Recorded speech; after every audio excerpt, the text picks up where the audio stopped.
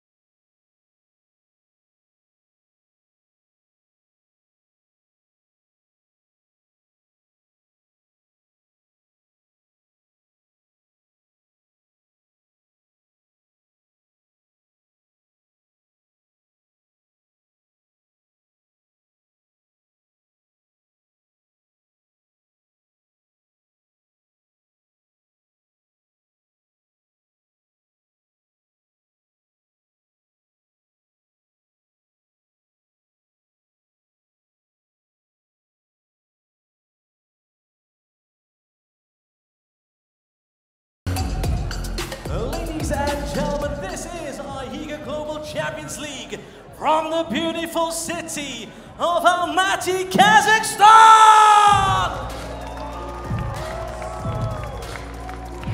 Ladies and gentlemen, 8 teams will battle it out today to be crowned the AIGA Global Champions League final winners. Almaty, Kazakhstan, Давайте пошумим!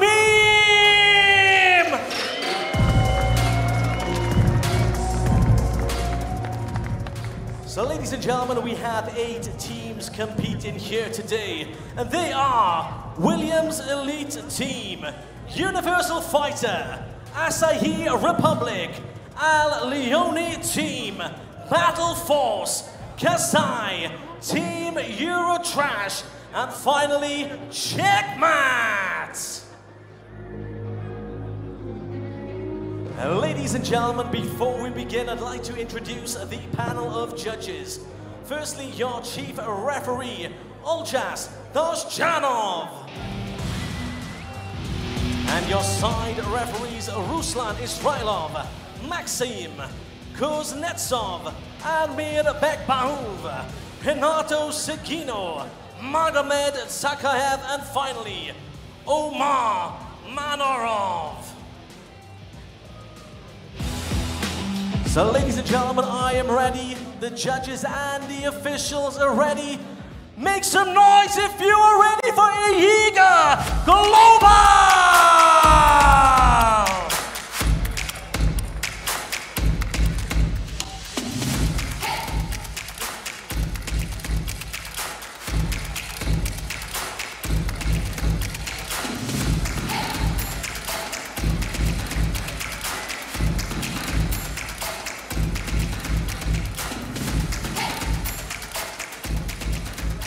So ladies and gentlemen, it's now time to introduce the first team onto the mat.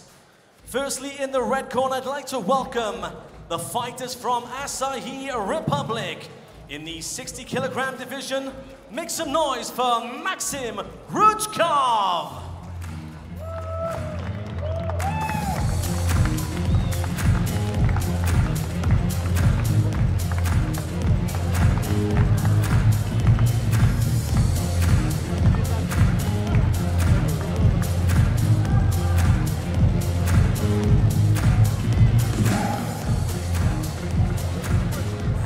In the 65-kilogram division, Nathannael Jackson Fernandes.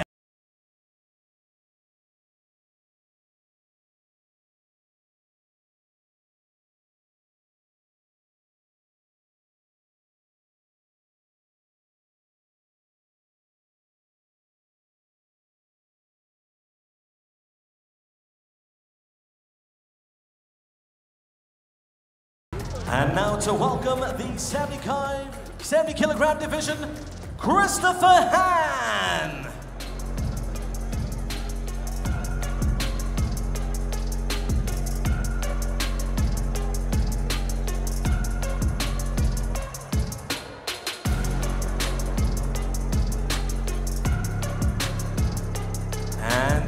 76 kilogram division, Alexandre de Jesus.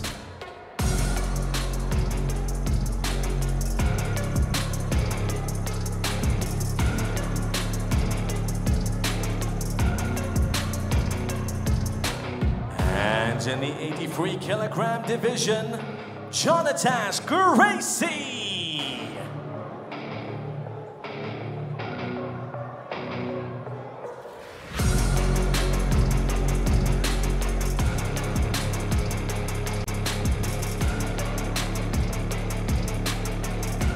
And in the 91 kilogram division, Marco Aurellio.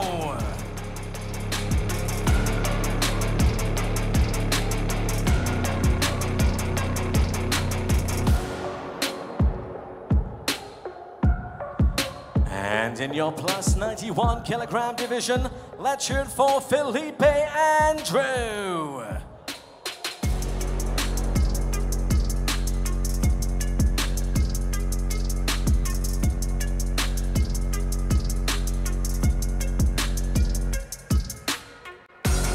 And finally, let's welcome their manager, Giuliano Parado.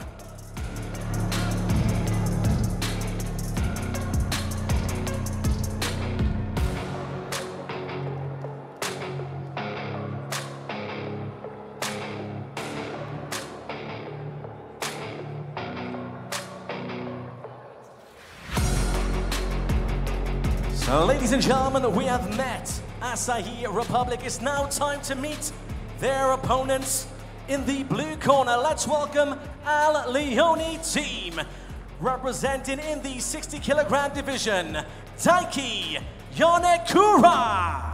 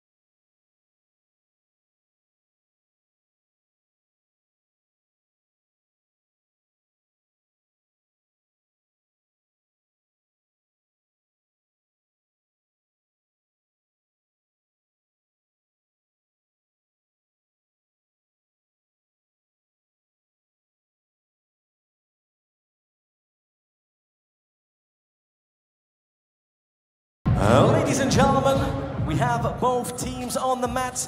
I would now like to welcome both team managers to the center of the mat, plus your chief referee, Oljas Doshjanov, for the official draw.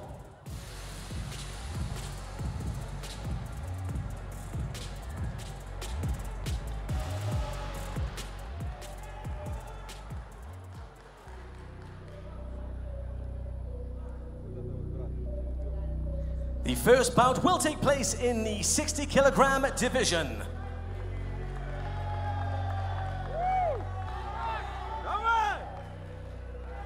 The second bout will take place in the 91 kilogram division.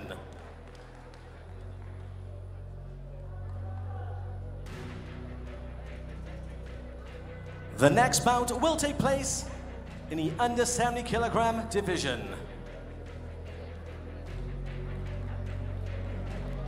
The next bout will take place in the 76 kilogram division.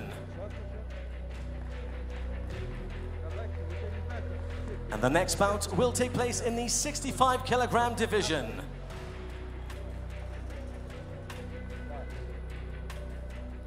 Your next bout will take place in the 83 kilogram division. And finally, the plus 91 kilograms will go last.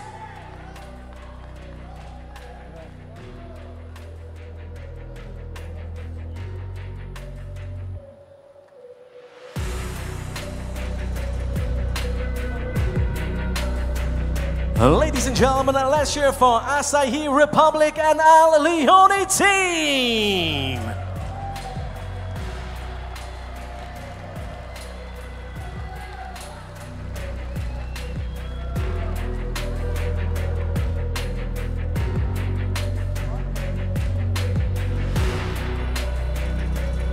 So ladies and gentlemen, as the athletes make their way to the back, please, would the 60 kilogram fighters remain on the mat?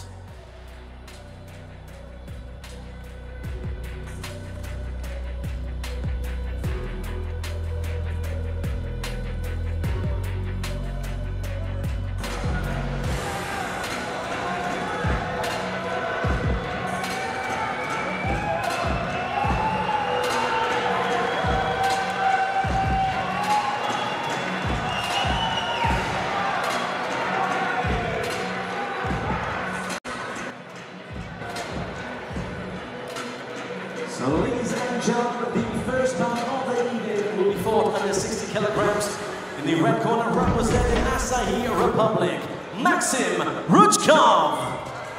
And in the blue corner representing the team, Daiki, Yonekura.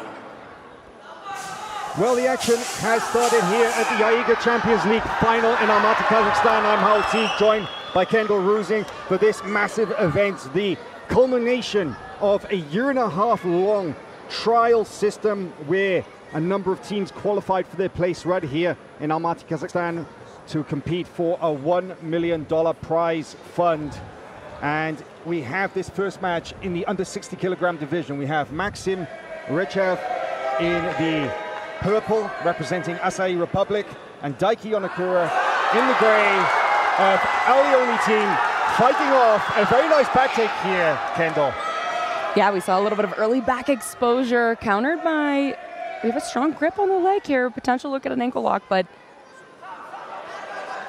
now returning with a foot attack of his own. Very high leg IQ here.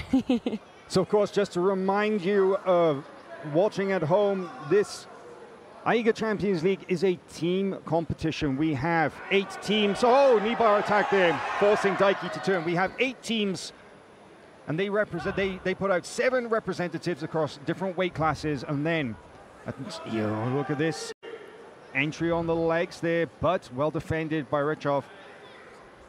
And those teams, they bring squads with representatives at each weight class, each of the 7 weight classes. They choose their team, and then via random draw, we get the order of the weights. And this is the first match between Asahi Republic and Al Leone.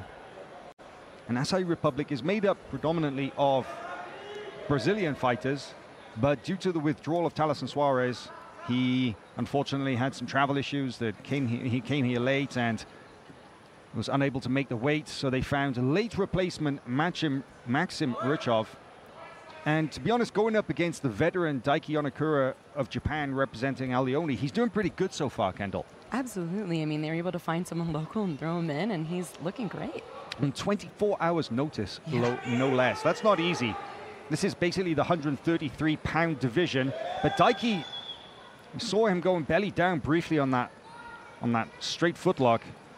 It's interesting about the local fighters.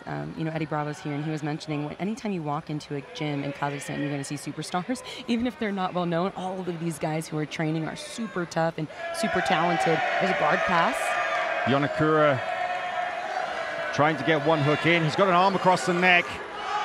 He's a little bit on the side of the body, risk of falling off. Adjusting his hands here. What do you think he needs to do here? Should he try to climb up to the back, or you think that he should maybe concede the position here, Kendall? What do you think? I think we'll potentially see him switch over to a power half on the top side, or, you know, if there's enough rotation, come back into close guard here like we've just seen. These matches, each match here at AIGA is a 3 5-minute round match. Points are in effect only after the first 2 minutes. In the first 2 minutes of each round, only takedowns score. So a lot of people call this AIGA rule set something of a hybrid rule system. It might remind you of other big organizations. And sometimes it's a little confusing to begin with, but it makes so much sense when the action gets underway, because ultimately they just let their grappling do the talking. And Yonekura has scored 2 for that reversal. The referee does not award the points. He communicates with the side judges. It's the table who awards the points. And there's a near pass for Yonekura. With the left hand, man. That's such a great control when you're trying to pass and someone is going to turtle. You can see his left hand is really, really tight on the trap, and that allowed him to maintain that chest-to-chest connection throughout the movement. Beautiful footwork there from Yonekura, the way that he windshield wipered his legs to go around, and he did score for that, even though this leg has come back in now. He secured top position long enough for that 3-point guard pass and drop it back on the heel. 30 seconds left in this round. Yeah, it's a very interesting rule set with the 5-minute rounds, right? Because even though there's a 5-0 lead for Daiki here, they're going to have a total reset. That's right. At the end of this round, the scoreboard goes back to 0, and then it is just 1 round to Daiki. Oh, that's got good extension on the foot. Whoa, shot. Oh, wow, with 7 seconds to go.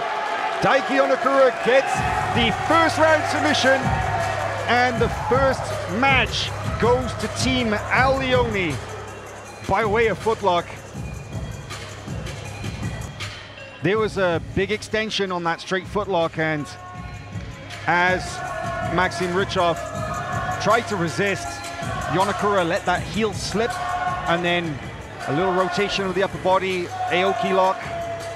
Very powerful submission, and goes on very, very quickly. There was absolutely no gritting his teeth and resisting that one. And he's in a lot of pain here on the mat, being attended to by our mat side medic.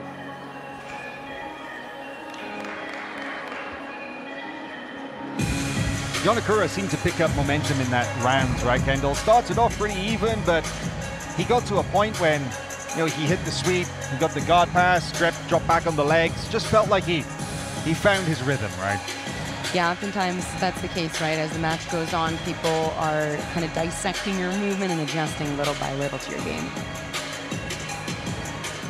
So, ladies and gentlemen, a referee calls stop the action during the first round for you. Winner by footlock, representing Al Leone team, Daiki Yonekura. There we have it. Daiki with the first round victory here. He puts him at 1-0 for Al Leone. Hopefully, quick recovery here. A little bit of a limping off the stage. So unfortunate every time we see that, but man, those attacks come on so quick. Hard to tap fast enough sometimes. And the the Al Leone team, you can see them there at mat side. Very, very happy with that. Let's take a look at this. Talk us through it, Kendall. Oh man, you can see here as soon as both legs went to the outside, that's really where there was a lot of extension on that ankle, and then he switched the heel to come popping out to the belly, and that's really the killer there. Watch as well. I'm not sure if we can see from this angle, but the adjustment of the leg, the right leg, he puts the shin in behind the knee, flares that leg out even more so that there's extra rotation, and then as he lets the heel slip, you'll see it right here, he uncrosses his legs. Yes. Knee and shin in the back of the knee. And that's a lot of pressure Makes through it that. impossible for the person to turn their knee inside and keep defending, right? By that shin being in the back of the calf. Brutal. Beautiful technique from Daiki Yonekura.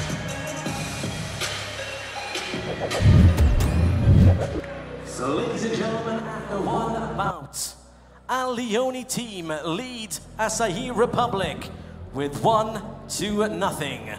As we move on to the next contest, which will take place in the under 91 kilogram division. Please welcome firstly to the mat in the red corner, representing Asahi Republic, Marco Aurellio.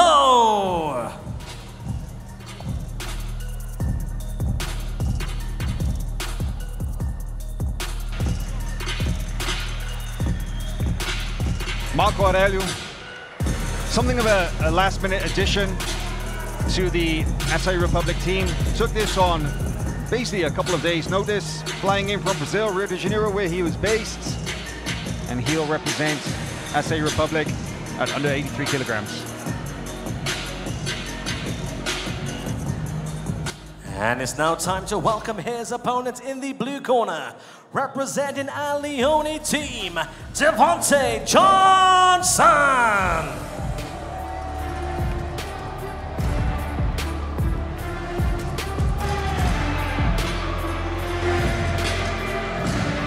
Devhonte Johnson from Unity Jiu-Jitsu in New York City, coming all the way here to Almaty, Kazakhstan to compete for the first time under AIGA rules.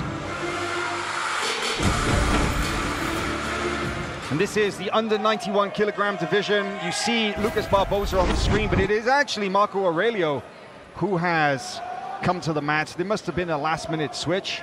Not sure what has happened to Lucas Hulk Barbosa. We'll have to try and find out. He definitely is here. I've seen him in the hotel the last couple of days. So he's been training and stuff. I'm not sure what took him out of this. But it is tough, though, because Marco Aurellio was weighed into and was supposed to compete in the under 83 kilogram division. So he's going to be going up a weight class against Devhonte. And Devhonte's a black belt world champion and a big guy, right? Yeah, I don't know if I would be wanting to go up in weight to meet someone like Devhonte specifically, right? Because he's a very powerful athlete, and you see that in so many of these matches. He out-wrestles people, he throws people around, his double under passing is really intense. So yeah, he puts a lot of pressure on from top. Yeah. So not sure what's going on with Hulk, but you know, at the same time, sometimes when the athletes get switched in and out, it has more to do with strategy against certain opponents. So they could believe that maybe there's a strategy that Marco has for Devhonte specifically. Yeah, great question. Great question. I do feel bad for the Asahi Republic team because that's another one of the big names that they lost. Originally, they had so many amazing competitors scheduled to compete here at AIGA, and well, the well-publicized and well-known situation in the Middle East and the number of people who had travel connections booked through there. It took a lot of their guys, and not just this team, other teams as well, but I think the Asahi Republic probably suffered the most in losing competitors here this weekend in the AIGA Champions League final. Getting a snatch single there from Devhonte. Look at that spin, but right to the back clinch. Beautiful chasing here from Devhonte Johnson. Amazing connection, such a tight clinch still around the belly. His left hook in and now up in this quad pod. Marco Aurellio Look at that trying power. not to concede bottom position, so risky to give your back like that, and Devhonte is now 2 hooks in, but we haven't hit the points period yet because only takedowns would score in the first 2 minutes. Now, right there is when points become active in this round. So all Devhonte needs to do is put on a body triangle, Kendall, and he could score 3 right there.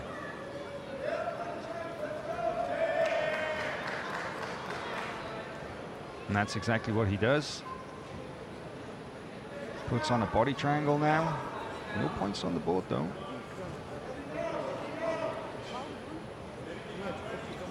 See Aurellio using his left hand as the defense. He almost has a... He looks like he's trying to grab the wrist of Devhonte, of his right hand, but... Man, Devhonte's hand fighting here is so good. Notice how he's trying to keep Marco on the underhook side, it seems. But now he might be trying to switch his right hand out and come to the choking side. But oh, could turn this into an arm triangle. You can finish that from top position if they rotate. Of course, you can also finish from the back. Devhonte trying to go for what people are now calling the Ruotolo team, kind of like a reverse Ezekiel from this position. A lot of pressure in the back of the neck, but no choking mechanism really happening here. I think Aurellio, if he manages to keep that space between his neck and his shoulder here, stay in this kind of like half flat position, avoid going flat, avoid going to his back. Can he hang on? Seems to be getting tighter. Down though for a minute there, it looked like. He's tapping. There is the finish. Devhonte Johnson scores the second submission win for Team Allioni and the second first round finish here at the AIGA Champions League final. Man, second victory for Allioni. They're taking a strong lead, 2-0 so far.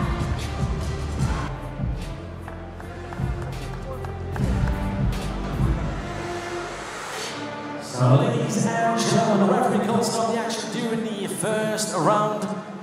For your winner by rear naked choke in the blue corner, representing Allioni team, Devhonte Johnson. There you have it. Devhonte Johnson brings Allioni to a 2-0 lead. As a reminder, they are going for the best out of 7 matches for the team victory. That's a good start for Allioni. Quick look at this last portion of the match right before he got the finish. Such a deep bite with the shoulder inside. We're seeing this choke more and more recently, right, Kendall? I feel like I love it. People think it's a new technique, but I think it's just getting back in fashion, right? I think it's brilliant because it allows you to switch over to top or bottom and continue the choking no matter where they rotate. So it's unlike a rear naked choke where if they rotate out, you're going to lose the position. And really difficult to hand fight. Really, really difficult to hand fight against that choke. Devhonte Johnson with the first round submission.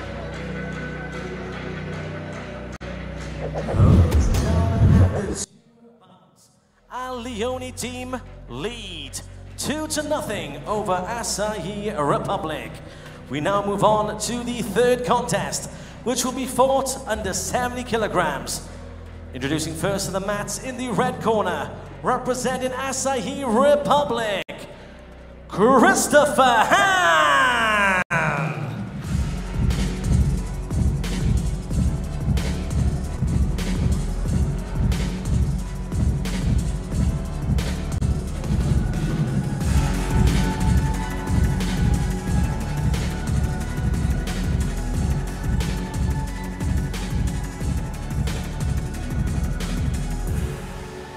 And his opponent in the blue corner, representing Allioni team, Deandre Corbe.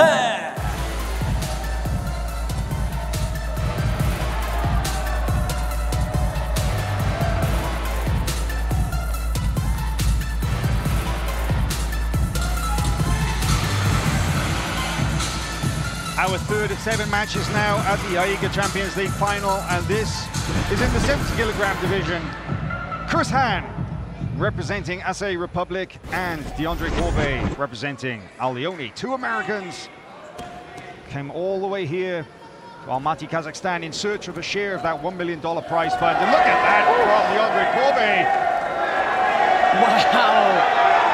Went for a strong ankle pick, but that's a tall task with Deandre Corbe. Man, a beautiful reversal. Almost had a look at an arm. It looked like he was tempted to take the arm and then settled into the back. Less than 20 seconds in and he was already on the back with an arm trapped as well. And he's working, he's going high. Look at this, Kendall. He's going for the back triangle possibly. He's going extremely high with his leg over the shoulder. Look at how Han has his left hand on the leg, punching it down so that it can't come underneath for the triangle. Yeah, Corbe's got options here. And Han is in pure survival mode right now. And it was such a lightning fast back take as well, Kendall. I mean, the way that Han just kind of basically went down, kind of looked for the ankle pick, and Corbe was there. Armbar, big extension. 3 in a row for Team Allioni. And another first round submission. 1 minute and 6 seconds was all it took for Deandre Corbe to win by armbar. Ladies and gentlemen, everybody start the action during the first round. For your winner by armbar, representing Leone team, Deandre Corbe. Wow. Deandre Corbe just made a big statement there. Just continuing to ride the wave. The Leone team were looking in fine form. 3 matches, 3 submissions, and they're almost there in winning this team series because it is the best of 7. So if Asahi Republic team want to advance, they would need to win the next 4 matches in succession. Look at that. The setup, the finish. Kendall, talk us through it. Man, once he got his leg up after Khan was trying to trap it down, and he locked the triangle, finished the arm bar. But look how he switches his hips to the right in order to put his hips behind the back of the elbow. Beautiful attack there. Incredible, incredible. And that's gonna bring them to a 3-0 lead. Man, if they win the next match, that's it for them. Yeah, beautiful setup. I mean, you could kind of tell that Deandre was going high, right? Looking for maybe the triangle from the back. And you said the way the hand was defending by putting his hand on the leg was really smart, but ultimately with the multiple attacks offered, open to Deandre Corbe, it was a matter of time. Ladies and gentlemen, we now move on to the 4th match. And after 3 matches, Leone team lead by 3 points to nothing over Asahi Republic. We now move on to the 76 kilogram division. Please welcome first in the red corner, representing Asahi Republic, Alexandre de Jesus.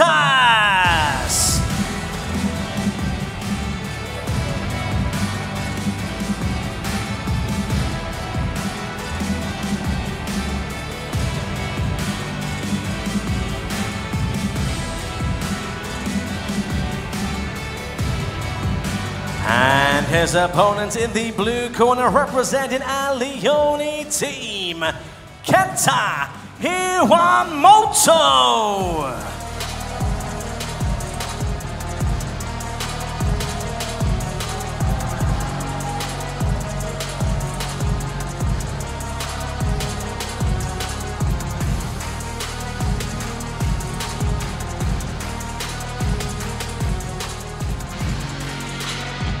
Well, there is so much pressure on these 2 men right here because this really decides the fate of this entire team face-off. In the gray on top is Kenta Iwamoto representing Leone. In the purple and white on bottom is Alexandre de Jesus, also known, or better known, I should say, as Robinho, pulling guard very quickly with no penalty as well in the first 2 minutes. Guard pulls are only penalized with a -1 once the points are in effect. But with 3 of his teammates already having lost by submission, Robinho has to win this match if Asahi Republic can maintain any hopes of going forward to win that million, or part of that $1 million prize fund. Kenta looking for that top arm pass. We see a lot of that from Dante Leon, for example. He passes like that so often. We see more and more of these days. They pass the top arm over the shoulder and can turn into some brutal submissions as well. Yeah, people are calling it the Rao drag after Jason Rao. Renzo Gracie black belt there from New York. And you can see again, he's trying to punch that hand off the shoulder, that framing arm, right? But Robinho trying to get underneath, trying to suck in a leg. But one thing we know about Kenta Iwamoto, he's an AIGA veteran. He is very solid on top, very solid on top.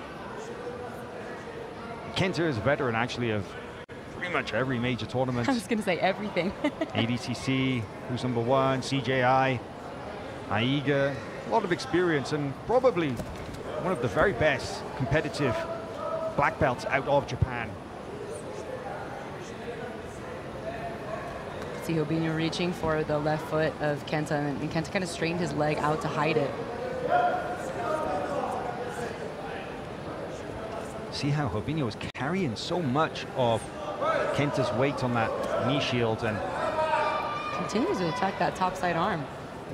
Can tell that's a big part of his game. We've seen him do it before as well, and switches opposite sides, back again, underhooks that leg and passes through. That was a nice switch, not all the way through, manages to recover. Robinho being forced to really fight to retain his guard here. Got a little taste of that pressure from Kenta Iwamoto there.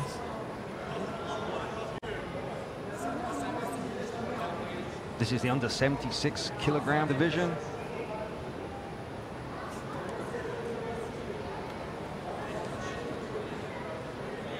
The frame on the neck there from Robinho. I think that's one of the things that has led Kenta to the topside arm pass multiple times here, but now opts to stand, and there we see the underhook from Robinho that he was reaching for earlier with his left foot. Much easier to attain when the passer is on their feet, so it's one of the trade-offs of like passing on your knees versus passing on your feet. As soon as you stand up, your legs are more accessible, not just for leg locks, but also for things like reverse de la Hiva, single leg X guard.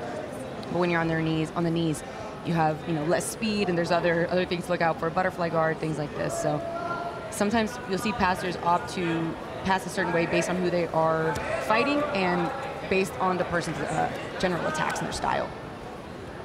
Some good work there from Robinho in going underneath. Now he's underneath the hips of Kenta, and this is better because he was always so far away from Kenta's center of gravity. Now he's managed to put himself in a position where he has all four of his weapons. He's got both hands and both legs active. He's got great connections with Kenta, and he's right underneath those hips.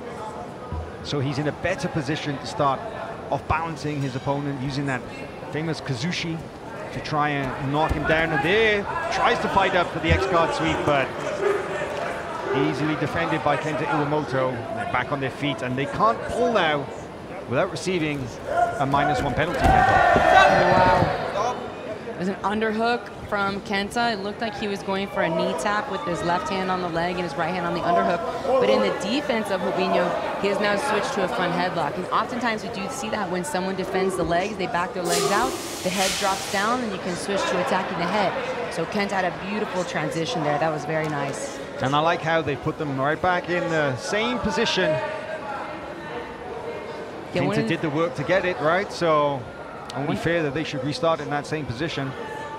Yeah, one thing you notice about the mats here that's so nice is the mats actually have a big gap between the edge of the stage. So that's one of the issues with stages. Sometimes you can go flying off, but I love that there's a border on the stage here so the referee can stop them while the action's still intact, just like you said, Howell, and then bring them back. Wow, beautiful trip behind, led him to the back clinch. Man, Kenta's wrestling, the way he chains wrestling together is so fun to watch. He's a great person to study if you're looking to up your takedown game. Really is, and rides the position all the way through to land. Oh man, with 2 hooks seconds, how he's going and for the he finish, gets the but 3 points right as the clock runs out. Amazing. Well, this is the first match that's gone through to the second round so far. Great work rate from Kenta Iwamoto there. He's very solid, he's very steady, but then when he goes, his bursts of activity, he just really pours the pressure onto his opponent. We saw it there in the guard passing, we saw it there with the takedown, and we saw it there again. Let's take a look at this here, Kendall. You love these wrestling sequences, right? Man, I do. I think Kenta shows such great excellence in moving between the legs, the head, and the back. So he attacks the leg, they defend the leg, he goes to the head. Then he's going to attack the back, and he defends the back, and instead he goes and jumps onto the back instead of chasing a takedown. So he's always finding ways to force people to make mistakes and expose themselves, and then takes advantage of that. And it's second nature, you can tell. You know, these are things he's done thousands of times, so he's able to make those connections in a blink of an eye.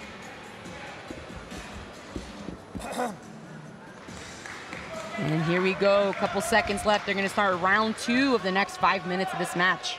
First match to go through to the second round.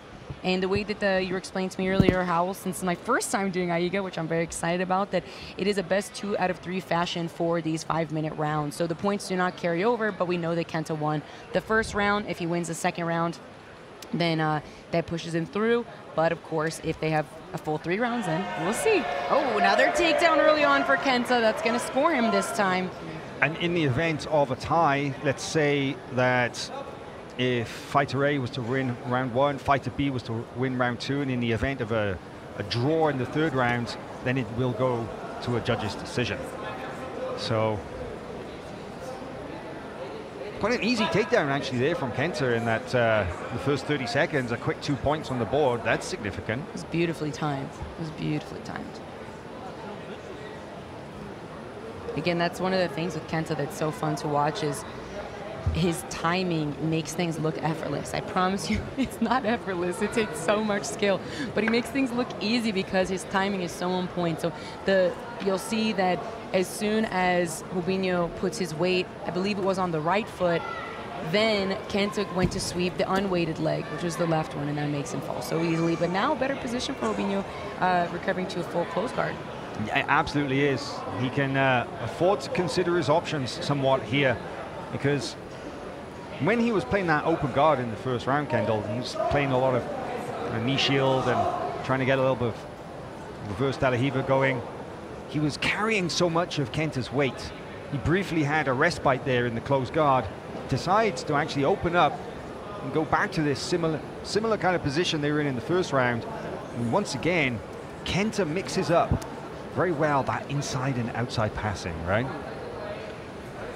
Yes, he really does.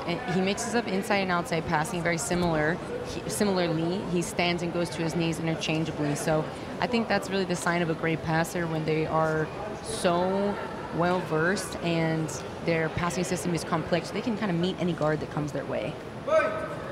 So there, the points have now been called as active, and immediately Robinho goes underneath. Something of a kind of a very stressed position, like weight to sweep entry here. Try and get underneath once again, just like in the first round. Get right underneath the base, the center of gravity of Kenta Iwamoto. And Robinho may be smart to wait until the points were called to even start working for the sweep, because had he reversed position, he would have scored for it.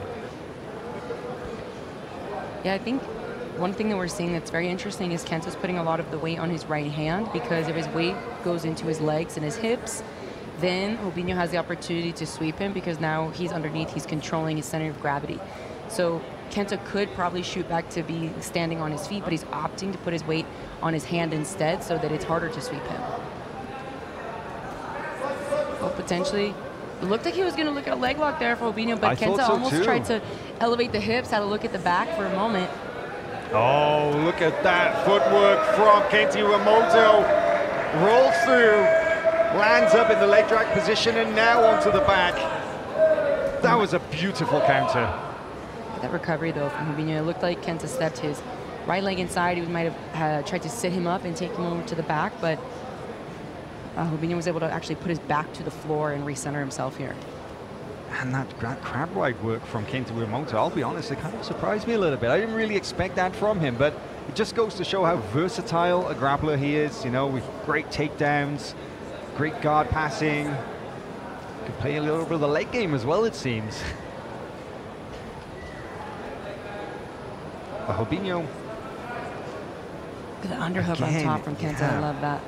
Robinho's really trying to get deep in on those legs to try and affect any kind of off balance in the sweep here. But again, has to be careful of back exposure. Switch into more of a 50-50 now here. And it's a tough spot for Robinho, because with trailing 2 seconds here in this bottom 50-50, they will still have the third round if Kenta wins, but it puts him into a stressed position, because he would have to finish with a submission in the third round in order to get the win. Yeah, that is true. It doesn't matter how many points you scored across those rounds. The points aren't totaled up at the end. It's just a case of who won the round.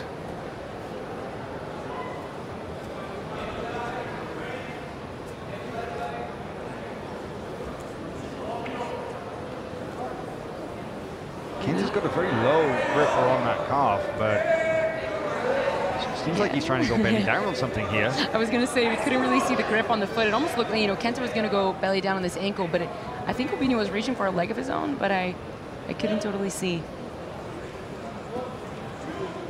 Kenta adjusts his grip to go for the shotgun grip, but then right at the end there. Time call. That's 2 rounds to 1 now for Kenta Iwamoto.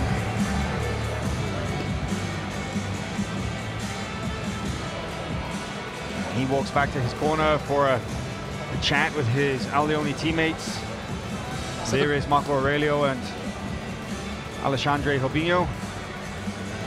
Man, the team though, you see the amount of people in the corner of the Allioni team. Look at this right here. We've got Kaya Rudolph, Jeremy Skinner.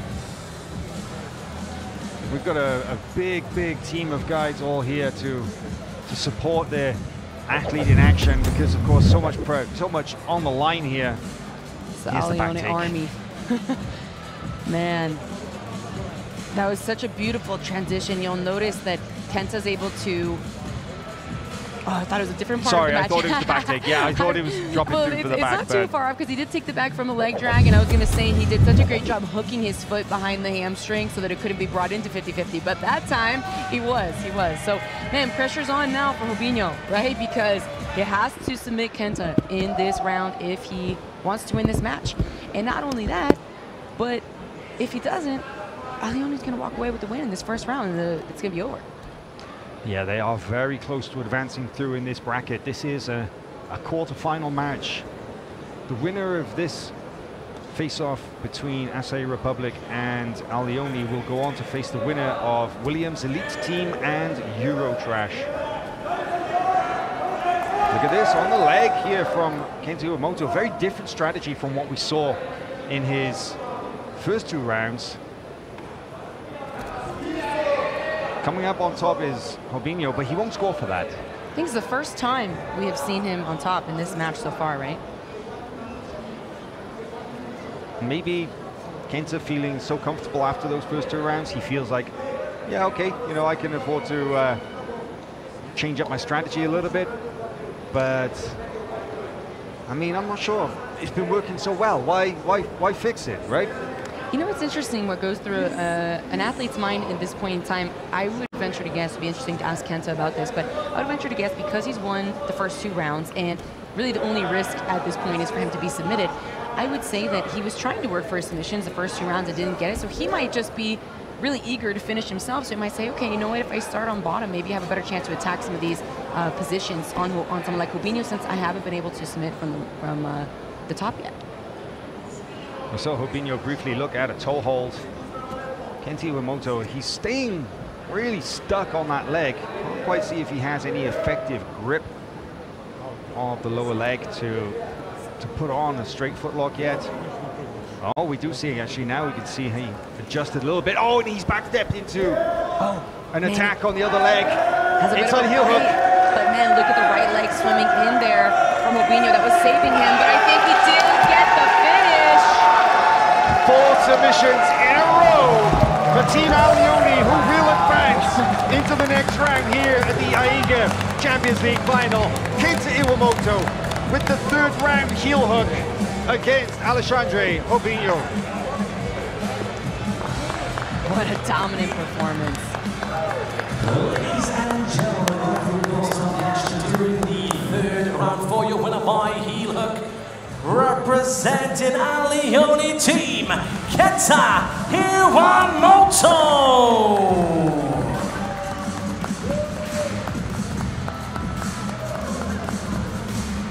Man, dominant finish there for this team. Absolutely amazing.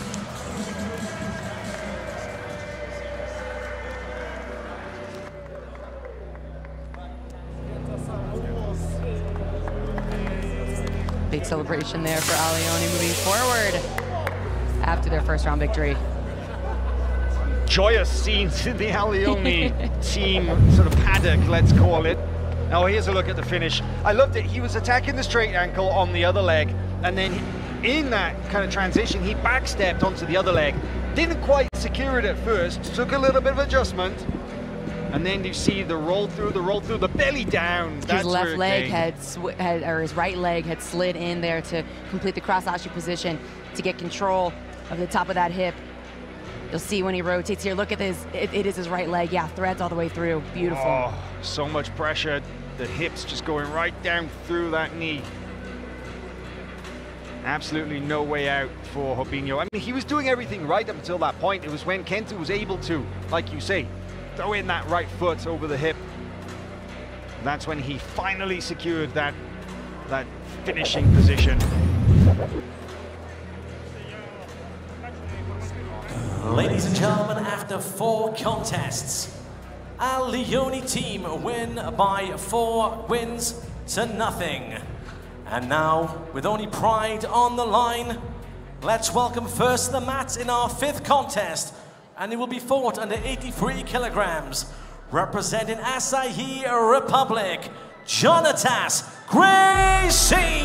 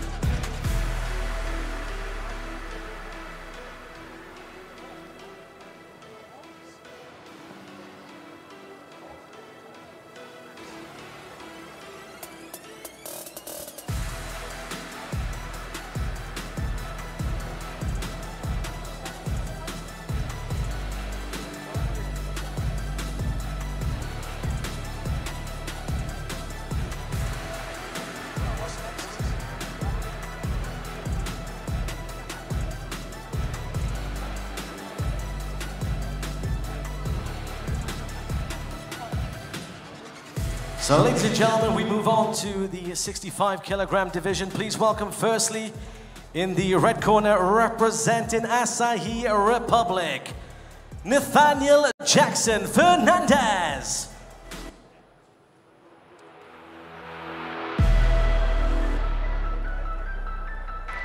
Okay, something of a confusion here at the AIGA Champions League final.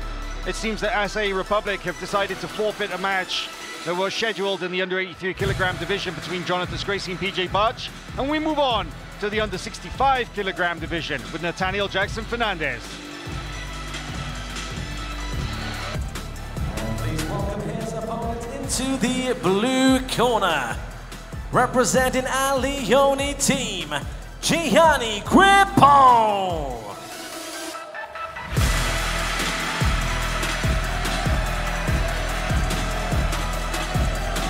So this, match number 6, between Asahi Republic and Al Leone, a very focused, very fired up looking Gianni Grippo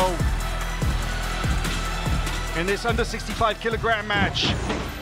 Here we see in the purple, Nathannael Jackson Fernandes and Gianni Grippo in the gray. Immediately pulling guard is Gianni Grippo, and he can do so without any risk of incurring a penalty in the first 2 minutes of each 5-minute period. Gianni Grippo, one of the most active, experienced competitors in this weight class. He has competed absolutely everywhere and on almost every event going. Multiple-time no-gi world champion, many other accolades. Absolutely, don't really need to break down too much his game. We know what to expect, right? Gianni Grippo's always been known as this fantastic leg fighter. Great berimbolos, great entries from the legs, really good passing, great finishing. Loves the head and arm, loves the chokes from the back. Oh, now on the leg, but uses it to come up. Oh wow, beautiful recovery there though. And smart by Grippo by sliding back down guard. Well, he can do that without penalty. Because if there is one thing I've never seen Gianni Grippo do, is shoot a takedown. You do see him, however, wrestle up quite a bit to back clinches, right? But maybe not from standing. Man, one thing I love, climbing up here, potentially looking for a triangle, try to punch that wrist inside. One thing I love about Gianni is, even though he doesn't technically need to win this match for Allione to go forward, you can see the energy coming out. He was super pumped to come out and perform for himself. And to continue that momentum going for the team. I mean, nobody wants to be the weak link. Okay, we'll see the straight footlock there from Gianni Grippo. Here he goes. Tries going belly down, but Nathannael taps, and another submission finish in less than 2 minutes in this 65-kilogram match. Gianni Grippo with the submission, with the leg lock. Allione on fire today, Howell. Incredible. Didn't take Grippo long to find it.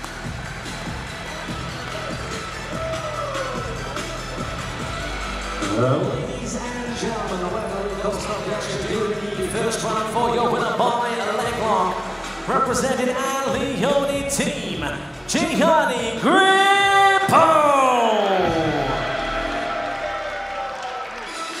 Only 1 minute 52 of the very first round, and Gianni Grippo smashed on, absolutely smashed on that straight footlock. We'll see a replay of it here in just a second. So look at the energy in the Allione corner. Because with a clean sweep of submissions so far against Asahi Republic, that momentum should carry them through into the next round, the quarter, the semi-final match. Here's a look at the finish. Oh man. Yeah, look at the extension from Gianni's left foot on the hip. Really kept the weight away and allowed him to crank into that foot. Beautiful Couldn't quite finish. see if the heel had slipped out or if it was just when he released it. It starts as a straight ankle.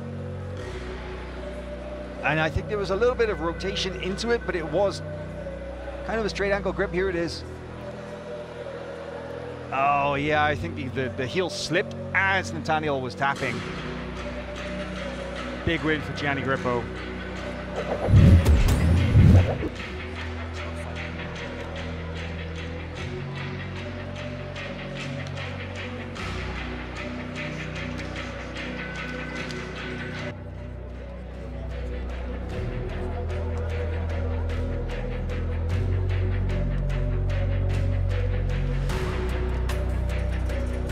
Ladies and gentlemen, after 5 contests, Allione team lead with a score of 5-0 over Asahi Republic. The 91 kilogram, the 83 kilogram bout has been forfeited, and we will now move on to the plus 91 kilogram contest. Please welcome first to the mat in the red corner, representing Asahi Republic, Felipe Andrew.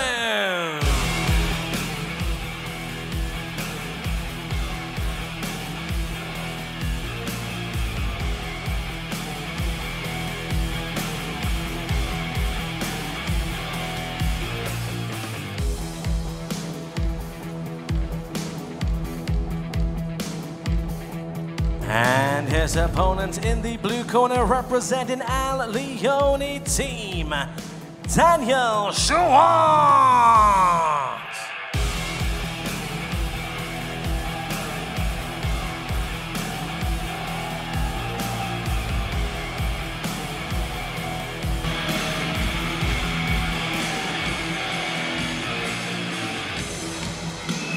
Well, this is the final match between Asahi Republic and Allione. And this is the heavyweight division, over 91 kilograms. In the purple, Felipe Andrew of Brazil. In the black and gray, Daniel Schuardt of Australia. And Schuardt, huge. Nice misdirection there from the tie-up. Nearly manages to cinch in the front headlock. But I think maybe Felipe Andrew's height kind of saved him a little bit there. He's a very long and lanky competitor. Schuardt is a multiple-time ADCC veteran. He has a number of submission wins here. But Felipe Andrew is extremely well known. Again, a veteran of most major tournaments. And one thing that we know about Felipe Andrew, he's a finisher. I was just going to say the footlock, though. He's known for a finisher in general, like you said, but his footlocks are so gnarly. They're in a shootout here. They're in a shootout now. They're both cranking on those straight footlocks. It looks like Felipe Andrew, due to that length, you know, of his body, that he had maybe somewhat of the better leverage in that exchange, but Dan Schuardt has multiple leg lock victories here at AIGA, especially in the Asian qualifiers that we saw them compete at in December of last year in Astana, Kazakhstan. Schuardt now looks at that inside heel hook. This is dangerous. Felipe Andrew in real trouble here. That is deep. Oh my goodness. Another one. Another one. Less than 90 seconds. There was only 1 minute and 25 seconds for Dan Schuardt to win by heel hook in the final round. And can you believe it? Man. Except for the forfeit, clean sweep Kendall. Ladies and gentlemen, referee calls off the action. Doing the first round for your winner by heel hook, representing Allioni team, Daniel Schuardt. Well, I said that Felipe Andrew is known as a finisher, but Dan Schuardt has made it very clear here at AIGA that he has exactly the same credentials. Multiple leg lock victories, and that is by far, I would say, the biggest win in his career. Taking out Felipe Andrew in less than a minute and a half with an inside heel hook. And just absolute jubilant scenes among the Allioni team. The support, the brotherhood, the energy. Take a look at this finish. Man, this is so brutal. And watch, he's going to go belly down. You can see Felipe Andrew trying to use his other foot to create some space, but once he was belly down, oh my goodness, so much pressure coming down. I love the celebration from Dan. A little roll, a little pop up. Wow, amazing finish, and there it is. Asahi Republic versus Allioni, the first round, the quarterfinal in this bracket. Allioni team are the winners. Ladies and gentlemen,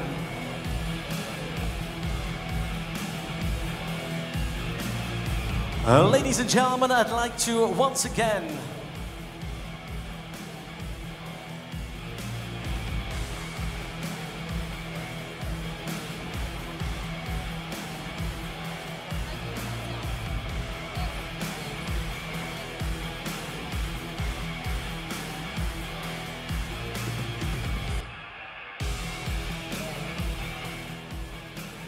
So, ladies and gentlemen, that concludes our first team matches of the day.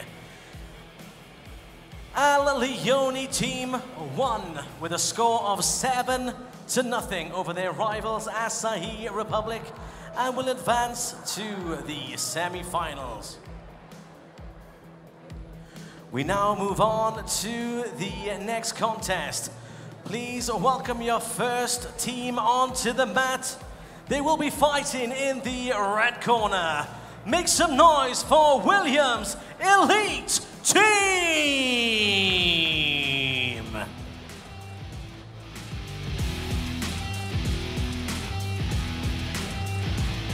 Please welcome first to the mat in the 60-kilogram division, Machado, Felipe.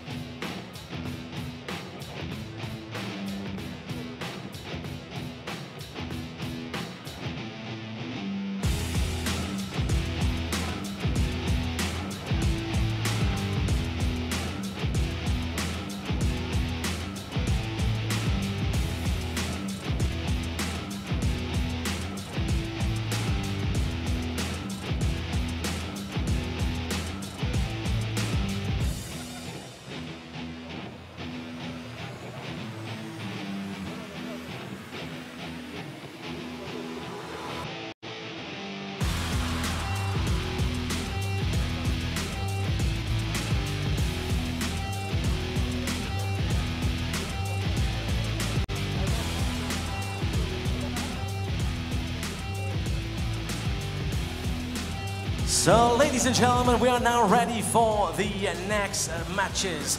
It's time to introduce the teams to the mat. Please welcome firstly in the red corner, Williams Elite Team, and in the under 60 kilogram division, Felipe Machado.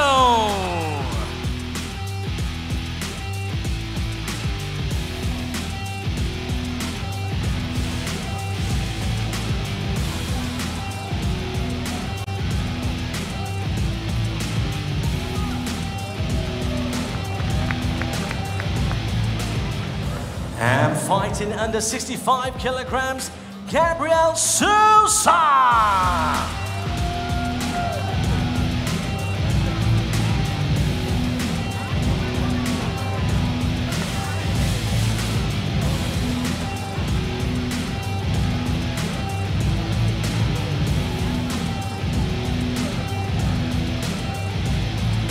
And fighting under 70 kilograms, Deandre.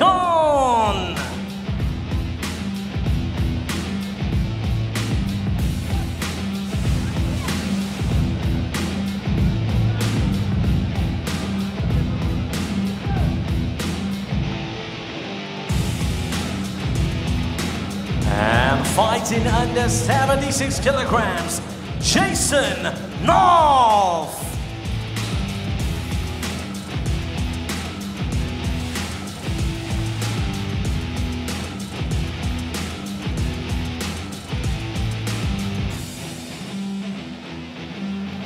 And fighting under 83 kilograms, Oliver Taza.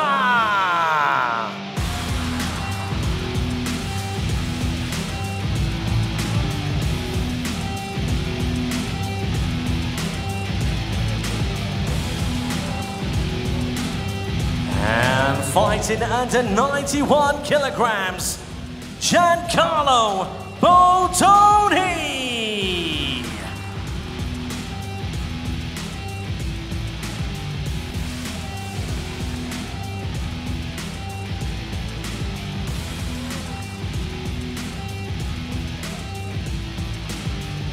And your plus 91 kilogram representative, Pouya Rahmani.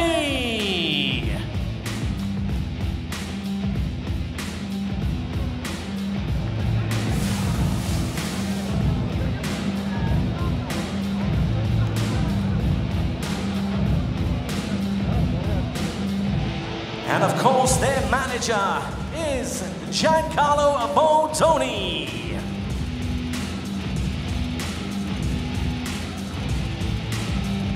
And it's now time to meet their opponents. It's time to welcome Team Eurotrash. First to compete in the under 60 kilogram division, Nicolo Sanfilippo.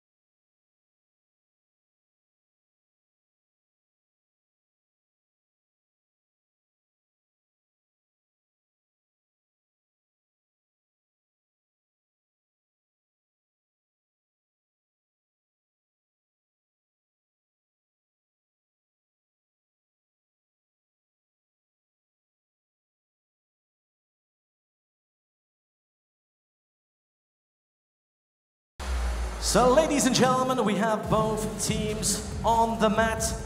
Let's hear it for Williams Elite Team! And let's hear it for Team Eurotrash!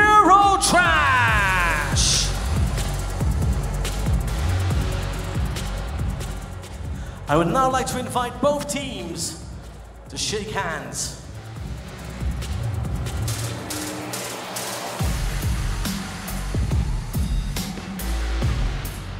And of course, I'd like now to invite both team managers Giancarlo Bodoni and Jed Hue to the center as our head official Olshas Doshchanov will conduct the draw.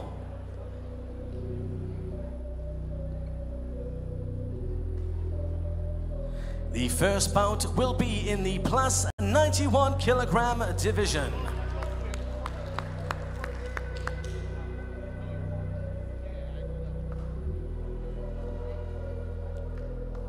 The second bout will be in the under 60 kilogram division.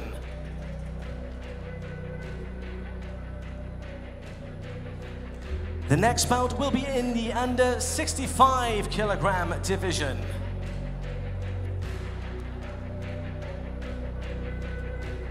The next bout will be in the under 76 kilogram division. The next bout will be fought at under 83 kilograms.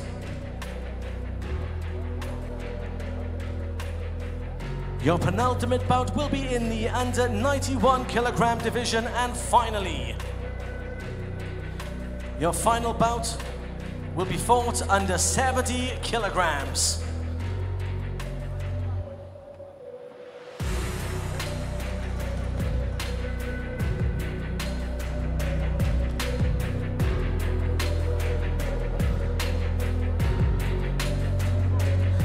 So, ladies and gentlemen, as the athletes make it to the back, I'd like to remind the both compares in the plus 91 kilogram division to stay on the mat.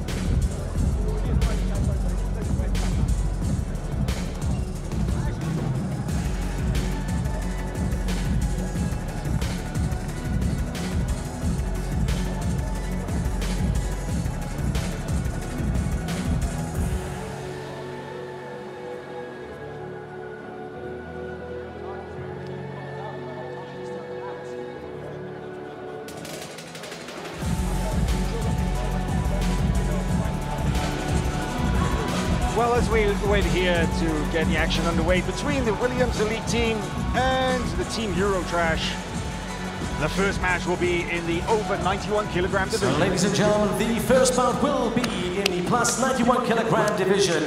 In the red corner, representing Williams Elite Team, Pouya Rahmani. And his opponent in the blue corner, representing Team Eurotrash, Heiki Jussila. So, our MC Richard Wright just did the introductions, and as you can see on the left in the green is Pouya Rahmani representing Williams Elite Team, and in the blue, Heiki Jussila representing Team Eurotrash. Pouya Rahmani out of Iran, based in Dubai in the Middle East, called up to compete here and represent the Williams Elite Team. Heiki Jussila, multiple-time ADCC veteran, based out of Finland. Very regular face on the European and world scene. With Pouya, we've only really seen him compete in the Middle East and here in Kazakhstan, right? I think the wider world are not yet really too familiar with this guy, but if you've seen him compete, he's a fantastic wrestler. Man, he's a great wrestler. He's very aggressive, and he also has a big energy he brings when he competes. If you watch any of his interviews or have the chance to talk to him post or pre-match, he has got a lot of confidence, a lot of energy when it comes to competing, and it's really fun to watch because he gets into some of these crazy scrambles, these really intense positions, and I think that's when you see him usually turn it up. So, you know, these guys starting in the heavier weight, they're filling each other out, getting a look at maybe what they're up against, and I think once they get rocking and rolling, it's going to be either some loud slams in here from some takedowns or potentially almost going off the mats. A lot of times we see that with these guys. Yeah, I don't think we're going to see a guard pull. I don't think Heiki just lures the guard pulling type, and Pouya Rahmani is certainly not wired that way. And it's interesting to note too, because they do have points right now for takedowns, so they could be trying to shoot, but at the same time, because there are not points for until 20 more seconds, sometimes you do like see a delay in the action. With that being said. Yeah, absolutely. It's not uncommon to see the heavier weight guys kind of pace themselves a little bit if they think, you know, I've got a 3-5 minute round ahead of me. I have to take my time a little bit, break my guy down. Very risky to come out super hard early in the match and then deplete that gas tank. Yeah, and 3 rounds of 5 minutes, you know, we don't see that on very many shows. It's a pretty unique and rare match length. It's a lot of mat time. It's a lot of mat time. So if you're not used to competing for that long of a period, not that these guys are not necessarily, but the way that you train getting ready for something like this is definitely different. So it could be part of their strategy to pace themselves in this first round. It is becoming more common though, right? We've seen a lot more events adopt the 3-5 minute round periods, or 3-5 minute periods, I should say. Of course, we saw CJI, we saw the UFC BJJ, and even Polaris. So many events have started using a rounds-based system for their matches. Because you're right, so in some other matches you might see 10 minutes, 15 minutes, even longer sometimes. But yeah, it's been nice to see that adjustment being made by so many organizations. I do think that the goal there is to make things more exciting for the fans, but not just the jiu-jitsu fans, for those who are not super familiar with jiu-jitsu, who, you know, when something is going on for 15 minutes at a time, they may, you know, start to feel disinterested or get a little bit lost in some of those stalling positions, and we don't see that with as much with the rounds. And look at that beautiful takedown. You called it, Howell, talking about the wrestling here from Pouya. And then that was a really great show of persistence as well, because he cut different angles like 3 times to get that finish, so it was amazing. yeah, that was actually quite a high-level display of wrestling technique there, and I'm sure you appreciate it as a wrestler in your former life. But you know, Pouya did. He sort of ended with one, switched to another, and finished with a third technique. That was a really nice chain wrestling from a big man. Very agile, very powerful, but also extremely technical. And it's difficult to cut the angle with someone so big as well. I mean, of course, Pouya is big and strong himself, but when you are underneath someone's heavy hips like that, and Heiki's very good at defending takedowns, he has great sprawls, he had good angles, and Pouya did a great job at recutting the angle multiple times, and he stayed low enough to stay underneath the center of gravity of Heiki, because oftentimes, especially with heavier people, you see the mistake of them trying to cut the angle, but they're too high. They're not underneath the person's hips. So yeah, really great technique there. And now we're going to get to see a little bit of Heiki's guard work. He has a strong knee shield with that left leg. Does have his feet crossed as well. Yeah, Pouya Rahmani is putting in a lot of pressure, a lot of forward pressure. He's got his head right in the neck and jaw. Yeah, you can see it now. And that high hips, kind of tripod position. And now manages to run around, forces the turtle. He did pick up a penalty though, because he was hanging out in that tripod position for so long. They put him on the stalling clock. The 20 seconds ran down, so he got a penalty. So actually, the penalties are not penalties. It's a negative point. So he'll end this round now 1-0 as opposed to 2-0. But still, 1 round in the bag for Williams Elite Team, Pouya Rahmani, in this first round match.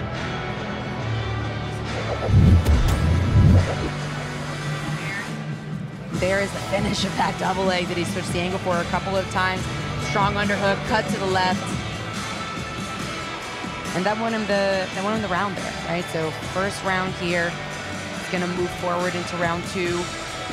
And as a reminder, for those of you guys tuning into AIGA and getting used to the rule set, they have a 2 out of 3, best 2 out of 3 set with these 3 5-minute rounds. Of course, a submission would be winner takes all at that point. But when it's a points victory for the round like it was there for Pouya, it will move forward into the next round, and we'll see if Heiki's able to get one of those rounds back and even the scoreboard out.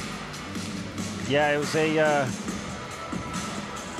a more of a, let's say, more of a conservative 5-minute round, so maybe compared to what we've seen in some of the earlier matches. But of course, this is a high-level match, and I think we're going to see less of those blowouts as this tournament continues, Kendall.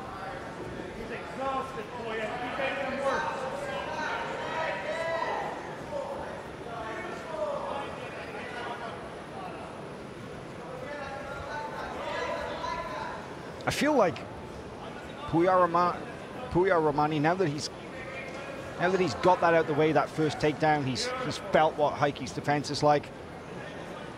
You know, he seems just a little looser now, maybe a little more ready to go. The other thing we have to consider is this. That first round was like a warm-up for these guys, because they walked out for the opening ceremony, team face-off, determine the matches. They didn't know what order match they would be going, so they didn't have time. They didn't have half an hour looking at the clock to get ready to warm themselves up for this. They had, oh, nice there from Pouya. Wow, another like 3-cut angle takedown there. But they had 90 seconds notice to get ready for this match, so that first round, very much a warm-up. What do you make of that sequence right there, Kendall?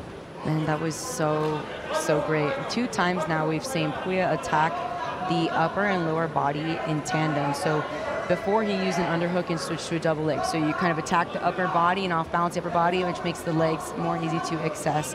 And this time he actually, I believe, attacked the single leg first. So he attacked the legs, and then as he attacked the legs, he brought his right hand up around almost like the collarbone of Heiki to knock his upper body back. So he does a really great job with that. And I think that's something that we see more and more with the high-level technical wrestlers in the heavyweight categories, because it is hard to finish glass doubles on heavyweight guys. It is hard to just pick up a leg. It is hard to snap them down.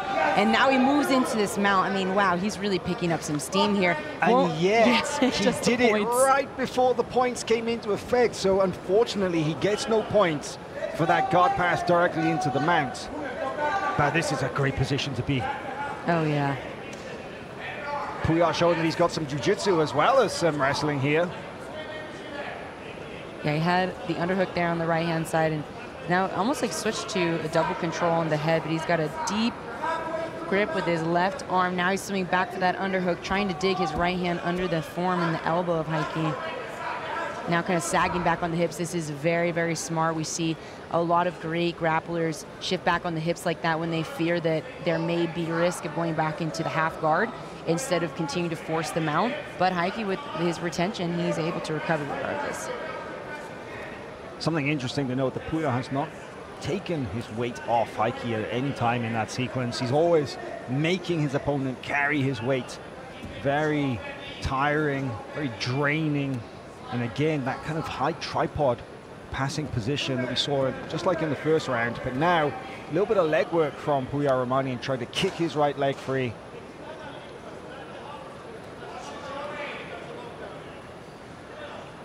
Yeah, Pouya does a great job at fatiguing the top leg with the weight, like you're talking about, how that constant tripoding. Sometimes it's hard to tell from the outside because we think of the frames as getting tired of the arms when you're pushing away, but really what's fatiguing over and over is Heiki's left leg, his knee shield, his adductor there, his adductor on his hips. It makes it very difficult for him to use his guard at all. And then over time starts to kind of melt, little by little, makes his guard a lot easier to pass. I think many people would melt stuck underneath Pouya Rahmani like that. It is absolutely a great description for what it must feel like. It looked like Pouya was even thinking about backstepping onto that leg from the knee cut here. Briefly. Oh, and look at that. The knee cut is getting deeper and deeper. It's only the foot that is trapped in that very shallow half guard here now. Pouya Rahmani, big cross-face pressure.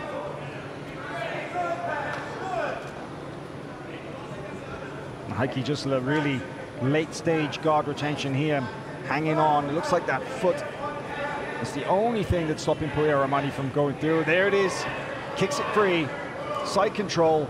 That's a guard pass, and that's points on the board.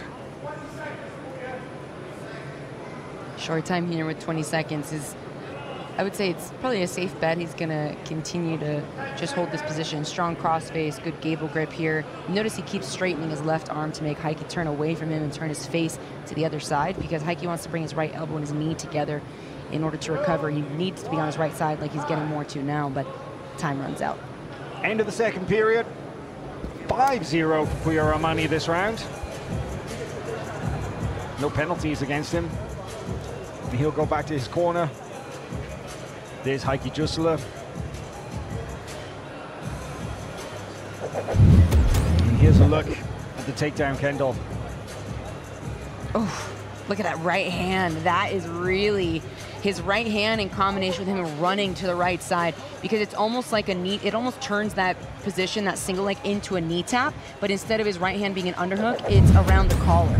So, oh my gosh, I'm like geeking out about his wrestling right now. His transitions are just so good.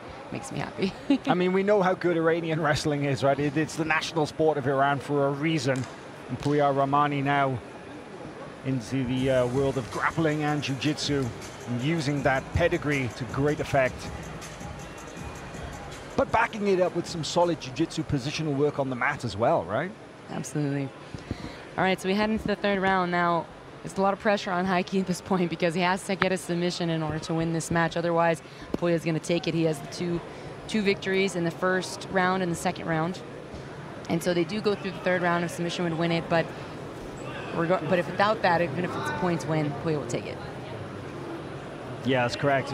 Whether Heiki wins by points or whether this round is a draw, if it goes to the end of that 5 minutes, like you say, Pouya Rahmani will be declared the winner. And oh, look at that. He's doing the motion for the bullfighter. Yeah, a little bit of showmanship disregarding Heiki Jussila's takedown attempt, almost like, yeah, what do you call that? I tried to warn you about his energy. He's a big personality. He's a lovely guy. Yes. Very quiet, very respectful. But yeah, every now and again he throws some spice out there. Yes, yes. Love to see some more of that wrestling that we've seen so far. So effective with it. Pouya Rahmani, like I said, based in Dubai, trains out at Team Nogueira Dubai with the Czech mat black up, Thiago Sa, and has access to such high-level jiu-jitsu there in Dubai. I mean, of course, the UAE, one of the global leaders in jiu-jitsu. So many amazing, talented instructors and athletes out in the Middle East now. Pouya Rahmani, based there, training with some of the very best in the world. And actually, in the lead up to this tournament, Kendall, he was training with Kainan Duarte and Pedro Mourinho, two of the Kasai team members. They could potentially face off in the final tomorrow if they all make it through. Yeah, but training with who's #1 champion and an ADCC champion, so yeah. Pouya's had access to a lot of great guys in the jiu-jitsu world, and he hasn't even really been competing in jiu-jitsu for that long compared to many of these other guys. See that right-hand collar tie again from Pouya. We saw him use that again, or saw that earlier, to set up some of his single leg attempts. Had a little bit of a look at a blast double there, but Heiki had some good distance management, was able to keep him away. Pouya does a great job of continuing to fight for inside position, so even though Heiki has some heavy hands on him, you'll always see Pouya's collar tie swim back in.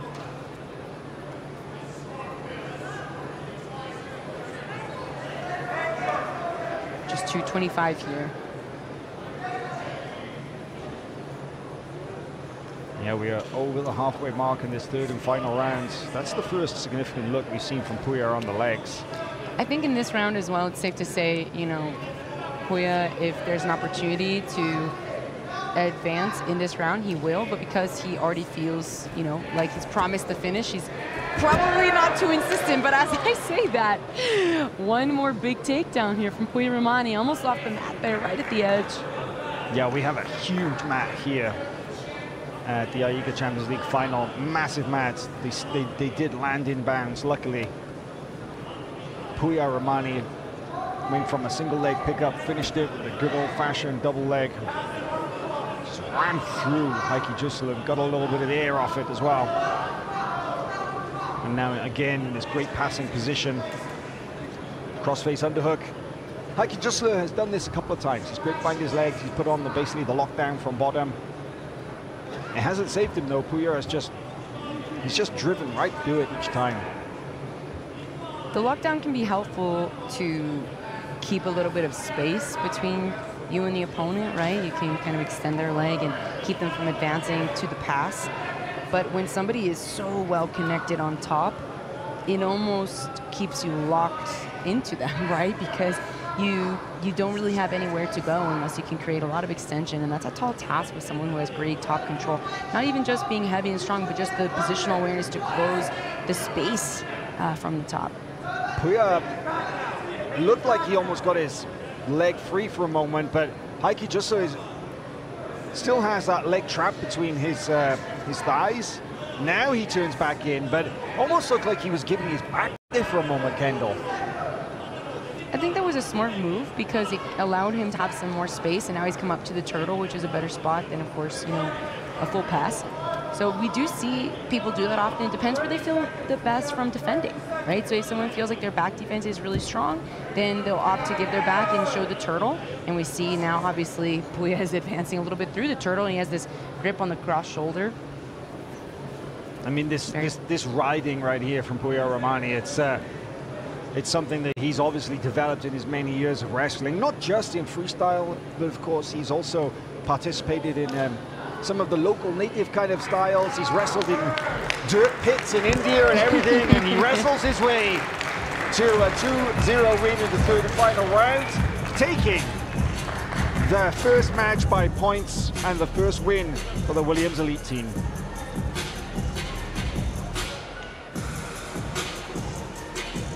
So, ladies and gentlemen, after 3 rounds of action, we go to the point system. Your winner by points, representing Williams Elite Team in the red corner, Pouya Rahmani.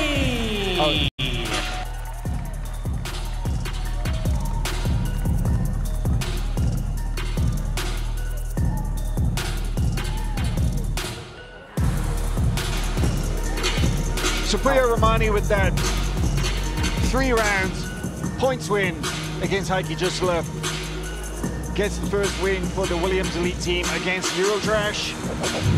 And then here's a look at the replay. Some of your favorite moments, I think, so far from the day, right, Kendall? Oh man, I was geeking out through this wrestling howl. I was very, very happy. Pouya gave us a really nice show, 3 for 3 takedowns, and that's really what won him the match in the end. Of course, he had some great ground control and jiu-jitsu and grappling as well, but he got there by way of his wrestling skills. And you know, Heiki has great positions as well. He just didn't have any answers for these switches, these angle switches. There was another one switched off to the double there on the edge of the mat.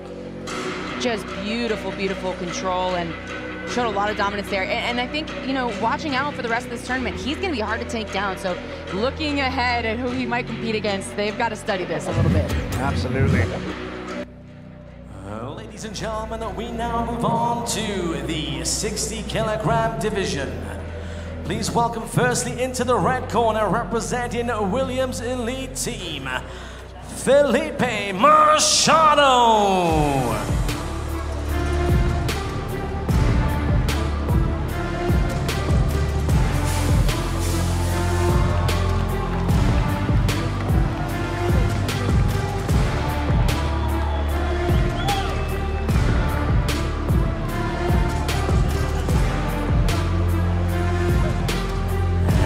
It's now time to welcome his opponent in the blue corner, representing Team Eurotrash, Nicolo Sanfilippo.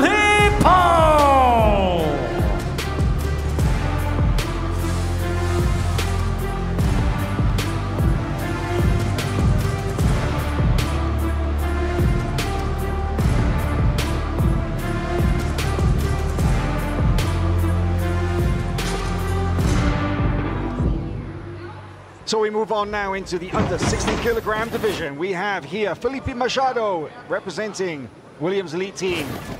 From Eurotrash, the Italian Nicolo Sanfilippo. Felipe Machado, a veteran of AIGA. He was on that winning Modolfo team that won the 2023 AIGA Champions League, part of that winning squad. And if there's one thing we know about Felipe Machado, Kendall, is he's a finisher. That he is. He's got a little bit of a tall task ahead of him here, though. It's a really exciting match. I love that each round of the brackets, they go in different orders of the weight classes. It's really fun because you get to see that contrast between the last match, the heavyweights, and then, you know, these guys come out and they're spicy right away. They're moving around fast. You can't blink when you watch this weight class. Yeah, the random draw at the beginning of each team match, I think, is great. Like I said, it really throws sort of people's strategy out the window. And Pouya and Heiki, they had such little notice to get ready for their match. And then it also puts a lot of pressure on whoever's going later as well, because let's say it's 3 matches apiece and you're the final match going out. It all rests on you. You're the anchor for that team. And we've seen, actually, in the past, that pressure has got to people, and then they've made mistakes and they've done things that they otherwise wouldn't do, and they've cost the result for their team. And that must be tough. Look at that duck under. Yeah. Beautiful. I love, sorry, go ahead. One thing we know about these 60 kilo guys, 133 pounds, is they're fast. They are. Did you see that? Right Felipe before, yes. Pulled just before the points came in, so he did so without conceding a penalty point. I love when we get to see the people with wrestling experience come into this format, specifically because they are used to this dual meet kind of format. So you mentioned the pressure, and there's a lot of folks who come in here with a wrestling background who are actually quite used to that and quite comfortable, and I think it gives them a very strong edge. There aren't many jiu-jitsu tournaments that have like that dual meet format. There are loads of team competitions in jiu-jitsu now.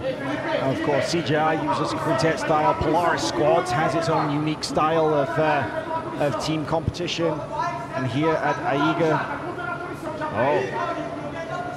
Sanfilippo has been put on the stalling clock. That close guard, sometimes tough to get out of, but at the same time, if you're not working to escape, they're going to put you on the clock.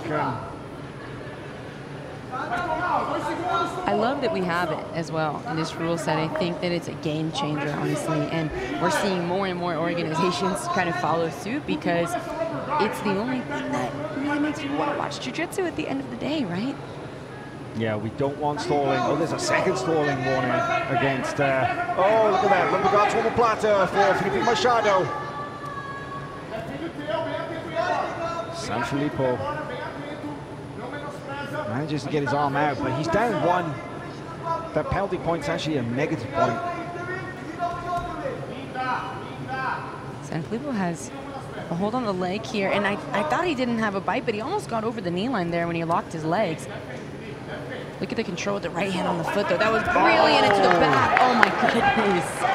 That back take was so slick from Felipe Machado. Oh, my God.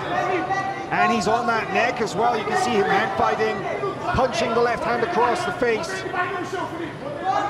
Man, this could be it, Howard. This is a very tight body triangle here, but there is only 1 minute on the clock, so not a whole lot of time to get this going, especially with some really good neck defense.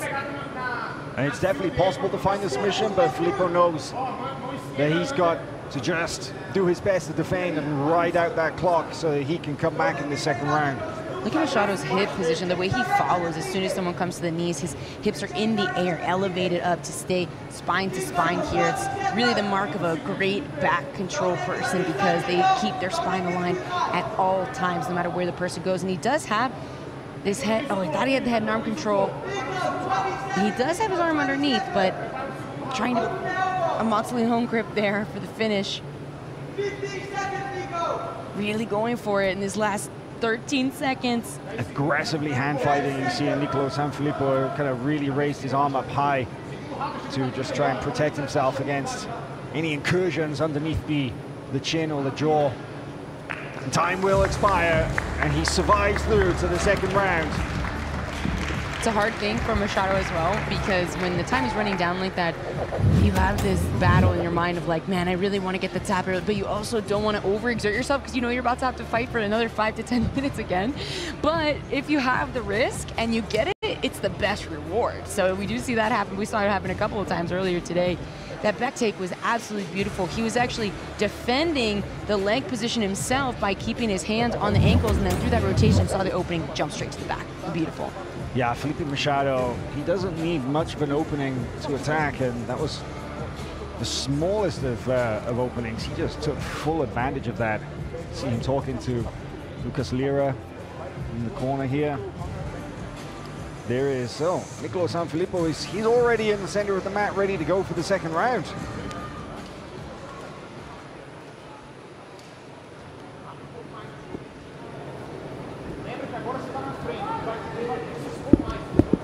Second round underway now.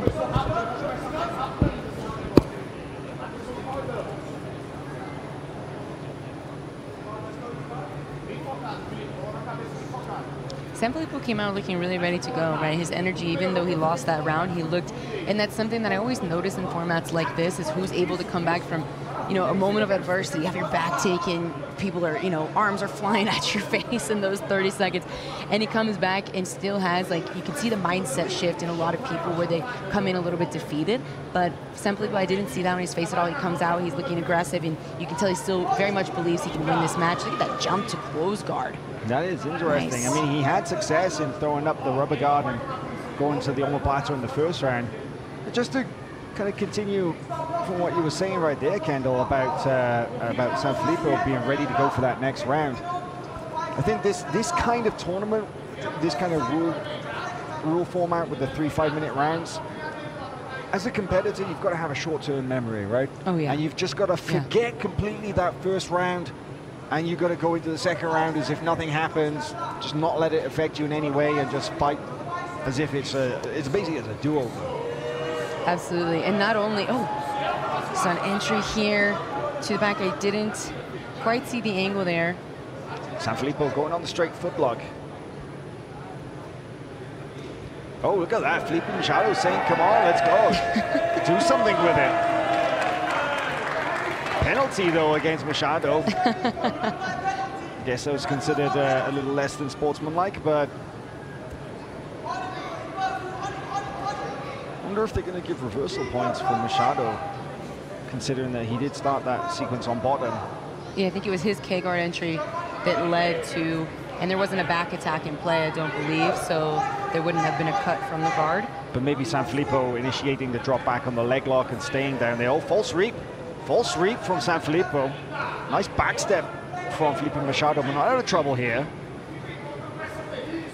Look at the control of the head from Felipe Machado, keeping him really compressed. And he scooped underneath that top leg as well, so that's really opened. Oh no, it's come back in, trying to.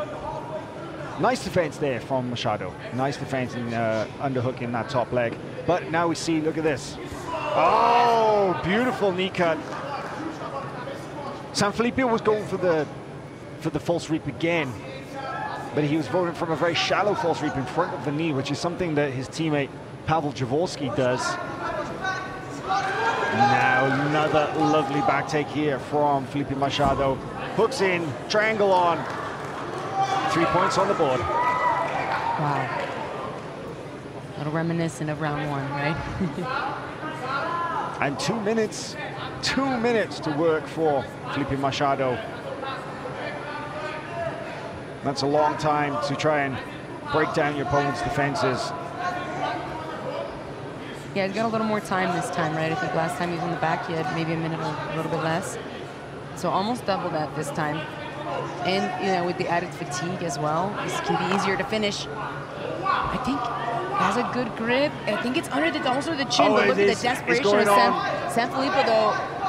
has the wrist, he has a little bit of space, but this could be it. Big squeeze. Big squeeze there. Oh, he switches sides, but switches sides to have the choking arm on the bottom. This is usually preferred. He can finish with that one arm there, but the hand fighting of Sanfilippo very is deep. very I think impressive. he's managed to punch it in this time. Sanfilippo desperately hand fighting. Wow, what survival there. That was about as deep as it gets. That was very deep. Sanfilippo does a great job not only of hand fighting, but also he tries to switch himself to the opposite side of the choking arm because it is harder for the opponent to finish on that side. So he does both at the same time, which I think is really what saved him here. I'm very impressed with the resilience of Nicolo Sanfilippo in that position right there. That was 2 extremely deep rear naked choke attempts, but he's not out of trouble yet. I mean, he's still got another 30 seconds left to go. That's a long time when you're stuck in this position. Rotates back to the body triangle again. Oh, he might be climbing up for an armbar over triangle here. Man, short time, one more time. He's gonna be trying to break that grip. Oh, wow. Beautiful job by Sanfilippo to use his feet in a bridge and drive his shoulders back up towards the head to force Felipe Machado to release that triangle position.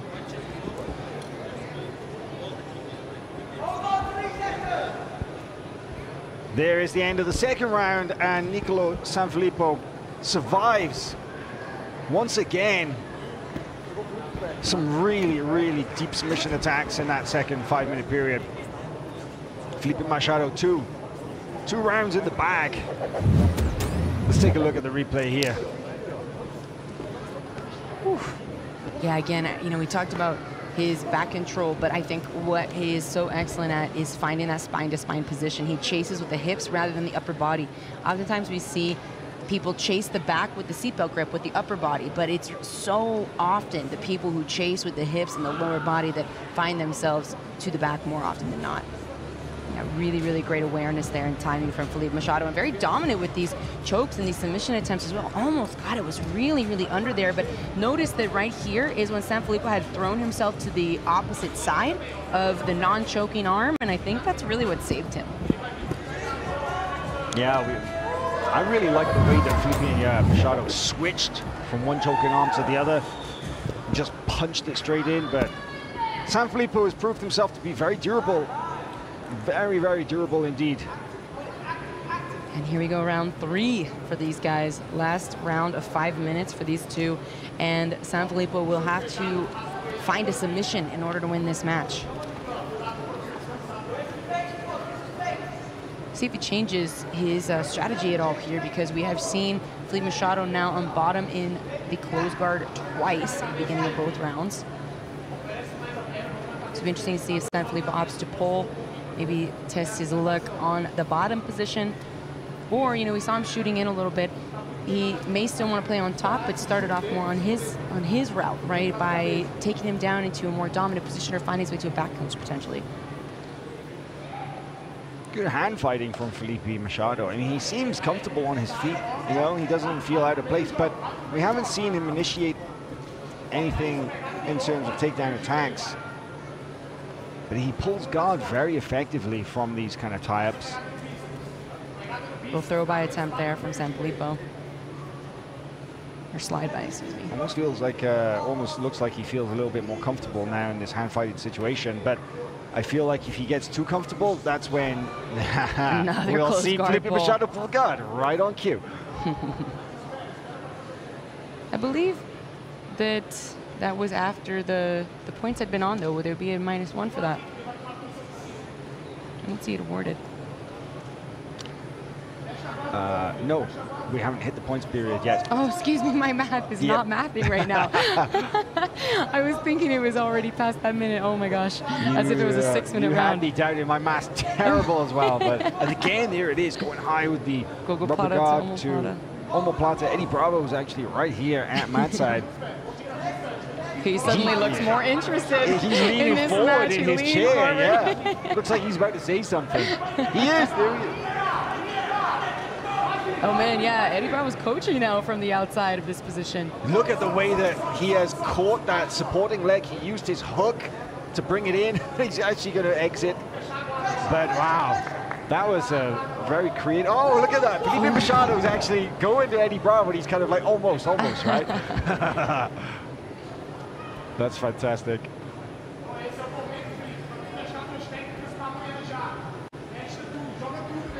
He shielded overhook.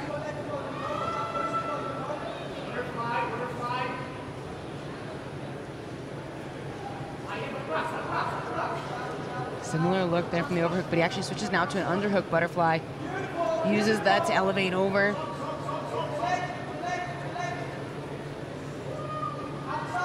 Now this is an opportunity for Nicolo, because every time he's been taken down to the mat, he's really been stuck in those close guard, rubber guard positions. Now he's got a bit of movement, or a bit of a space to move, I should say. I really feel like he should use that and try and explore opportunities to pass the guard of Felipe Machado. Of course, easier said than done. Yeah, you can hear Jed Hue coaching from the outside, urging Sanfilippo to stay on the outside, to pass to the outside, not to go inside the close guard again. So I think you're right on track, Howell, looking for a different opportunity. But now back to the feet.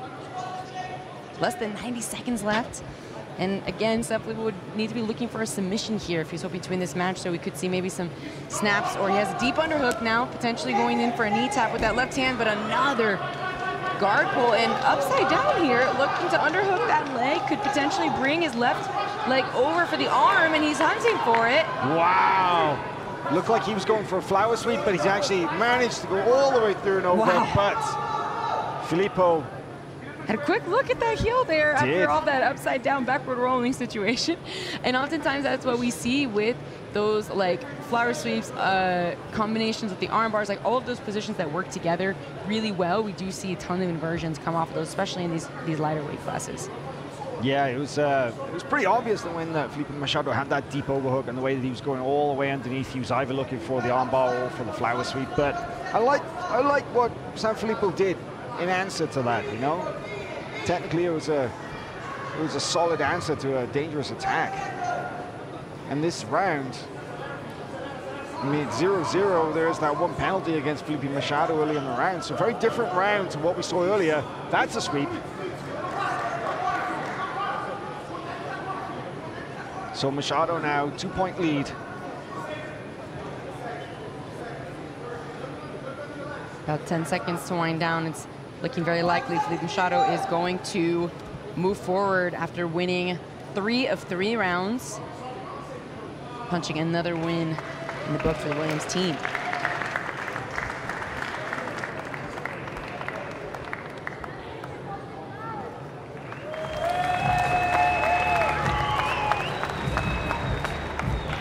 Well, after winning all 3 5-minute rounds by points, Felipe Machado is the winner. 3 rounds, your winner by points. In the red corner, representing Williams Elite Team, Felipe Machado.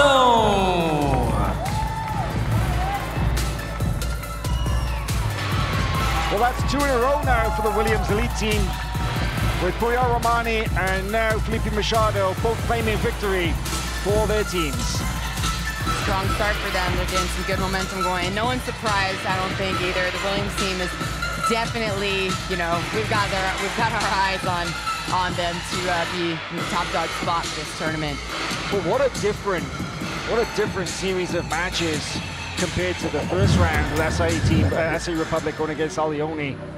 You know, we saw a clean sweep of submissions in that encounter, whereas we've had 2 matches go the distance so far in this series, Kendall. Yeah, that's one of the things that I love that we see with that moment of interaction that Felipe Machado was actually penalized for there. One of those moments, and another one of his slick back takes, saw a couple of those throughout these 15 minutes. Round, yeah. Yeah, beautiful. But yeah, it's one of the things I love about these team tournaments is you really never know what you're going to get, and I love that it's not seeded, it's randomized, because you may have a couple of dominant people that would technically be seeded over another team, but with the team as a whole, it's so hard to call. They do it randomized. We get to see some big, you know, full-length matches like we've seen in the last 2 rounds. We also see a lot of blowout submissions, and so that's one of the things I love about AIGA is it's a total mixed bag and it keeps you on your toes. Ladies and gentlemen, after 2 bouts Williams Elite Team lead Eurotrash by 2-0. We now move on to the third contest, which will be fought under 65 kilograms. Please welcome firstly to the mats in the red corner, representing Williams Elite Team, Gabriel Sousa!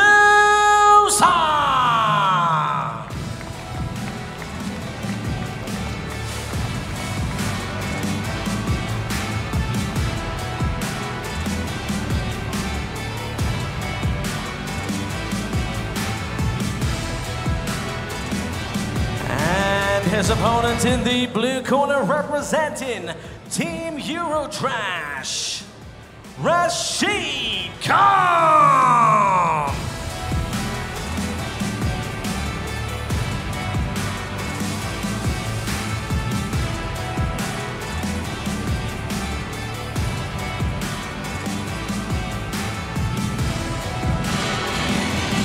Our third match now between Williams Elite Team and Team Eurotrash.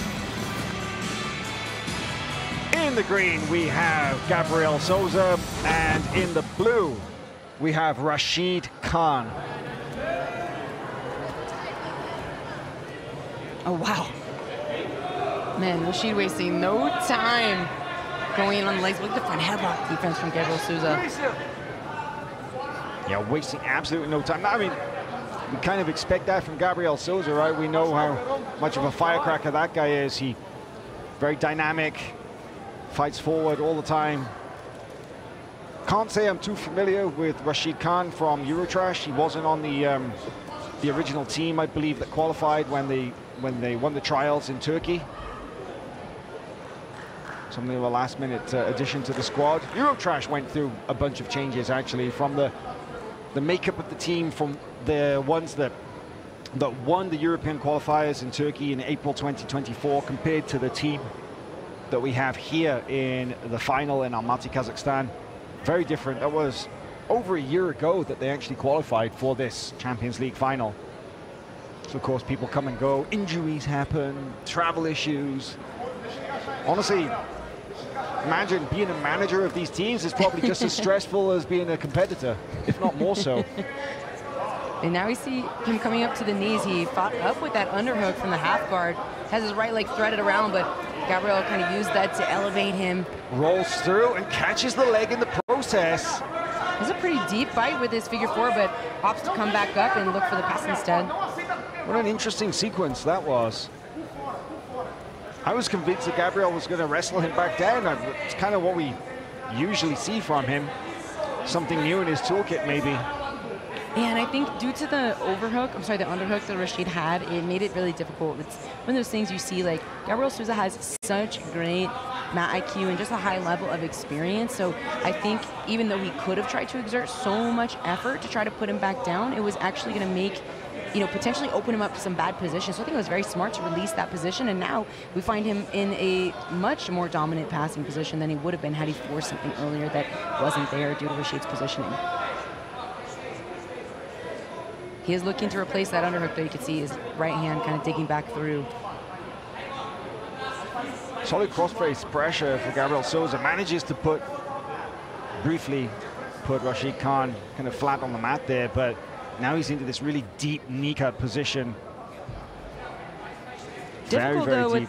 Without that underhook, and you can see Rashid actually now has a grip on Gabriel's leg. He does, but he's free of the legs, and he was in knee ride briefly. Oh, wow. That was so smooth from Gabriel to use that to expose the back, and had a little bit of a look at a seatbelt grip. Thought it was a crucifix for a moment. Rashid Khan manages to roll through, gives up one hook, Man, rolls through again. Rashid's hip positioning and movement is so great, but it's Gabriel who is able to follow through and find himself all the way behind, fully here with this body triangle. Going to reset to the center. He is going to score for this. All 3 that work, points. and he finally gets the position. Rashid Khan was defended well there, right? Yeah, he really did. Rashid, had a great ability to rotate his hips, but also to invert when necessary and backward roll when necessary, and kept him safe for quite a while. But of course, Gabriel Sousa just one step ahead, finds himself to the back, and He's already looking to finish. He may try to go belly down. Look how he's really driving those hips in. This could go belly down or it could end up in the mount depending on Rashid's defense, and the control there of the arm really ensured that he went belly down. And I love that we see that from Gabriel Sousa a lot. I think that is so smart. Anytime you can put someone on their stomach and sprawl into them, that is the most dominant position in jiu-jitsu. It is the hardest position to defend because you're face down in the mat. And I don't think we see it utilized enough. I think people are used to being on the back here. So I just wanted to point out that that really shows, I think, Gabriel's not just his experience, but his desire for complete dominance when you're looking for that belly down position. And here we have the arm underneath the head. It's pretty deep, I think, Hal. I think he might get the finish here. He punched the arm across. It looks like, yeah, Rashid Khan was just about able to strip the arm, strip the grip away. But Gabriel Sousa, I love what you said about this dominance here. It really is. And he doesn't just chill here. He's so active in attacking. And he was looking at the brief look at the thunder lock there, that shoulder lock. And the guy brings his arm up high to defend, pulling up on the elbow. Now pulling up on the chin, arm underneath. Oh, this looks bad. This looks deep. Oh, man, that's under. Oh, my goodness. Man, Rashid's hand fighting and his defense here is so amazing. That's hard to believe. And Rashid actually kind of getting his shoulder between their body now and has managed to undo the body triangle. He goes into the mount. That's not a great position to be, but it's probably better than where he was just now. Yeah. You see Gabriel finish arm triangles quite a bit. He is very strong here. He has the arm over the head, but with 15 seconds, he would really have to fight to put this on quick. Here at AIGA, the mount is only worth 2 points, whereas the back control is 3. And that's how we've got this 5-point score on the board. Oh, looking for the smother. And there is the end of the first round. Gabriel Sousa, 5-0.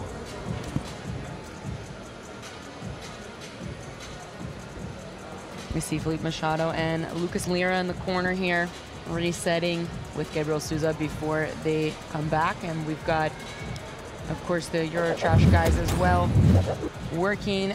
And oh, look at this replay. That was that back take. He finally found his way to the back after so many looks at pass and back control. Yeah, Rashid Khan's movement, specifically referring to the hip movement in that sequence, I think was what really held off the back take for so long, right? Yeah, absolutely. He backward rolled him multiple times, hip escaped so many times. It was great. And then at the end, Gabriel Sousa found himself in one of his most dominant favorite positions. Not quite enough time to get the finish there, but really showed a lot of Gabriel's bread and butter through this first 5 minutes. He is a great back control guy, but he often finds himself switching to the mount from the back. Finishing those arm triangles is very classic Sousa style.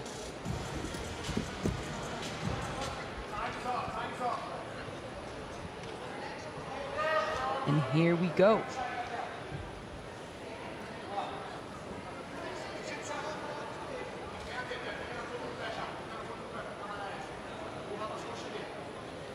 Round 2 for Gabriel and Rashid here, and in on a single leg. Wraps up that neck well, does Rashid Khan. Kind of timed that perfectly. He's got the high elbow here. One arm really deep, really deep. Oh my gosh. We could see a major upset here. Gabriel Sousa is in trouble. Deep. No way. Oh my God. Rashid Khan with the major upset. Team Eurotrash get the submission. The second round, guillotine choke. And Gabriel Sousa is so upset with himself, so disappointed. Man, you can only imagine the feeling of being so dominant, but I think got a little overzealous on that shot. And he didn't need to go to that shot, but that's one of the reasons we love Gabriel Sousa. He always fights forward, even when he doesn't need to make a big advance. He goes for it. He always goes for it. And sometimes you pay the price for that. And great defense there on that choke. Amazing work. What an upset.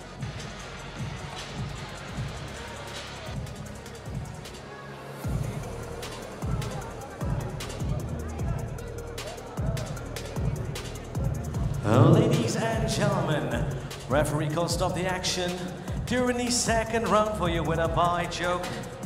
Representing Eurotrash, Rashid Khan! Well, that is by far one of the biggest upset victories I've ever seen at AIGA, and is definitely a shock victory in this series between Eurotrash and Williams Elite Team. And look at the scenes in the corner of the Eurotrash. They are so happy because that means they're still very much in it. It is now 2-1. Williams team have 2 matches, were both won by points, and this submission by Rashid Khan against Gabriel Sousa. Oh, what a finish. And look, little unorthodox as well, Kendall. Man, that was a crazy upset right there. After Sousa had been so dominant early in the match, back mount, almost had an arm triangle there at the end. Yeah, this is a look at the first round with Gabriel Sousa in control, but there's the guillotine that ended this. Man, beautiful adjustment and control by Rashid, and it came off of that single. The single from Gabriel is what did him in because his head was on the outside, and when you shoot a single with your head on the outside, it is very, very risky. It could have landed in 2 points, he could have scored, but Rashid really found his moment of truth there. That was his opportunity of the match to make something happen. It was the high-risk guillotine. You can see the right arm all the way underneath the neck. The left arm comes over the top of the arm, grips his own elbow, closes everything tight, and then the way he walked around and used his belly to push the head of Gabriel Sousa down, and the crank on the neck as well. There was no way out of that. High-risk guillotine for the win. Ladies and gentlemen, after 3 bouts, Williams Elite Team lead Team Eurotrash with 2-1. We now move on to the 4th contest, which will be fought under 76 kilograms. Please welcome first to the red corner, representing Williams Elite Team, Jason Nolf.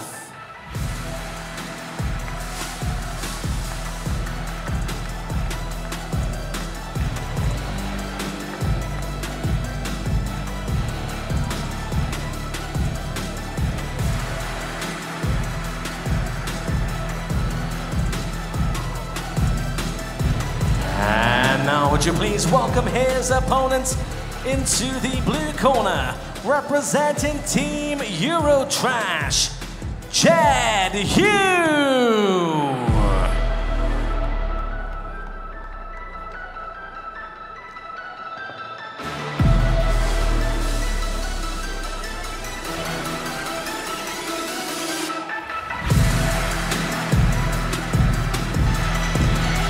So we move into match number 4 between Williams Elite Team and Eurotrash. And just a reminder, it is 2-1 in favor of Williams Elite Team. This now in the 76 kilogram division. We have Jed Hue representing Team Eurotrash and Jason Nolf representing Williams Elite Team. Jason Nolf, former collegiate wrestler, fantastic wrestling pedigree, really only made his entry into the world of competitive jiu-jitsu just over a year ago. He told me he's basically 1-4 in his jiu-jitsu career. And yet, you look at the 4 guys that he's lost to, the guys that he competes against. We're talking Tyler Rotolo, Andrew Tackett, you know, we're talking some of the very, very best you can find. I love the Jason Nolf switch over to jiu-jitsu. I think that it is so fun when we see such high-level wrestlers come over and have a lot of fun in jiu-jitsu, especially because it's something that if you don't have a background in wrestling, jiu-jitsu people, like wrestling kind of all looks the same to you until you start to see your favorite jiu-jitsu guys and girls who have pretty strong stand-up just look completely outclassed, and that's what Jason Nolf does to people. And so I think that's a very smart call by Jed Hue to pull, you know, to come in this position to not get 2 points scored here in the first 2 minutes, because he can pull without penalty as well. So I think it's very smart. You know, just kind of, I think it's almost a little bit of a curse, if anything, that Jason is so well known as being a former high-level wrestler. You know, he was part of that Penn State training room, the team there, Little Lions. Now he's based, of course, in Austin, Texas, training at what was New Wave, is now becoming Kingsway with John Danaher, Gordon Ryan, and the rest. And but his reputation precedes him. You know, everybody knows he's got great wrestling. How are you going to take a guy like that down? Jed Hue, of course he's going to try and go. He's going to try and get down to the mat in a way he's comfortable. But the problem is he has to try and get hold of Jason. He has to try and get into those legs. That's not easy. No, someone like Jason is super fast, so explosive. His transitions, if you think about like when you watch a high level wrestler go for like duck unders and low singles and things like that, it's not often, you know, jiu-jitsu players don't necessarily have to have that to be successful. Wrestlers do, right? So it's just a different approach to the level of conditioning, the way that you train, the intensity. Now, Jed's a very high intensity, you know, grappler himself, but we're seeing some of this right now. Now, Jason's gonna have to be careful because for both of these guys, but especially being the top player, he could potentially receive a stalling warning here if he doesn't continue entering the guard. So even though this is a smart strategy, in my opinion, for a wrestler to pick up the legs and try to stay on the outside till they find the head or an opening to the chest, he has to be careful, and we are seeing that now. He's going to be having the 20-second stalling clock go on. Yeah, you're right. They've just taken the stalling call off because he was considered active. But you're absolutely right that the onus is on him. It's his responsibility to enter the guard and to make something happen here. You know, of course, Jed can chase after him, but it's on Jason. He's got to enter to try and pass and to try and do something. And if he stays out there, he's going to get penalized again. So he saw Jason just clarify with the ref right now too to make sure he understood that that's what was going on. And a lot of the hand fighting principles that you know, I'm sure Jason has done throughout his career, you see him using there. You saw him using, you know, arm drags. You saw him using collar ties. You even saw him using kind of the elbow push across the center line. One thing though too, just to note about the stalling is, and you alluded to this, Howell, is Jed will also have to move forward, right? Because what we're seeing is Jason picks him up and puts him on his back. Jed sits up, and then neither one re-engages, right? And neither one goes forward. So Jed will also have to try to move forward and maybe attach himself to the legs or reach up for the head or arm drag, something like this. Yeah, I mean, but Jed absolutely cannot afford to come up, because then if he wants to pull again, he would incur a penalty to do so. But look at that! Wow! Jason Nolf forced his back exposure. That's incredible. That was incredible movement by Jason Nolf, and it shows you his grappling pedigree is going up by the day. You know, he is not just a wrestler. Look at that cradle control there for a moment. I mean, that was a blitz pass like few that I have seen. It was just so explosive and so effective. But unfortunately, oh, triangle.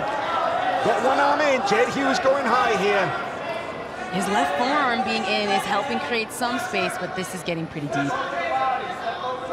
Just the forearm still inside. Jason Nolf only has 20 seconds. He can afford to chill here if he can just make sure that that triangle doesn't close any tighter.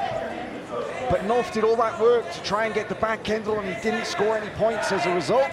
Look at him standing up, and you mentioned to me earlier how you can slam out of submissions here in AIGA, so he didn't have to after he postured up so well. But here we're going to go to that minute break, and man, what a difficult, I was going to say, what a difficult thing for Nolf to have that stalling call be the deciding factor in that round. That's tough. Shea Montague and also Rashid talking with Jason, talking with Jed. Here's Jason being cornered by Felipe Machado, Isaac Michel, Giancarlo Portoni. It's a nice situation. Look at that. Almost all of the Williams team are in the corner of There's that blitz Jason. pass that you mentioned earlier.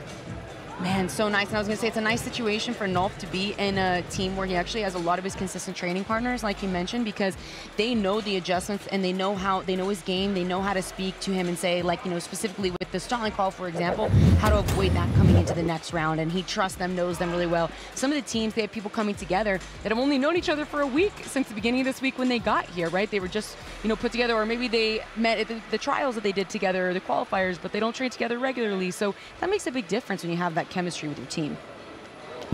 Second round underway. Jed Hue is up 1 round.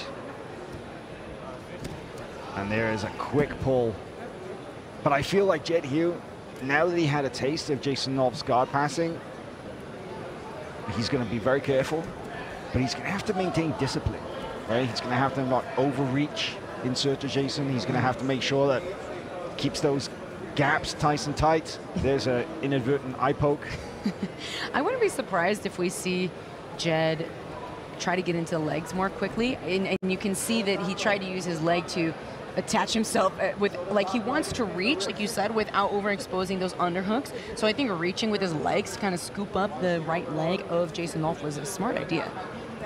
Yeah, Jed is Jed's known as a finisher. He is a real submission hunter. Primarily, wow! Welcome to Jason Nolf. Oh my goodness, that was amazing.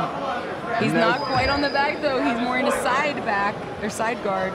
No points for that, unfortunately, because guard pass points only count after the 2-minute mark. But what a position to be in. Got that body triangle. Now we might see some of Jason Nolf's submission game. Man, and that, like, I also want to mention to you that many people in that side back, side guard position would not end up here. That is a position where people often lack the skills, and I know this because I struggled with it myself, it's not a criticism, lack the skills to find themselves spine to spine again once they start to slip off. So I don't think we should overlook, like, that shows so much about Jason's training and his skill development in jiu-jitsu. Really, really great. Found his way here, and he has 3 minutes now to work for this finish. It's quite a long time. And he doesn't need a rush. You know, you can't really be penalized for stalling when you're in a dominant position like this. Of course, he does need to look for the finish, but 3 minutes, well, I mean, it's basically 4 minutes the amount of time if they've already been at a minute so far, but there's a long time remaining in this round. Jed Hue is going to have to be very careful.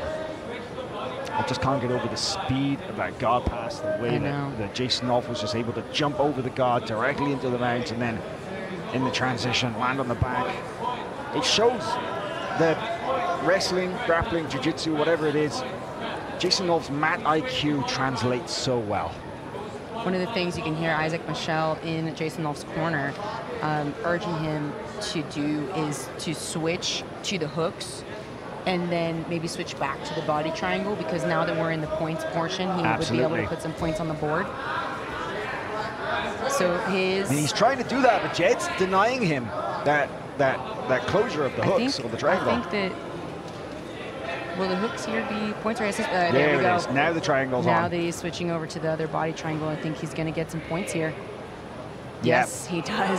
That's smart coaching from Isaac there. Very smart, and a really important point of this match, because he lost that first round, right? He cannot afford for this to go to a draw. No, right? Definitely not. See, Jed's legs are so sprawled out, trying to maybe turn to his knees.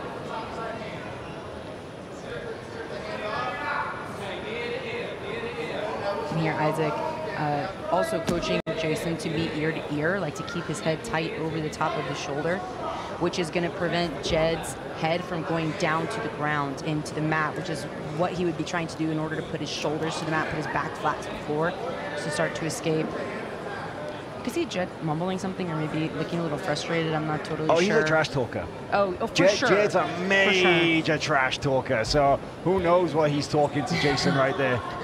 Or he could be talking to himself. We don't know. He needs to be careful, though. We saw Machado penalized for that earlier, right? That is true. That is very true. And Machado's, I think, was somewhat playful. It wasn't even, like, that aggressive. And I have seen what you're talking about with Jed. He's definitely a trash talker mid-match.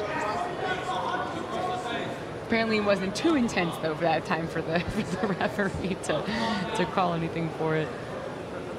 30 seconds remaining now in this second round, and Jason Nolf has been in complete control for the vast majority of it. Jason, that beautiful guard pass into the back take. Jed Hue has been very, very stuck in this position. Breaking him down. Oh, look at this. Potentially coming up to the armbar with 10 seconds.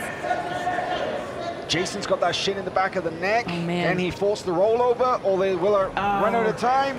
There it is. Tough to pry that out there with just a couple of seconds, but he will win the round. That makes them 1 round apiece right now. They are even coming into the last 5 minutes. So did you expect Jason to drop off for an armbar from there? I certainly didn't. I think that Jason Nolf's jiu-jitsu is much better than many of us realize, because we haven't had the opportunity to see him other than against, like you mentioned, the best people in the world. Yeah, when you're fighting guys like Taira Ruotolo, Renato Canuto, Andrew Tackett, those are some of the very best black belt competitors on the scene currently. Jason Nolf has been in at the deep end, from the beginning. There it is. That was amazing. Beautiful timing. Beautiful awareness, especially the back, and then we saw his almost lost it here right there when Jed was turning and trying to come back into the guard, but did such a great job with that left hand on the lat, pulling himself up and keeping his hips rotated towards the spine. Very smart coaching from Isaac Michel in advising Jason Nolf to basically open that body triangle, reset it, and get the points, which he did.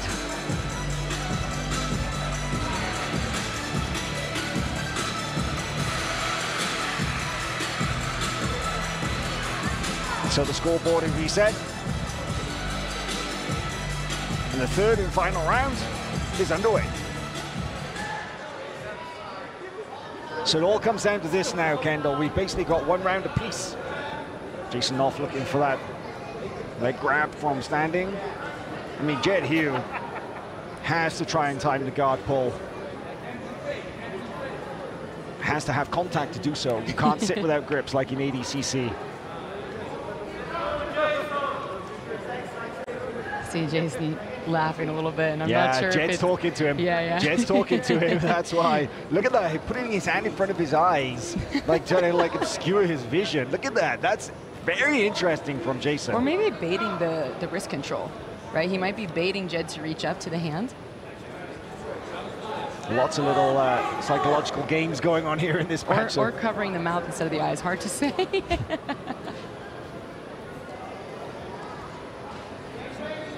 Jason's footwork is just so different to what you see from the majority of jiu-jitsu guys, right? And I think that they could do so much to study a guy like him. Oh man, that was a really nice attempt there from Jason Nolf, and Jed being able to back his hips out just well enough time to, I was gonna say to avoid the takedown, but it looked like as they reviewed the footage. Of control and a tie-up, and Jed basically was running back and kind of pulled off that. I mean, Jason was forcing the action forward, the initiating, so yeah, they gave him the takedown points. Yeah, I think that was really well called. I was thinking that they may have called it as not a takedown because Jason had lost control of the legs at that point, but you're right, because he was still driving forward with the upper body control. Yeah, definitely a takedown there. Really great. I actually, just by pure coincidence, I didn't even realize until we landed, but Jason and I were on the same flight here, so you know, we chatted a little in the shuttle from the airport. And he was telling me that basically he just really wants to make sure that he scored some takedowns here at this tournament, and he did. And those cartwheels testing Jed's guard retention. Jason asking him to come up and wrestle. That's not going to happen. I mean, if I were Jed, I would not. No, thank you.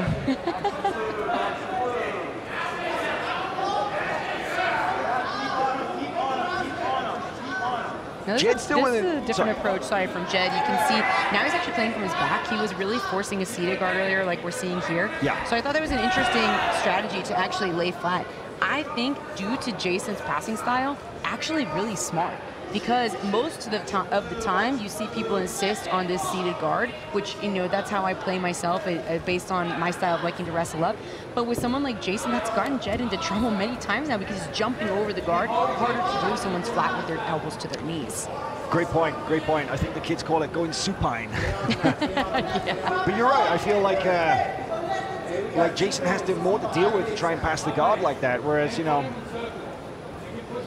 when Jed sits up, his legs aren't as much of a factor for Jason to have to pass. Yes, and it wouldn't be the case with everyone, right? It just happens to be the way that these two match up and Jason's passing style. And man, honestly, I think that Jed has to be careful as well, because you see Jason throwing in those collar ties. Oh yeah, he Jed sits forward too much.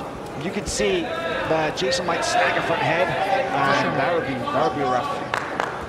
I think Jed is aware of it, right? He's able to kind of lean back when he feels threatened there. But that's one of the reasons why I think playing, you know, supine, as you mentioned, how is maybe a better approach for him.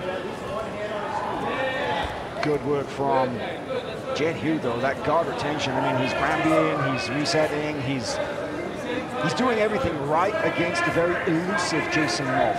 You can tell that he's made an adjustment, right, from the first 2 rounds, for sure. But Jed hasn't been able to make contact with Jason. He hasn't been able to grab him. He hasn't been able to slow him down.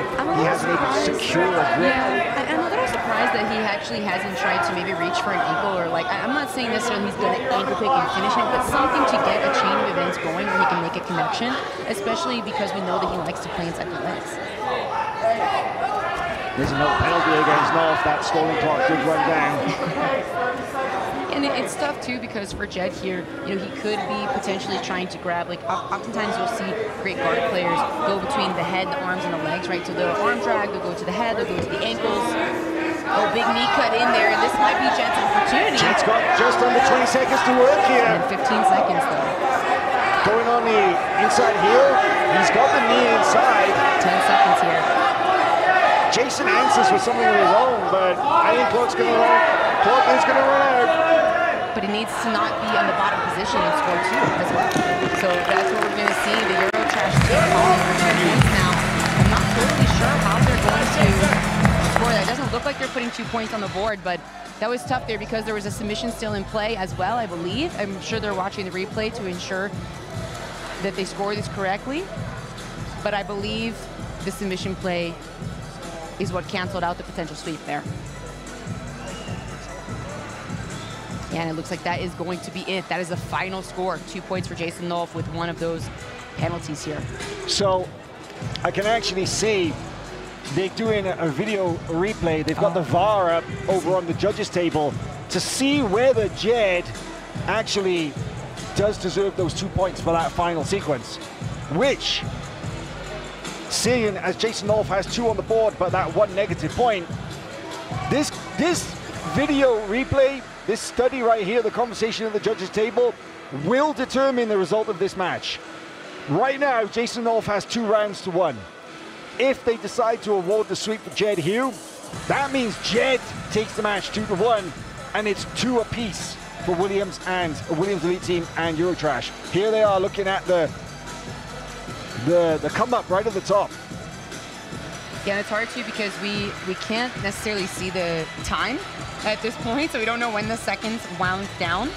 But when Jed came up here, I think the question is, was he still in an attacking position? Was Jason still in an attacking position for this submission? And that's what they're going to be judging here, because Jed came to the top position, but if there's a submission in play, then there won't be a score. And we honestly, it's very difficult to see because we can't see really the grip on the foot, on Jed's foot. Okay, I mean, we have a decision. And I do not see 2 on the board. It looks like Nolf has taken this one on points. Ladies and gentlemen, after 3 rounds of action, your winner in the red corner, representing Williams Elite Team, Jason Nolf. And it is Jason Nolf, and that was a big moment in this team matchup because it pushed them into further into a lead of 3-1 versus evening them out 2-2. Wow, I mean, that was dramatic at the end, you know? That, with Jed coming up on top and that video replay, I can imagine the Williams team, the Williams Elite Team, were probably pretty nervous, yeah. But, I mean, Jason Nolf, another great performance from that guy, still so new in his jiu-jitsu career. Just told me over and over how much fun he's having with jiu-jitsu. He's basically been doing jiu-jitsu for a year at this point.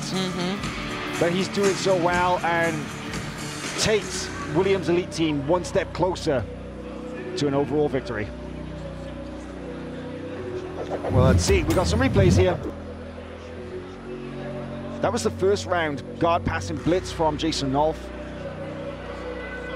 Been hit with a penalty earlier, and I think that pushed him to go. But actually, Jed ended up winning that round via the negative point, because even though that Jason was able to get that reverse cradle, couldn't score the points, but the back take. Man, I think that for Jason, you know, he's moving forward into the next, or most likely, it's hard to say now, anything could happen, but if he moves forward, I guess say it that way, if he moves forward into another round, this is a great opportunity for him to adjust his style for this particular rule set after receiving that penalty early on in the first match. So I think that's one of the things that we love to see about brackets like this, is you get to see people go continuously through their matches, learning and adjusting to what is ahead of them.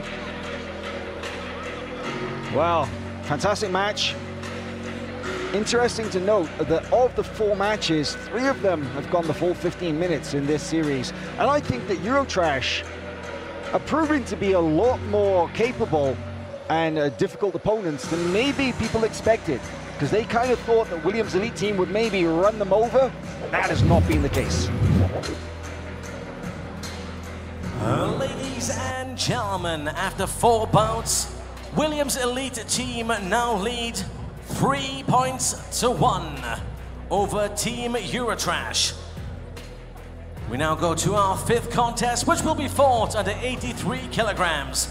Please welcome firstly to the mat in the red corner, representing Williams' elite team, Oliver Taza.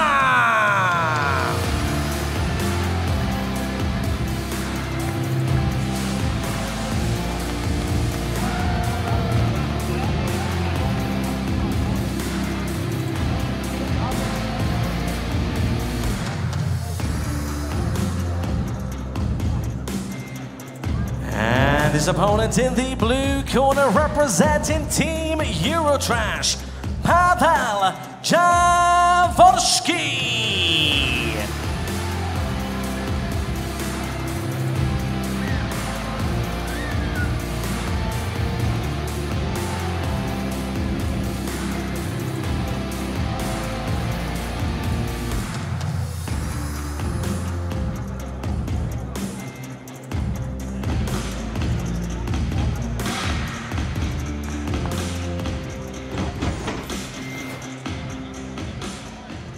Match number 5 now in the under 83 kilogram division. We have Oliver Taza in the green going up against Pavel Jaworski in the blue. Oliver Taza, of course, veteran black belt. John Danaher black belt, no less. Teammate and training partner of some of the very best grapplers in the world out of New Wave, what is now being rebranded as Kingsway, on the Williams elite team. Pavel Jaworski, Kendall, is a brown belt out of Poland, and he's on this Eurotrash team. He's only, I think, 19 years of age. He recently won the CJI trials in London. He's going to be representing the European Misfits at CJI later in August. And he is a very effective, very dangerous leg locker. And interestingly, I popped in, I kind of like took a little sneak look at the, oh, nice leg entry there from Jaworski. Taza disengages, but I took a little look at the training session for Williams' team the other day. False sweep entry there from Jaworski, and Taza told me that he's actually signed up. He was meant to fight in 76. He's gone up to 83 for this match because he wanted to go against Pavel, because he knew that the guy was a great leg locker, and he's like, oh yeah, I'm going to fight that guy. That sounds like Taza to me. That's awesome. Pavel has an absolutely incredible false sweep game. I was very fortunate to go to the leg lock camp that was hosted in Malaga, Spain, at actually Team Eurotrash's Santeri Lilias. It was at his gym there in Malaga, Spain. And one of the days, Pavel Jaworski was teaching his false sweep system. I got a brief glimpse at it. It is high level. It is very effective, and he's really good at it. And such a young, another young Polish leg locker. There's something in the water in Poland. You know, you got Mateusz Szczecinski, Kamil Wilk, and now Pavel Jaworski. Definitely some interesting technical developments coming out of Poland. But look at the answer here from Taza. Getting a little bit deeper in on that leg, though, is... Oh, nice disengage once again from Taza. Yeah, pretty much the same sequence 2 times in a row, right? So I know we've talked about this before, but it's so interesting to me. It's kind of like fascinating when you see 2 athletes in one match repeat the same pattern of sequences over and over, because you really get to study how athletes are in these high pressure situations, because it's likely it's likely to repeat again. Jaworski and Taza in that same position. We'll get to see who is making adjustments faster to the other person's game. So that tells you a lot about our competitors when you watch them in matches, because we don't know Jaworski too well yet. He may be able to make, yeah, he may be able to make a mid-match adjustment and get that finish, or maybe Taza's experience and you know, longer period of time competing in events like this that allows him to make the adjustment and not, you know, put himself in that position again or reverse it in a different way, or, you know, get creative and see something different come out of it. Because Taza is known as a phenomenal leg locker himself, right? And we're not seeing two guys sat in their ass playing footsie here. We're seeing a classic passer versus guard player stroke leg lock specialist. And I think what you said there, you mentioned a specific phrase that really rings true: high pressure situation. And you're right, it's often the athlete who, like you say, those mid-match adjustments, who can make the necessary technical adjustments mid-match. They're the ones who can usually secure a victory. But in a match as close as this, Kendall, it could take 1 round, it could take 2 rounds, it could take 3, right? Oh, wow. Potential sweep here from Jaworski. Looking to come up. Always fighting hard, though. He comes, wow. Beautiful defense, comes out to the feet. Almost had to look at the head for a moment as well. That was close. That was interesting to see Jaworski switch strategy there. And Taza was in real danger of landing on bottom. Manages to just get his hips free for just a moment to recover, and right back into this sequence right here. Jaworski showing, though, that he definitely has a little bit more than just leg locks.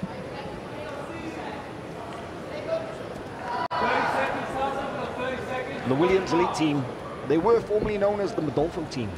We saw them in action in the 2023 Champions League. They were the champions. They were the overall winners of that tournament. They beat Asahi Republic in the final in December 2023, right here in Almaty, Kazakhstan. Wasn't easy.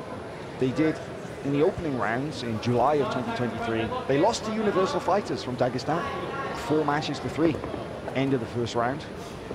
And that's a draw, 0-0. But the Modolfo team was able to come back to become the overall champions. And now the Williams Elite team back here in Kazakhstan for another shot. And they would become, if they can win the entire tournament, it would become the first ever AIGA Champions League 2-time champions. It's basically the same team, just with a different name. But interesting to see that Taza went to his corner for all of 20 seconds, and then it's a quick swig of water, and he's right back out, walking around the mat, ready to go.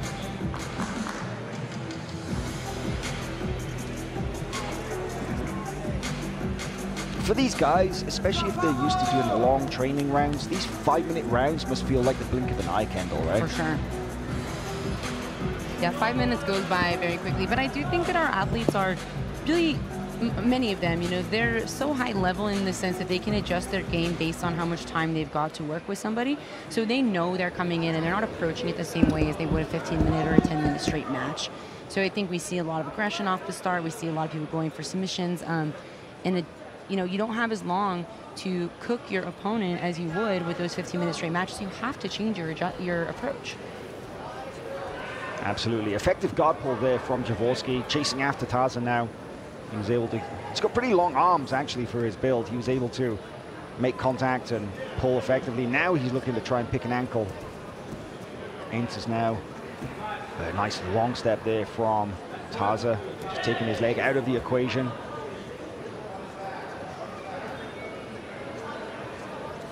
And there's one thing I'll say about that first round, Kendall, is that Jaworski was initiating the entire time. That Taza didn't really have an opportunity to effectively attack his opponent in any meaningful way. Very much the initiator and the reactor, let's say. I also think it's really telling that Taza is choosing to play on top in these rounds. I think that he may be trying to test something specific. right? Rather than coming in and pulling and going straight into legs. He's really working on his passing. He really wants to probably, you know, feel and experience, feel out the leg lock attached. Speaking of, here's another one of Jaworski, and see if his passing can be superior, his top game can be superior. Good work from Jaworski, but again, Taza has the answer for that false reap. He was backstepping off it a little bit, and then when his knee line got stuck, a simple turn, shift, and slide out. There's the false reap grip again. That leg is over the top, all the way over the top with the Kimura trap as well. Now, Taza has sacrificed his base here. His leg is completely trapped inside that cross-ashi. Something stuck. I think they're just mentioning something about the Oh, look at this. Double trouble. This is the deepest position of attack that Jaworski has had so far. And Taza has to really, really be disciplined here now in this sequence. Yeah, Jaworski definitely made an adjustment, right, in this version of the sequence that they found themselves in. Now, Taza's face of frustration is a little confusing to me because I'm not sure if he's frustrated about the position or if it had something to do with like the reset off of the material or something like that. Maybe, you know, it's hard to tell from here, not being able to hear them. I feel like maybe that he's upset with himself in getting caught in this position. I see. Because he's been doing his best to avoid it so far. He did so for a solid 7 minutes. Yeah. And now this is a very, very deep inside Sankaku on that leg. And he's doing a great job of keeping his weight down through his opponent. His heel has never once been touched. So it's really a control position where you see Pavel going sort of a traditional Achilles grip. Oh, now he switched it. Underhook that trapped foot, the trapped ankle. And you see him just cinching that triangle tighter and tighter each time. Nice head control here from Taza, trying to keep Jaworski compact and condensed together so that he can't get an extension. You can see Powell trying to extend his hips, maybe to knock Oliver back. Taza staying very heavy.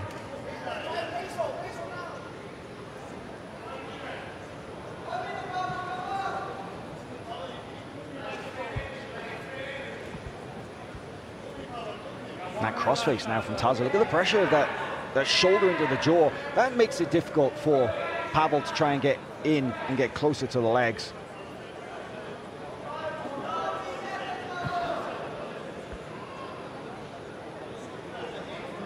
Taza so solid in this position. I think many other people would have succumbed to that and ended up defending the leg lock, but the leg lock itself has not presented itself. And as we get closer and closer to the end of the round, I feel like this could very well end another 0-0 round. 10 seconds remain.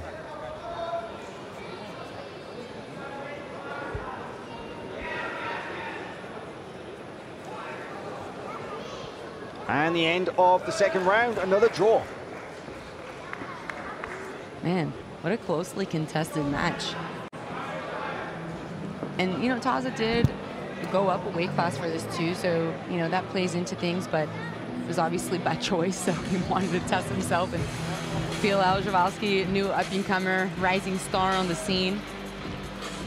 Team leader, team captain, Giancarlo Bordoni, Isaac Michel, Big Dan Manasoyu, all teammates and training partners of Oliver Taza. There is Pavel Jaworski.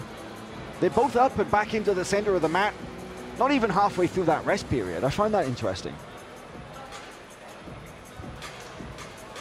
Nice show of sportsmanship as well, a handshake, ready to go for this third and final round. I'm curious to see if Taza has the same approach coming in, or maybe he'll try to play on bottom. Right. I wonder what his teammates told him between rounds.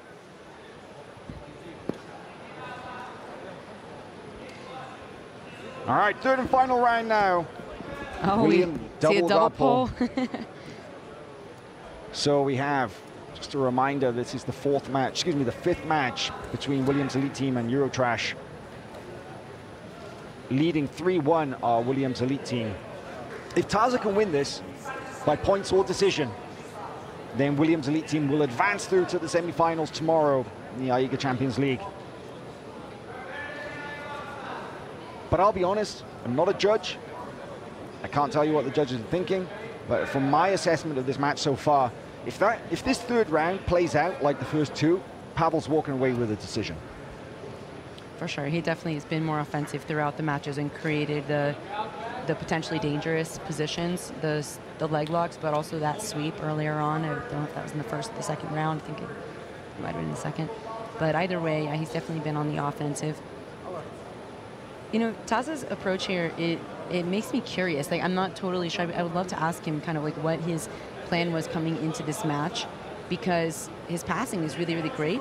But I'm wondering if that's specifically what he wanted to test here, or it just seems out of the usual for what you would expect this match to look like. But it could be, you know, as we were speaking earlier, like Jaworski is going to be looking to excel in his adjustments with the leg entries, but Taza could be looking to excel in his adjustments in the passing for sure. Dove that left knee in there. That was really interesting to fight for inside position, kind of sat through. Now this is a little bit more of what I expected from this match. Taza actually opting to sit down here and maybe enter the legs in his own way, in his own volition, and be more offensive there. He's gonna have to be watching out here, and we hear his corner calling for it because of the 10 seconds till the points. If he were to sit down now and sit back without a submission intact, you know, of course he'd be giving up a 2. Okay, so points are now active. Any guard pulls will be met with a penalty. Passes, positions of control will be scored.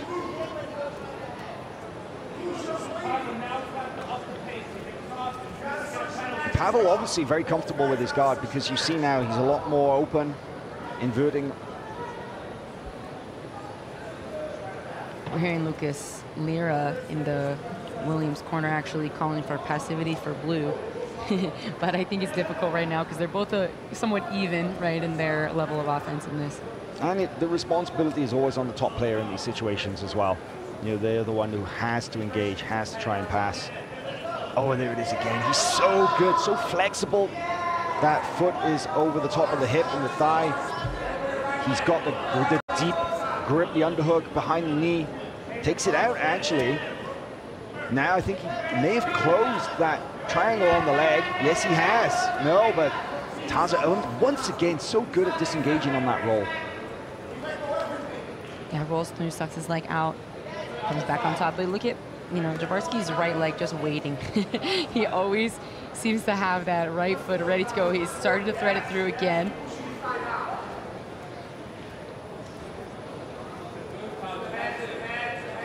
Just about 90 seconds left here.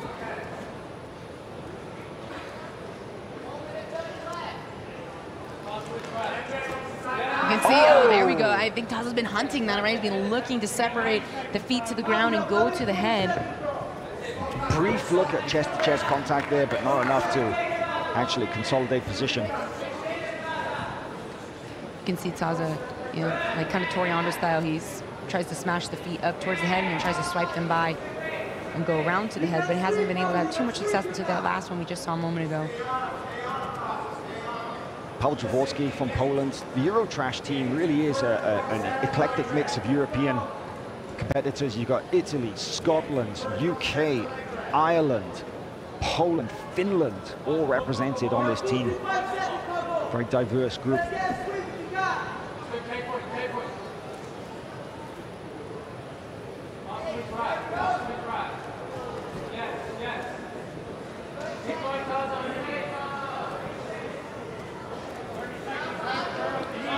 Less than 30 seconds remaining in this final 5-minute period, and it's still 0-0.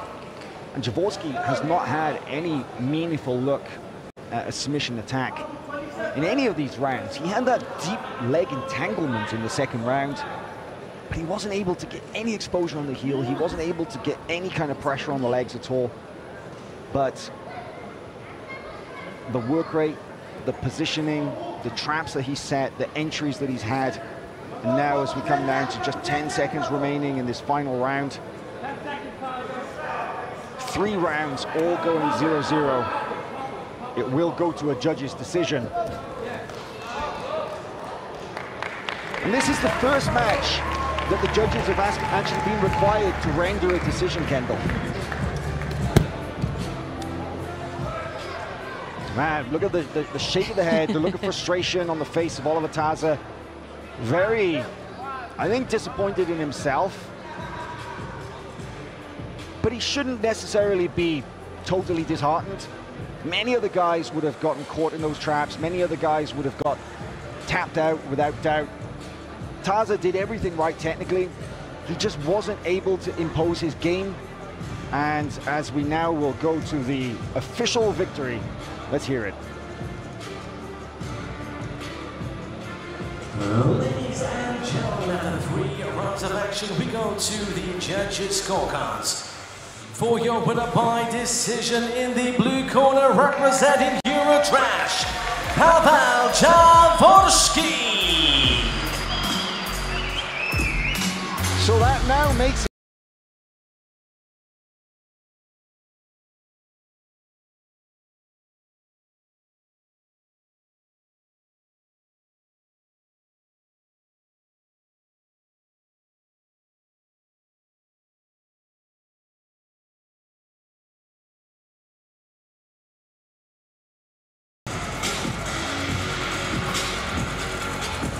Eurotrash still very much in it. We've got 2 matches to come. The next one will be in the under 91 kilogram division of Giancarlo Bordoni versus Santeri Lilias.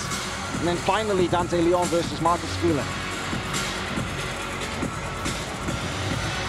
Man, that upset win earlier with Gabriel Sousa, I think that really made a big difference in how people thought, including myself, this round was going to play out. It absolutely did. So 3-2, Williams team versus Eurotrash. See if we get any highlights. I don't think we will.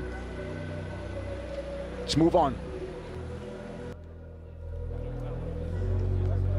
So, ladies and gentlemen, after 5 contests, Williams Elite Team lead Team Eurotrash by 3 points to 2. We now move on to the 6th contest, which will be fought in the under 91 kilogram division. Please welcome firstly to the red corner, representing Williams Elite Team, Giancarlo Bordoni.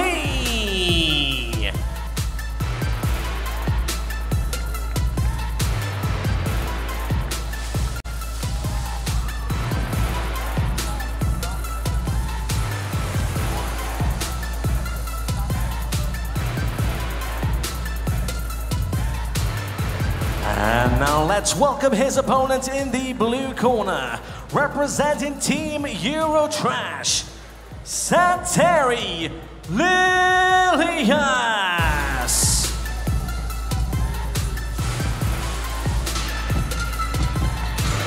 So, Santeri Lilias of Finland, representing Team Eurotrash, comes to the mat. His opponent right here, Giancarlo Bordoni, team manager and captain of the Williams Elite Team. 2-time ADCC champion, very well-known figure. And Bordoni, we have to think, as the team manager, as the team captain, a little pressure on him now to really take the win against Santeri Lilias. And if he does, that means the Williams Elite Team will take the overall victory against Eurotrash. But we've seen upsets already tonight. We could see another one here. Santeri Lilias is by no means a walkover, very tough opponent. ADCC European Trials winner, ADCC veteran. Very, very solid, very, very capable black belt. Originally from Finland, now lives in Malaga, Spain, where he has his gym, the Scramble Academy.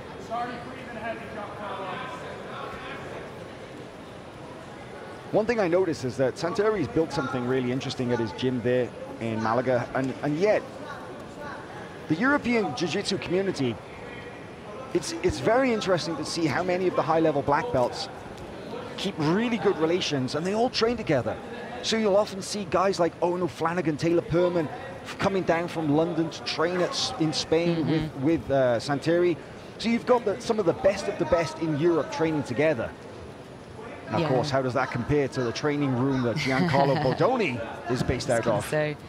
It's interesting you note that about Europe because I know a lot of the women there, and it's the same. They all live in different regions, but they get together at the same gyms. It's not necessarily their usual home gyms, especially in those morning, early day sessions. They get together, they travel from far, and they train together because they don't often have a lot of high-level people to train with in their home gym. So it's interesting the collaborations that come about for sure. Man, a lot of good wrestling exchanges so far in the opening minutes of this match.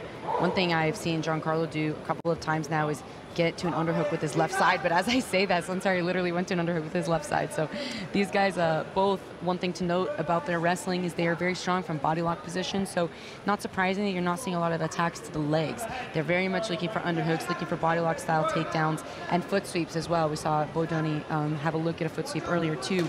Oh, I remember he hit a beautiful one there, 2-on-1. Ooh. Nice 2-on-1, Russian 2-on-1 there from Bodoni. Now he snags the single, tries to run the pipe here. Man, beautiful finish, just so solid. That's 2 points for Williams' elite team. Yeah, Bodoni hit an absolutely beautiful foot sweep. I remember the last time he competed here at AIGA. Nice use of the single leg X there from Santeri. Spins all the way through. Outside heel hook. Oh, the pressure though from Bodoni. Bodoni has such incredible leg drags. I mean, it's really, really tough. We do see, you know, Santeri has a grip on the foot, but I think Bodoni's continuing to drive his right knee down to the floor. Santari's still in the game though. Still in the game. He's got a grip with his left hand, but yeah, there we go. Bodoni's so strong from here. He is like a bulldozer once he gets to a leg drag. Driving that right knee down to the ground. You can see he's super tight cross face with the right side.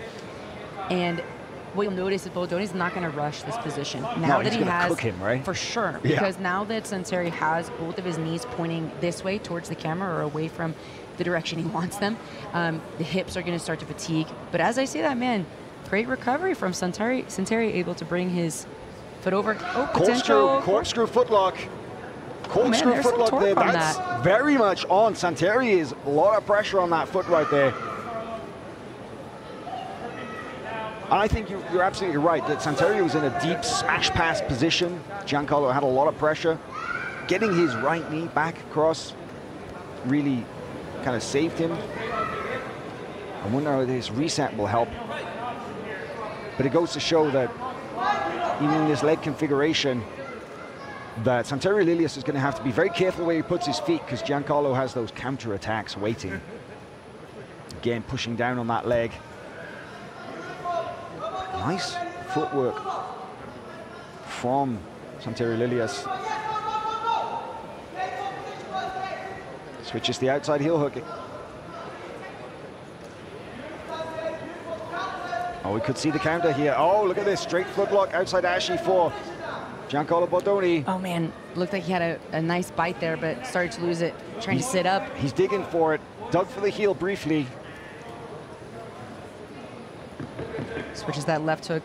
Now with Santeri coming up on top like this, in danger of the footlock attack, but could score two if he can get his leg free from what looks like an Aoki. Yeah, this is a little tricky because I think it's going to be hard for him to free his foot, but if they do consider that the submission is not in continuous attack, they'll call it. You can see Giancarlo's trying to, oh, wow. Oh, but Giancarlo, beautiful escape here comes out. That was very well timed. That was extremely well timed. Yeah, the Giancarlo Bodoni didn't concede any points. The moment that the leg was free, he popped back up and took that round 2-0. Yeah, instead of leaving a draw, because that is a very different feeling going into the second round.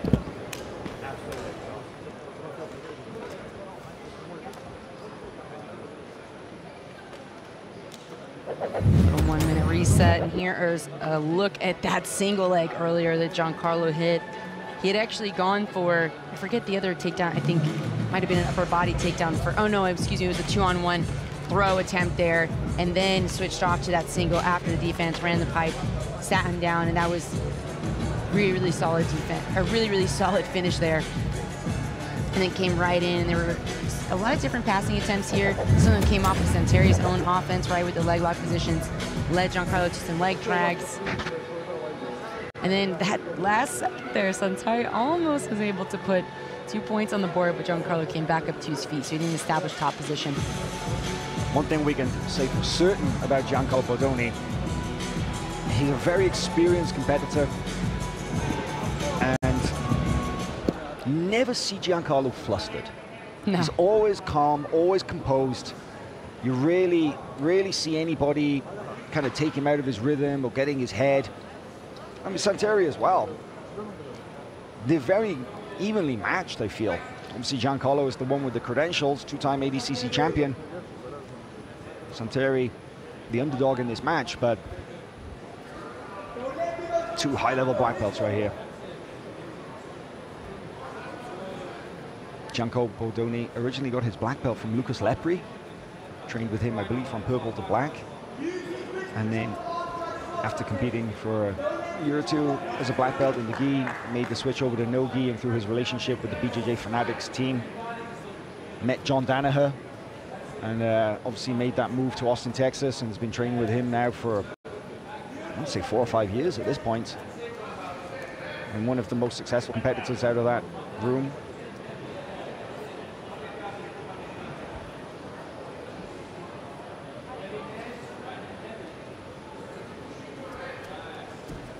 Nice snap attempts there from Giancarlo on top of those elbows, and Santeri sits now. That's curious. Yeah, I'm kind of, not saying I'm surprised to see Santeri sit. It wasn't like he didn't have, you know, decent looks at Giancarlo's legs, but carrying Giancarlo's weight, that's not easy. Reached for that. Sucking that leg in. Yeah, reached for that underhook and off-balance Giancarlo enough to sit back to be able to bring that leg up and towards him. Yeah, you can hear Jed Hue saying, watch out for that corkscrew, as that left foot came across. And notice how Giancarlo is, the way he's rotating, he's very smart, driving his knee into the belly and kind of back-stepping towards Santeri's face. Toe holds from Giancarlo Bodoni on the free leg. Yeah, this can get strong finishes, but it also can just be enough to release the attack from the bottom player as well. Kind of reset the position. And Santeri brings the leg all the way on top of the shoulder now. Could potentially turn this into some strong X-guard and single leg X, but nice, it's actually Giancarlo that steps back and through. And we are in the points period. If he can clear those legs, if he can put Santeri flat, he could get points. Santeri wrestles up though, 4-point position, sits back through. Giancarlo's a little higher and a little heavier this time.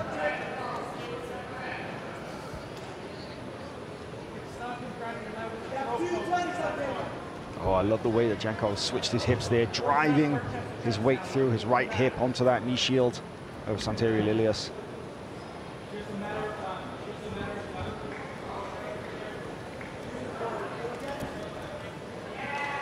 Oh, and a beautiful walk around to the back.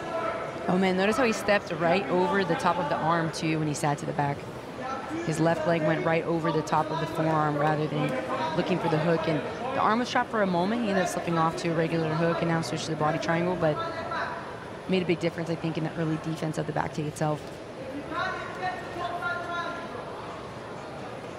It's very... Arm across the neck. Could be underneath now. Arm across the neck. And that's pretty deep. He's going to get the finish. Yep.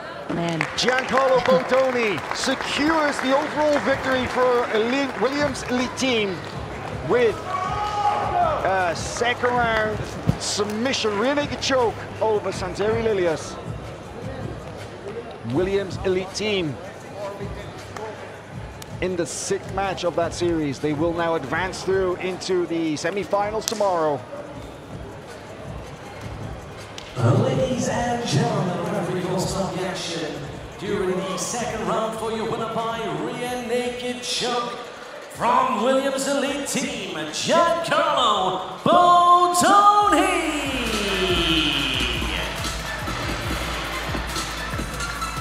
I mentioned earlier about Giancarlo's composure, about his calm demeanor when he competes. So methodical in his approach. And he had all the right answers for Santeri Lilius's attacks and entry from bottom. And when he secured that back, it did not take him long to find the match-ending submission. Yeah, look at that toe hold there that, you know, wasn't quite enough of a bite to get a finish, but did kind of reset the position. Here we see, look at the end when he sunk in that rear naked choke very quickly after getting to the back. And it was a nice finish there for Giancarlo. And like you said, his composure is really noticeable. But the other thing I noticed about Giancarlo is, you know, I used the word bulldozer earlier. He kind of gets worse as the match goes on. I mean, better for him, worse for the other person. He's like, comes out and consistently gets more dominant as the match continues. We see that over and over when he competes, and saw that once again here tonight. Ladies and gentlemen, after 6 contests, Williams Elite Team now lead 4 points to 2 over Team Eurotrash and will advance to the next round. But we still have one more contest left, and this one is for Pride. Please welcome firstly to the mat in the red corner, representing Williams Elite Team, Dante Leon!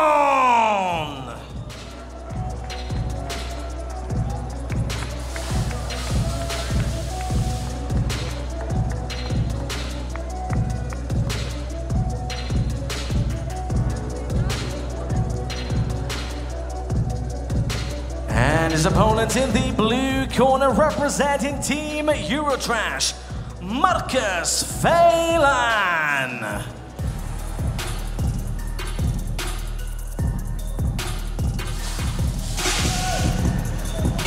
So, as our announcer said, this is the final match in this team encounter.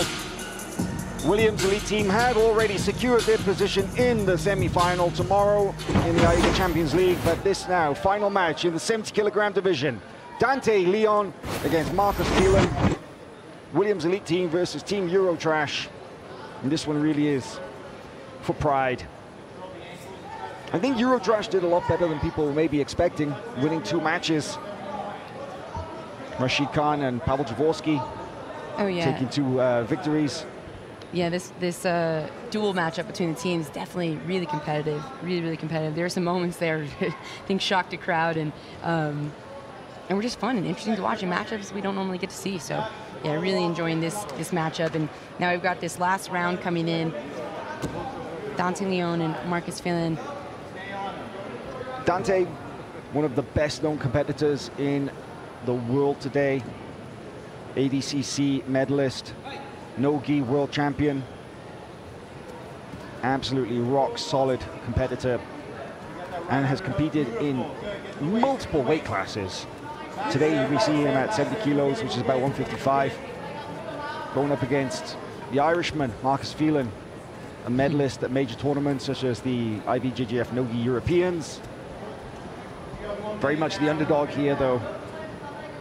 Dante, so solid. And we've seen him beat some of the very best in the world, Kendall. Yeah, and you know, his game is just very well-rounded in general. I think that's one of the reasons why he's so, not just successful, but so fun to watch, because wherever he's at, he can be very dangerous. And another thing to note about Dante, and we've heard this before, is, you know, he has to do a pretty big weight cut to get to this weight class, but you hear over and over, he's one of the most professional athletes that you ever meet, not just down to the weight cut, but the way that he trains, his mindset work, strength and conditioning. So it's really nice to see him come out and be consistently dominant, and just a great example of, you know, strong athletes in our sport. Yeah, when I hear from people about Dante, the word disciplined comes up quite a lot. Focused. Heavy pressure here on the top knee shield from Marcus. With that knee cut, you could see Dante like kind of using his hip to continue to apply pressure to the shin and keep the heel collapse to the hamstring. And now switches sides. Marcus is quite a tall competitor for this weight division. He has long arms, long legs. And that definitely poses a difficult puzzle to solve for Dante. Marcus definitely favors the guard. And nice off balancing there from Marcus. Use that right butterfly hook to get some overhead action, but Dante very well countered, and now as he backs out, he's able to clear any sort of butterfly. Just look at the difference in Dante's guard passing approach compared to some of the earlier matches we've seen, Kendall. The way that he stays in the pocket, you know, he's constantly controlling his opponent's legs. He's not the kind of guy to run around on the outside and try to explosively pass through. He'll meet the challenge head on. Yeah, that's a great way to describe his passing, but he, as you say that, sits over. Beautiful top spin to try and enter the legs here. Could go Z-lock, outside heel, gets the tap. Yeah, lightning fast once he was on that. I thought for a moment he was looking at a knee bar, but he was switching back off. Dante Leon, big win in the final match in this series. Takes it up total to 5-2 for Team Williams Elite with a first round leg lock submission. Only 3 minutes, 4 seconds. Ladies and gentlemen, the referee calls off the action during the first round for your winner by a leg lock, representing Williams Elite Team Dante Leon. That top spin into the leg attack was maybe unexpected. I think it caught Marcus off guard because Dante was obviously so focused on controlling the legs, making him think he was going to pass, and then to enter the legs like that, I mean, it wasn't long before Dante got the tap. And yeah, that's a big win for Williams Elite. It is, man. And he does such a great job as well of, you were mentioning how he compresses the guard. Oftentimes that can lead to those spins, right? You're compressing. You're needing so much extension with the person's knee shield that then you can sit through and be so deep as soon as you sit because you're meeting the extension. Just beautifully timed and well thought out. Phelan actually tapped before the heel hook was actually applied. Watch now. Top spin. Passes the leg across, and even just the pressure before Dante actually claps his hand, Marcus was already in the act of submitting. Brutal. Of course, not intentional on Dante's part to injure anybody, just in the moment. But you go until the referee says stop. Big win.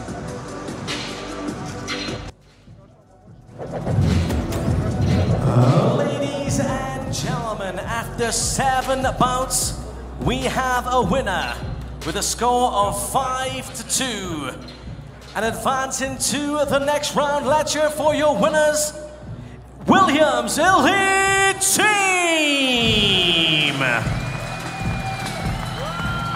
And of course, they fought a very hard battle. Let's hear for your runner-ups, Team Eurotrash. I would now like to invite both teams to shake hands.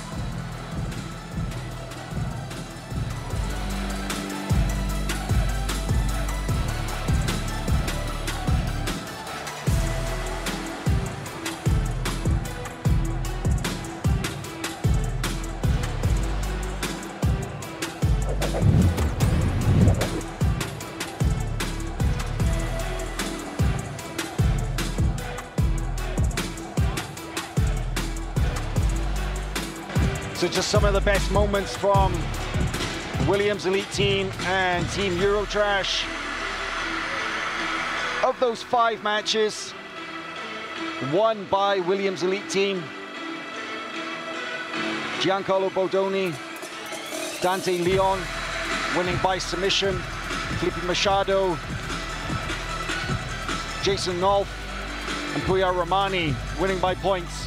That was the biggest upset of the tournament so far. Rashid Khan hitting the high-risk guillotine against Gabriel Sousa.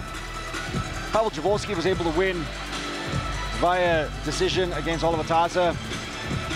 But what a great match.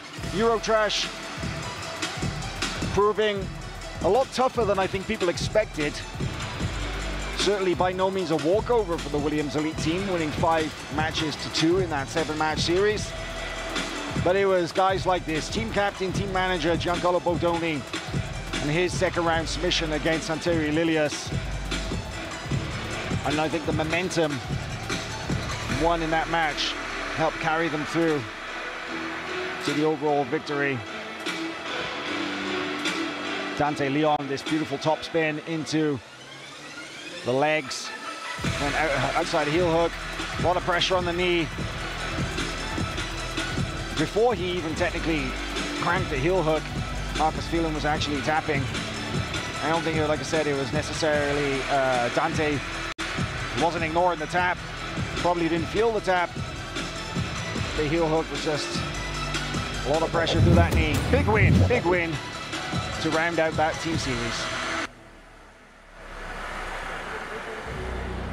Ladies and gentlemen, we now move on to our third team's match. It will be fought between Universal Fighters and Battle Force. It's now time to welcome the first team into the red corner. Let's cheer it for Universal Fighters. Your first fighter to make his way to the mats, which will be in the under 60 kilogram division, Magomed Bektimiev.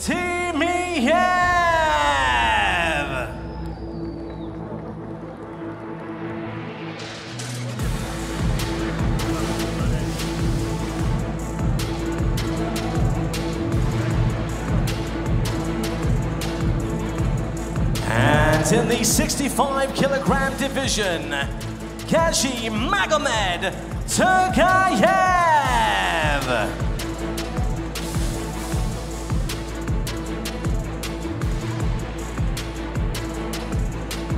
And in the 70 kilogram division, Saeed Zaipulayev.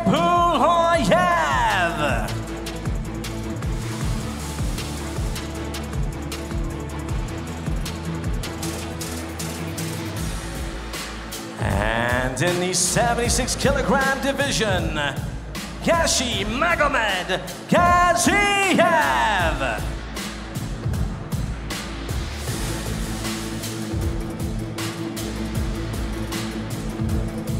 And in the 83 kilogram division, Eldar Adilov.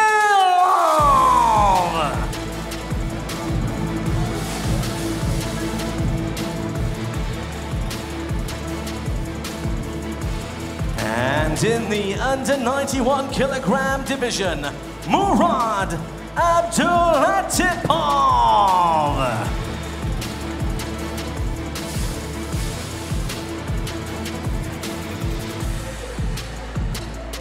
And finally, in the plus 91 kilogram division, Ruslan Abdullayev.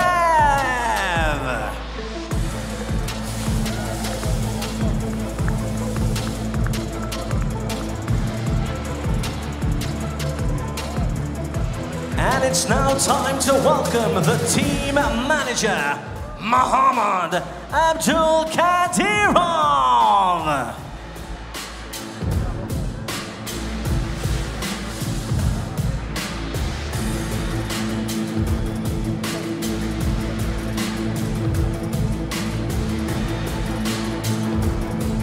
Ladies and gentlemen, let's show one more time, Universal Fighters!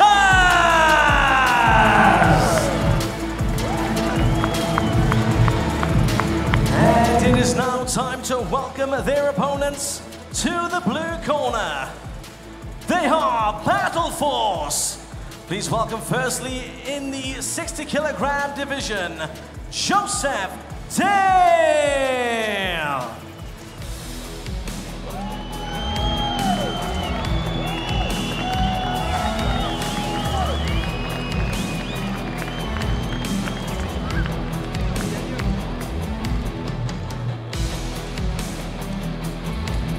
And in the under 65 kilogram division, Beksat Kapashov.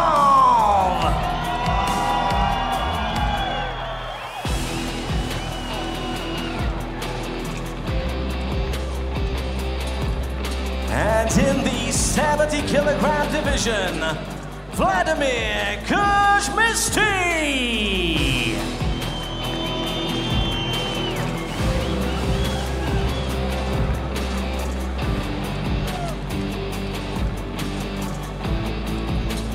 And in the 76 kilogram division, Selkhan Bolatbek.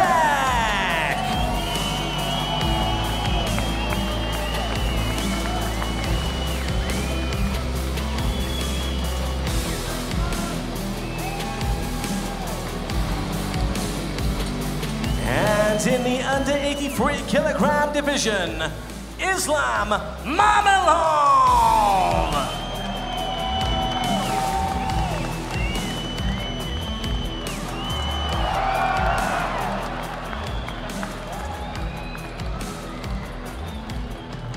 And in the under 91 kilogram division, Alibi Horazbek!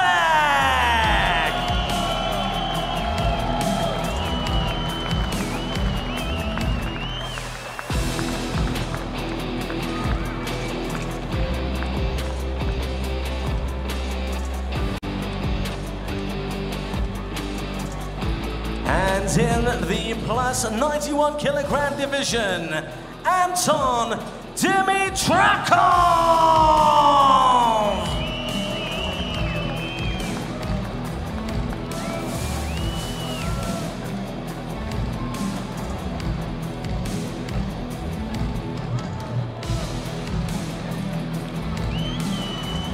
Ladies and gentlemen, let's hear one more time.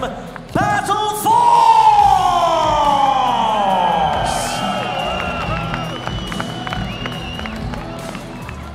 Ladies and gentlemen, I'd like to announce Oljas Dashanov to the mat and both team managers for the official draw.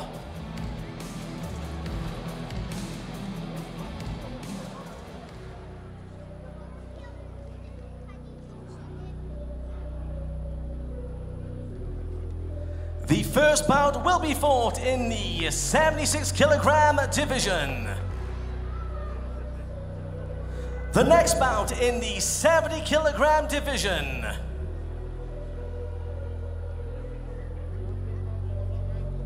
The next bout will be in the plus 91 kilogram division. The next bout will be in the under 91 kilogram division. And the next bout will be in the under 65 kilogram division. Your penultimate bout in the under 83 kilogram division. And your final bout will take place in the under 60 kilogram division. I now invite all the fighters to shake each other's hands.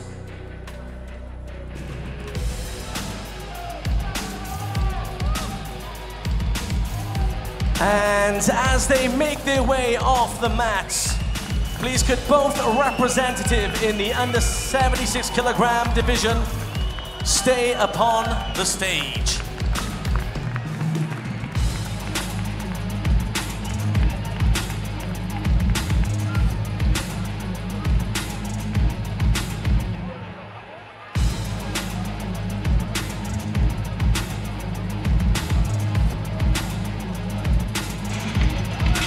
So, ladies and gentlemen, the first bout will be fought under 76 kilograms. Introducing first in the red corner, representing Universal Fighters, Gazimagomed Gaziev. And his opponent in the blue corner, representing Battle Force, Silkhan Polotpak. 76 kilograms to get things started here between Universal Fighters and Battle Force in this third semi-final, quarter-final encounter.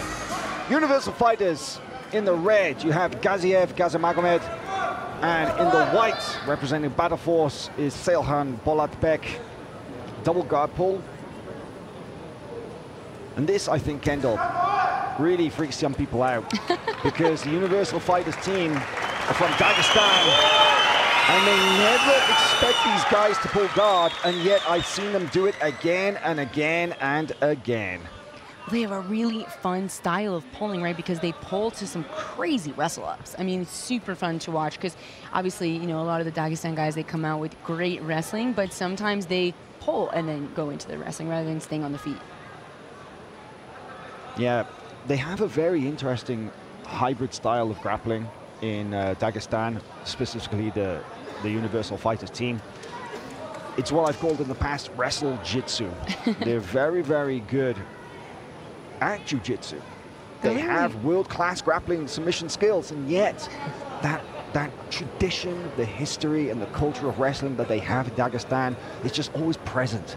So everything they do has the kind of a little wrestling style to it, which I'm sure you love, right? I do love it. I do think it's funny that I was about to say, like, they're both literally sitting crisscross, like both of their feet and across inside. Oh, look at Silkhan. That offering his opponent to enter. Very interesting. Oh my goodness. And they're both going to be penalized, it seems.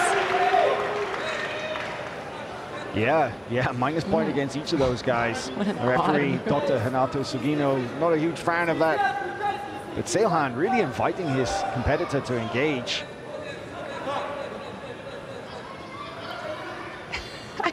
I think I can safely say I have never seen that before, ever, not one time. Double possum guard. double laying on the beach. A little bit of a look at the head there for Salcon. Almost 2 minutes in. Points now called. So sweeps, guard passes, and so on will now score. And I think this is really not what people probably expected. Yeah, we're going to see another penalty. Or, I'm sorry, another stalling call for each person, not penalty.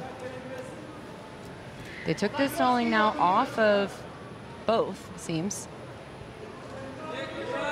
What can you effectively do from this kind of double seated position like this? I mean, we saw a little bit of a look at Salcon kind of reaching for the head. I think that's one approach. You can go for the front headlocks and pop out to your knees. But the truth is that neither of them are having enough forward action and offense just yet to open anything up. Because in order to get those front headlocks to work, you kind of have to be forcing your opponent to lean more forward and give you access to the head or create some kind of offsetting motion. But at this moment, there isn't a whole lot of jiu-jitsu happening in general. No, there is not. And we know that both guys have pretty formidable grappling skills. Seilhan Polatbek has been very active. Took a bronze medal in the brown belt division at the most recent IBJJF Worlds. Has multiple wins on ADXC. And also represents Kazakhstan and has won a gold medal at the World Grappling Games in the gi. Yeah, I was going to say Salcon, I haven't seen too much of Gaziev yet, but Salcon I've watched quite a lot, and I've never seen him play this sort of game. I always see him very, very aggressive and hunting for submissions from the very beginning of the fight. There's got to be a very particular adjustment for Gaziev, maybe to throw Gaziev off. If this is how Gaziev fights and he likes to be in the seated position, he could be trying to, create like a mental frustration for him. But it's a pretty long commitment at this point, 4 minutes almost into the match. And they're going to have a stalling call, stalling clock for both of them now again. Rightly so. Should that 20 seconds run down with no significant action, then they will be penalized. Not a huge risk, though, for when it's a double one, though, right? Because it's like a double penalty at the same time, so this will be even. That's now 2 minus points apiece. Now I see Gaziev come up, and this could be what Salcon was baiting. It's hard to say. He might have been waiting for Gaziev to get so frustrated that he came out of his game that he likes to play. But with 30 seconds left, I mean, how much can you really get going with that? Seilhan looking to wrestle up now, grabs the single leg. He's got just under 20 seconds to finish this. Gaziev throws him off.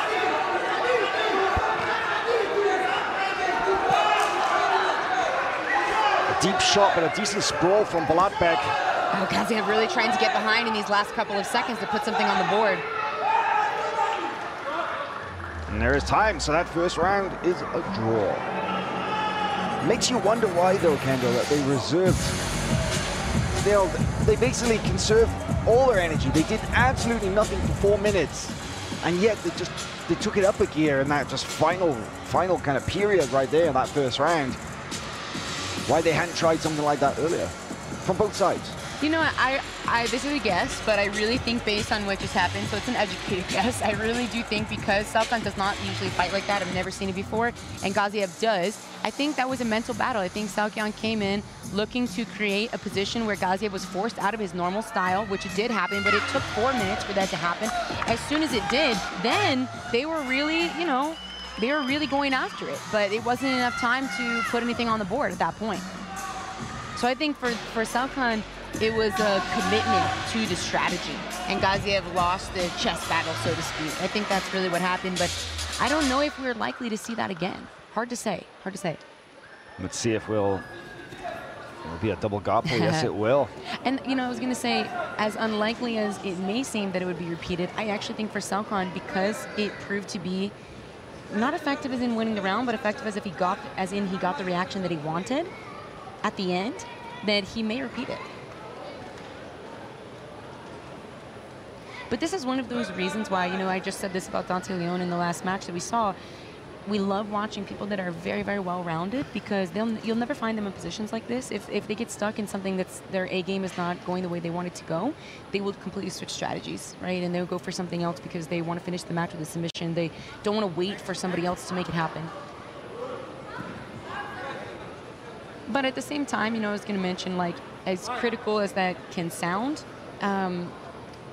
there's not a whole lot to worry about because we see our rules, you know, protect against that. So even though we did see quite a bit of this in the first round, there will be stalling calls, and they typically get faster with it as it goes on, as if it persists.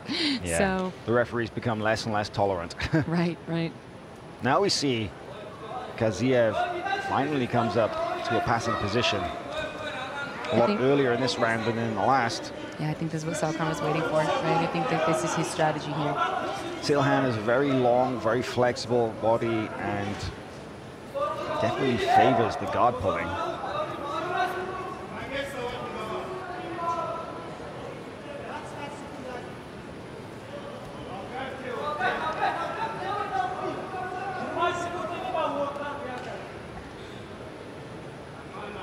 See the return to the double-seated position. I think it's likely we're going to see a stalling call here pretty soon if they don't change their actions, especially when they cross the feet, because at that point it's such a difficult position to attack from, and it's not forward fighting. So yeah, definitely, you know, Salkhan's approach here is to get Gaziev to come up on top.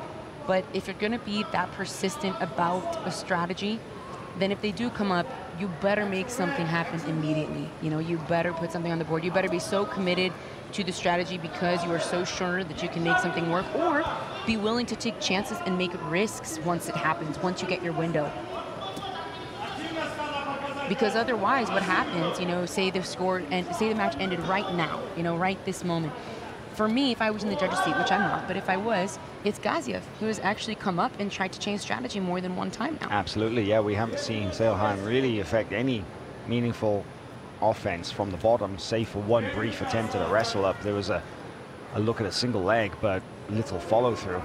And Gaziev hasn't made anything happen either, right? Like as far as actually putting points on the board, but the offensive motion, which it feels funny to call it offensive because it's really more neutral, but because this is so beyond neutral right now, the offensive motion has been when he comes up to the feet, and that's happened more than once, so it slightly pushes him over the edge into being the more active participant.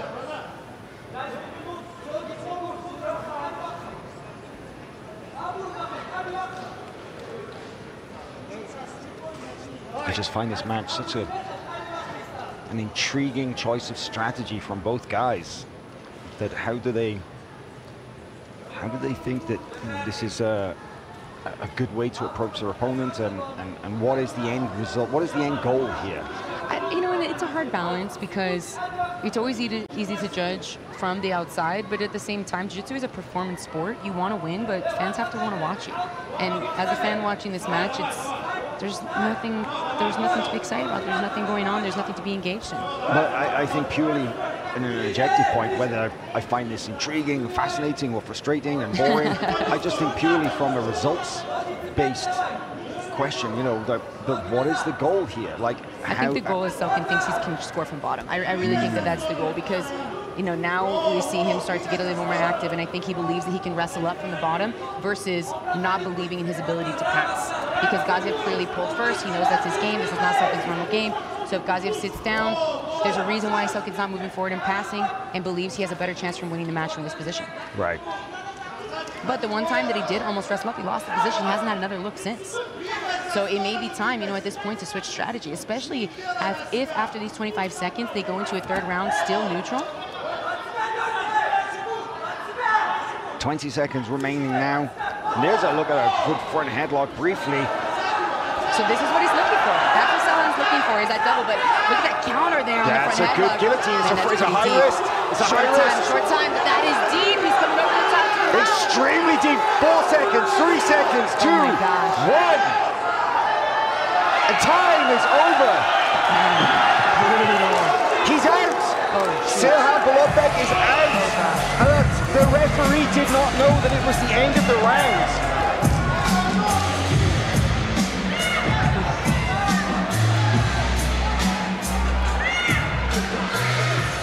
Man, this is super tough because when somebody goes out, you know, there's a lot of, if you've ever experienced They it, should do the video replay.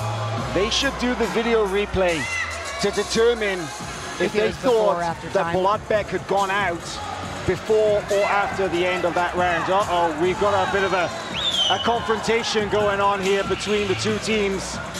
Some words being exchanged between Battle Force and Universal Fighters. Here is a look at the replay. And the truth is, I believe, Howell, it's going to be too hard to tell if he is out before or after the time, because you cannot see his face, and it's very difficult to tell from the outside. But I think that it's clear as you wind down the seconds, his body does go limp.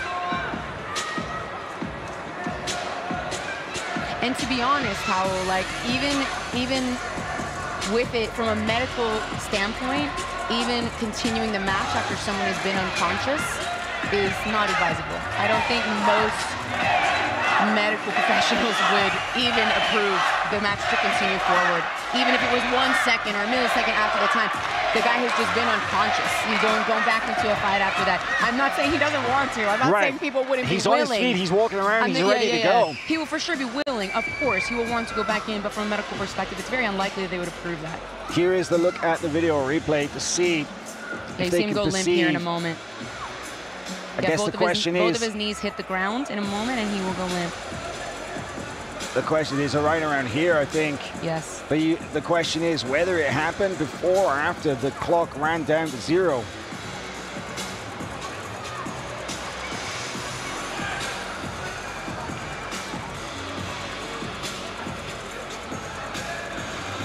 Yeah, the referees are still deliberating on the side. Yeah, deep in discussion. And there was definitely a lot of tension between the two teams, like you mentioned. I know he didn't show it on camera, but a lot of arguing going on. We have security now separating them.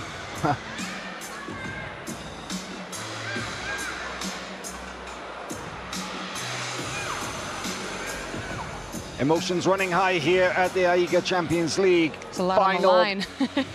In this quarterfinal match between Universal Fighters and Battle Force. Gazimagomed, Universal Fighters locked on in that extremely tight guillotine choke. Seyhan Bolotbek put to sleep, but the question is whether it happened before or after the end of the round.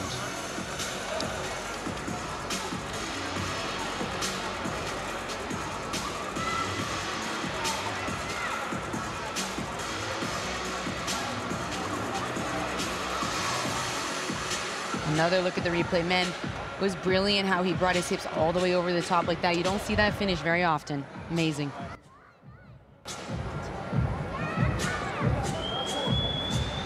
Well, we've heard word from the ringside official, matside officials, that the match will continue into the third and final round. Wow.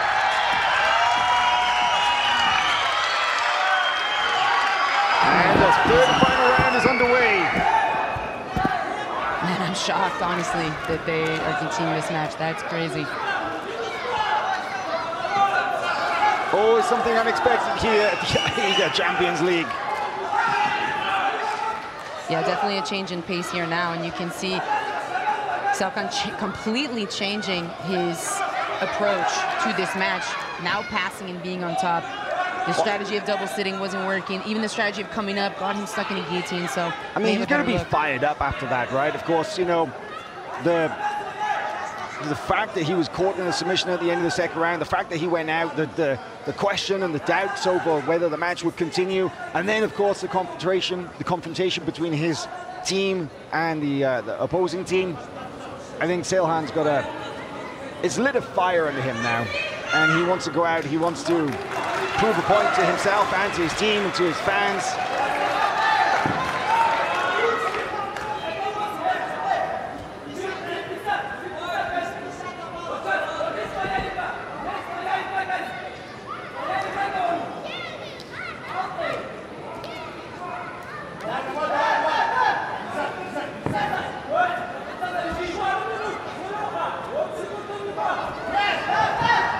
Very different approach now. Very flexible guard from Gaziev on bottom. Does show actually that Seilhan, his strategy of wanting to play guard, pretty obvious. Gaziev's got a very flexible guard, a very difficult guard to pass. So speaks volumes as to why he was insisting on playing guard in the first 2 rounds.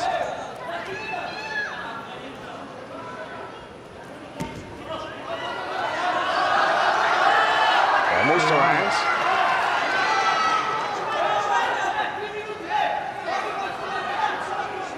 Good guard recovery from Gaziev.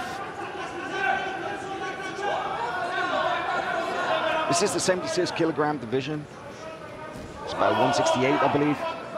And they're both very long, right? They're like, physically, you look at them, they're like mirror images of each other. Yes, you know, very long, lanky. very lanky, very flexible.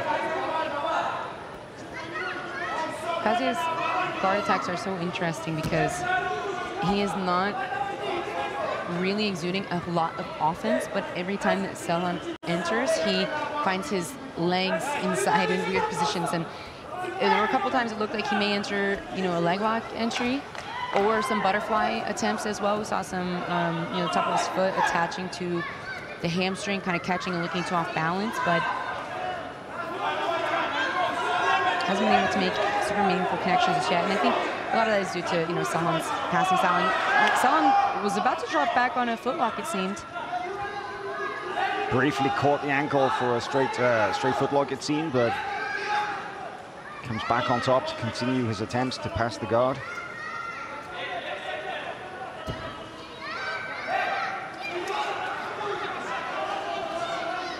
And a lot of pressure on both of these guys. 140 left. And a 0-0 match all the way around, complete draws all the way around so far. However, you've got to imagine that in the referee's mind, that guillotine plays a big part in a potential decision-making if, you know, the time does run out without points being scored. Gaziev, I mean, he competes a lot on the kind of the Central Asian and the Russian scene. He's a veteran of ACB tournaments, of UWW tournaments, of AIGA in the past. Universal Fighters, very prolific team. You know, they compete in grappling tournaments all over the region. Oh, wow. Reset there on the edge. There had been a bit of a knee cut entry. Led her to say exactly when the referee had stopped the action. So I'm not sure how the reset will be. I think in an open guard.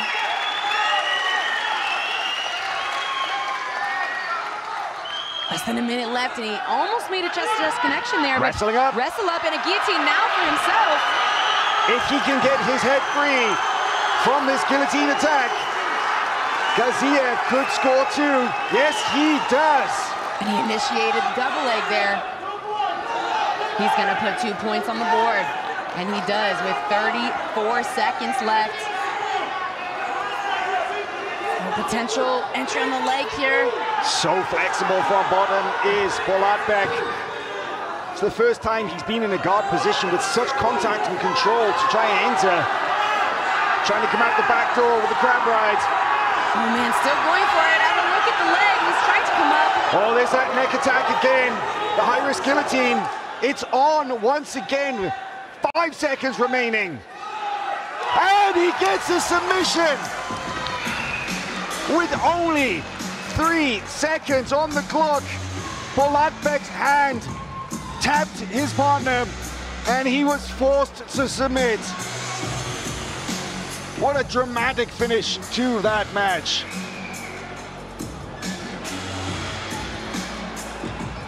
Ladies and gentlemen, the referee calls off the action during the 3rd round. For your winner by guillotine choke, representing Universal Fighters, Kaji Magomed Gaziev!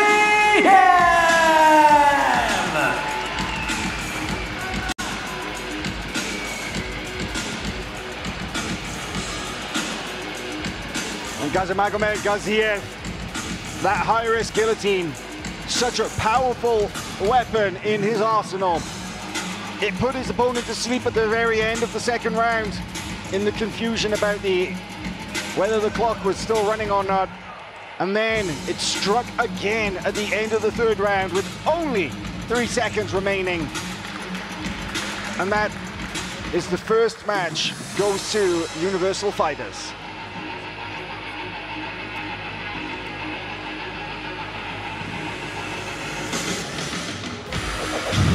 Here's a look at the replay. The wrestler, that's what scored him too, right? Yes, that was a 2-point score. Really smart, though, to jump on the head while he had the opportunity. But it was the 2 points to score in the end. And I'm not sure if this is the first or the second. This is the second. This is the fight-ending submission. Those long arms cinched it up extremely tight. Polatbek tries to roll through, but is forced to tap. The arm all the way across the neck. You see the Universal Fighters corner all his teammates, telling him which way to go, and they fell exactly the right way. What an opening round for these guys. Ladies and gentlemen, after one bout, Universal Fighters lead over Battle Force with 1 point to nothing. We move on to the second contest, which will be fought in the under 70 kilogram division. Please welcome firstly to the red corner, representing Universal Fighters, Saeed Zaipulayev!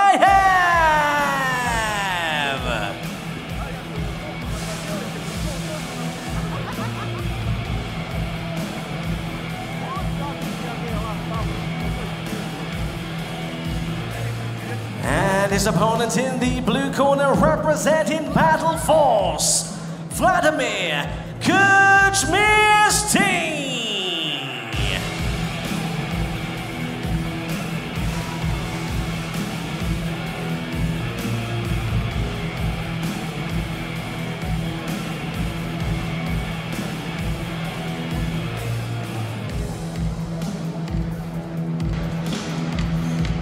The action continues here in this quarterfinal match between Universal Fighters and Battle Force. We advance into the 70 kilogram division.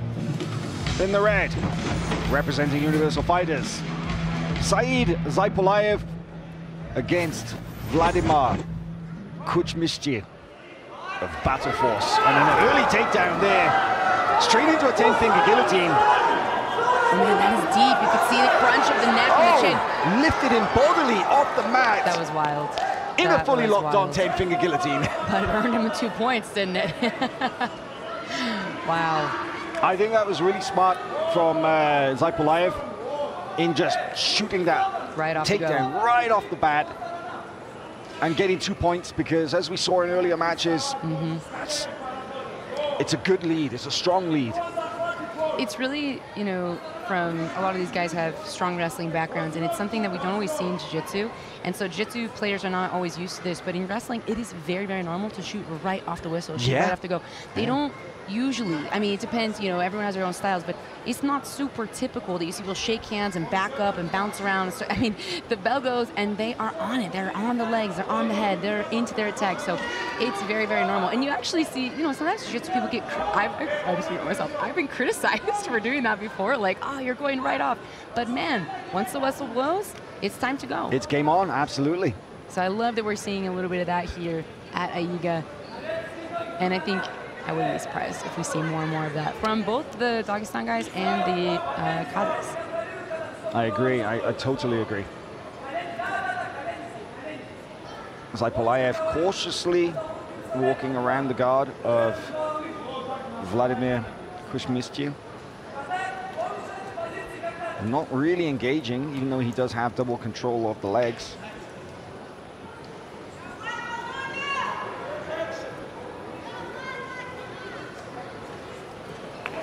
Nice leg entry. Wow, so he tried to step out of that, but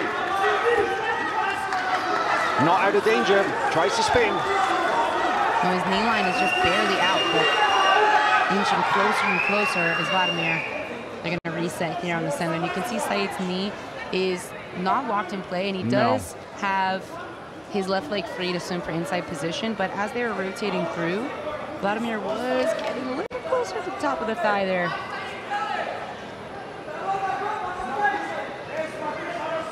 And they're still dry, right? Yeah.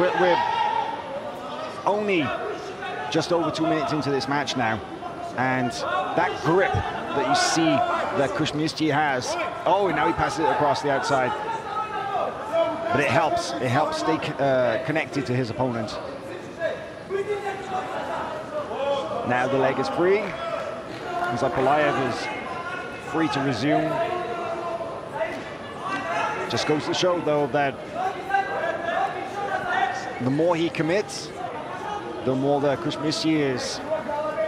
He's got something waiting for him. He's ready to attack.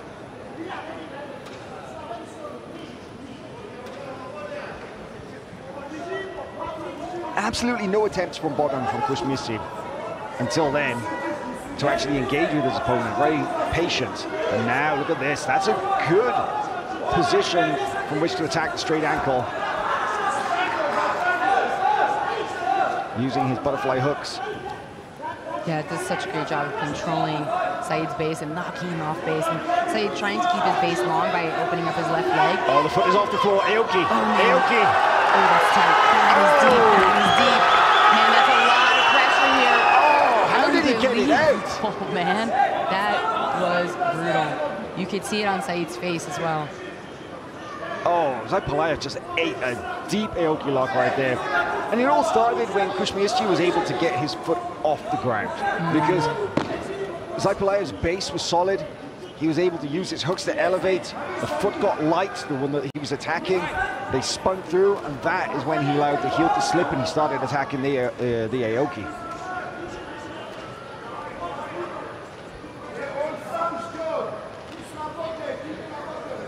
Look at this position. Kuzminsky is so confident in his submission attacks. He's really inviting Zaipulaev in to attack. Yeah, it makes you wonder what the bait is for, right? Is he thinking that he's going to shoot up on an arm, triangle? You know, baiting him to dive his head into the chest. He's got something waiting.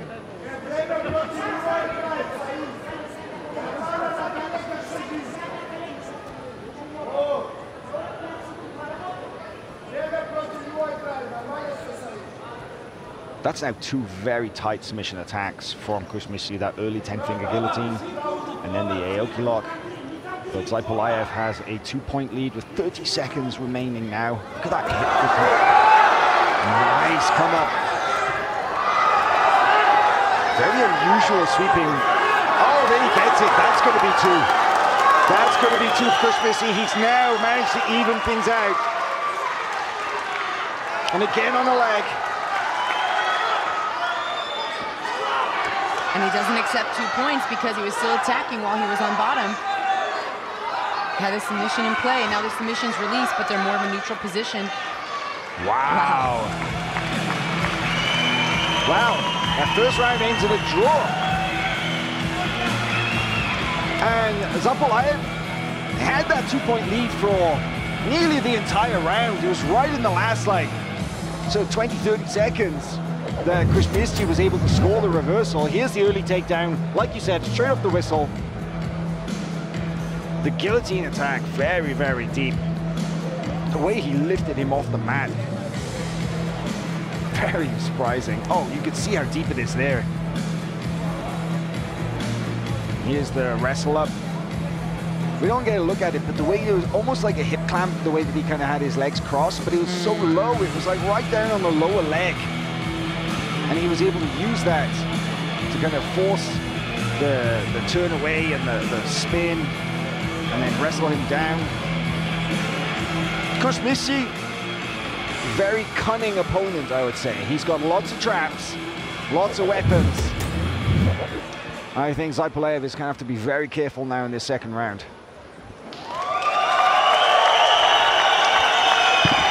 Fun to see the Kazakh fans enjoy having their local athletes here. A lot of good energy in the building for them.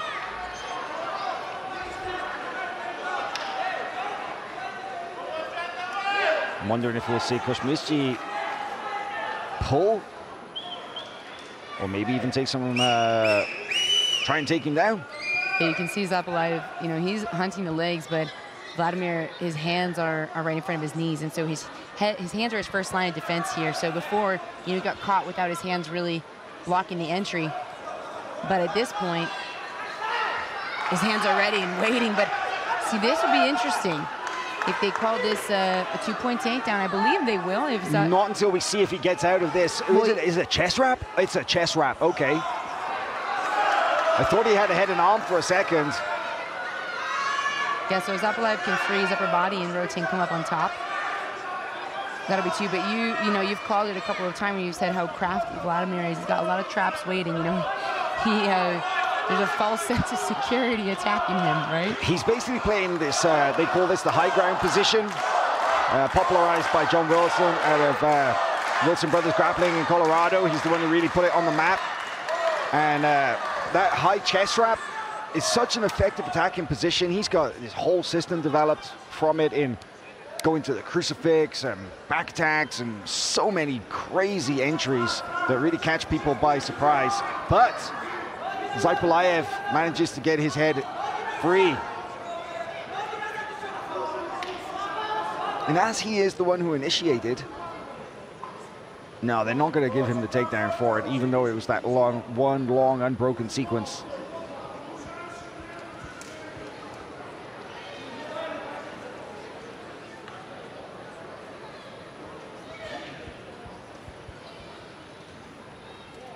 So we're 2 minutes in and points are now active. Just a reminder, in the first 2 minutes of each match, only takedowns score points. But now, sweeps, guard passes, positions of control will also put points on the scoreboard.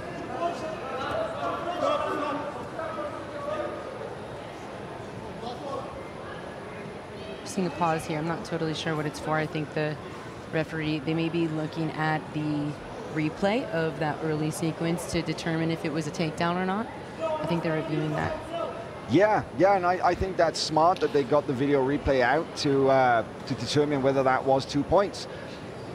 My assessment of that situation, memory is definitely not infallible, so you know, it could well be that I'm mistaken, but I do feel like that one long unbroken sequence initiated by Zapalaev, the long chest wrap, the defense from Kuchmichi, but then with, oh no, they're looking at something else.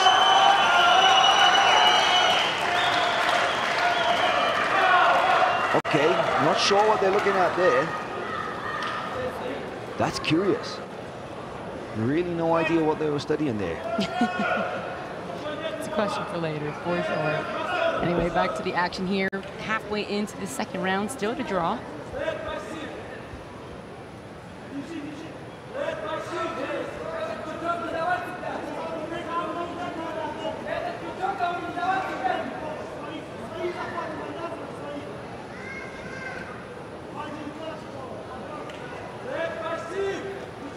Zapalaev is so wary about going in, right? Oh, nice catch of the leg there from Kuchmichi. I was going to say, after some of the experiences that he had, I understand why he threads that bottom leg through. Oh, wow, has a deep fight here. Zapalaev was trying to thread his left leg in for inside position, hasn't been really able to get it in, but now rotates the other way and is able to free his leg. Zapalaev is proving extremely durable, though. He really doesn't like to tap by the look of it.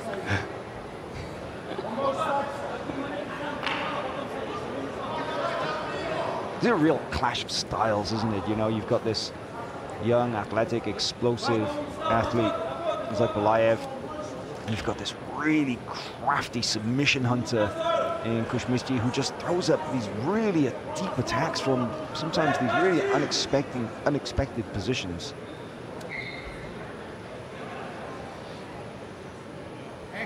It's interesting as well how, because you're mentioning that these guys, these two teams have actually fought against each other before. And at that time, the Dagestan team came out on top. And so these guys are fairly familiar. That's why when we were talking about Salhan's match earlier, you know, I think, oh wow, there's a near pass here. Nearly, very, very close. Had good chest to chest for a moment, but wasn't able to clear the legs. But yeah, when we were talking about Salhan's approach earlier, I think it's just because of how well these guys know each other's games, so they have specific strategies coming in.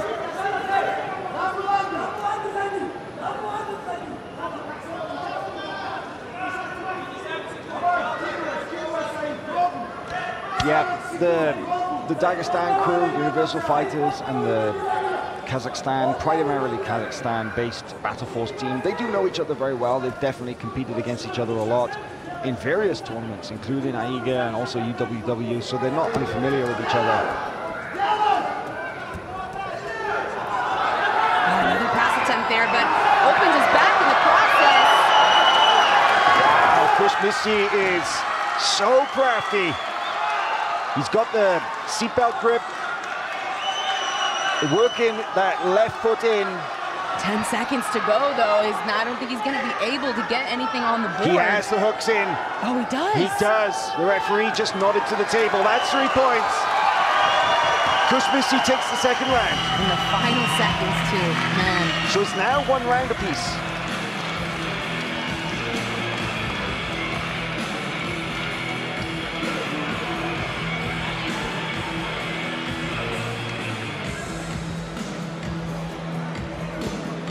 What an intriguing match.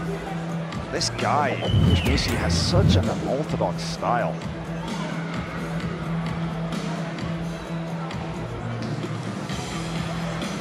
Arm drag. Inverts. Catches the leg look. And then, in that moment, sits up, throws the arm over the back, jumps over the top with the seatbelt. And it took him a moment from here, but he was able to get both hooks in. The right hook in went in first, and then he was able to kind of just wiggle that left foot in bit by bit until he secured the back with the hooks and 3 points. Third and final round.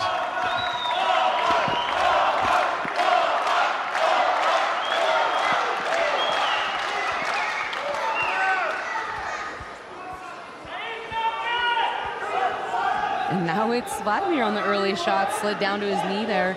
It's another thing you see from both of these teams quite often is the wrestling from the knees, right? It's like they are, and it kind of goes into what you were saying earlier about how they wrestle it from the guard so often, but they wrestle from kind of different positions than what we classically think about takedowns-wise.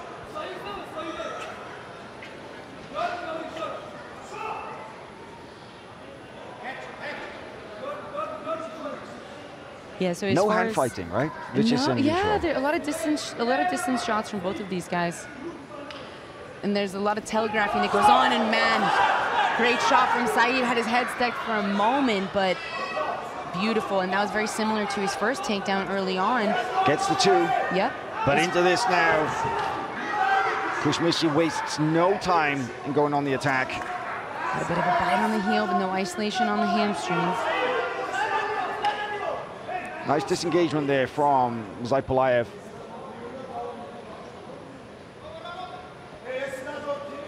This round is very interesting because there was a draw in the first round, and then we had Vladimir come forward and win this last round. So now coming into this round, even if Zaipulayev wins by points, of course if he submits, the match is over, but if he wins by points, they're still even, will go to a draw. So it'll be 1-1.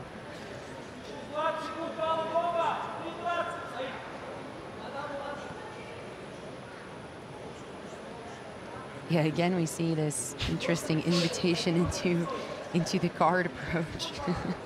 Kushmisi is so comfortable in his attacks. They come from such crazy angles. He could just hang out in that position, just without a care in the world.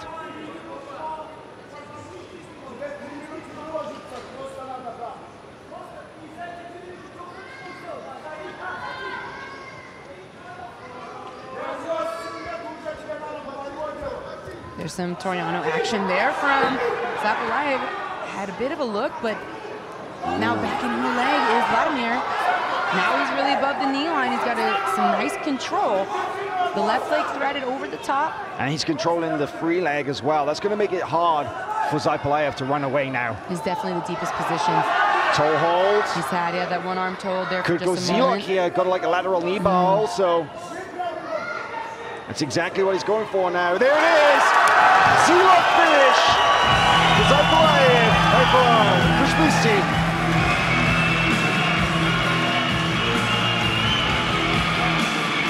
At almost 3 minutes in the final round, Vladimir Kuzminsky wins by leg lock.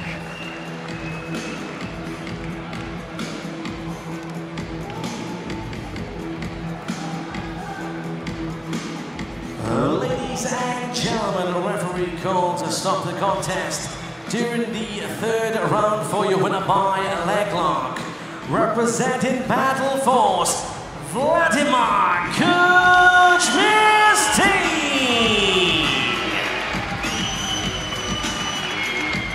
And there you have it, bringing the team score 1-1 as we move in. I can't believe that we're only 2 matches into this round. These guys have been super exciting, and a lot of little moments of drama too in the matches have kept the crowd alive. Oh so. yeah, plenty of drama. And the pressure's on the line. I mean, there's a lot of history with these guys, a lot of competition with these 2 teams. So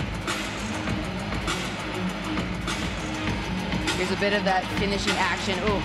Can see there was a lot of pain in that. It was like all the way on very quickly. It went from 0 to 100. Look at the way he clasps his hands and then rotates his body. Still while controlling the free leg. That is such a powerful leg lock. There was absolutely no running. Zaipalayev was caught dead to rights on that one. Very strong attack from Kuzminsky.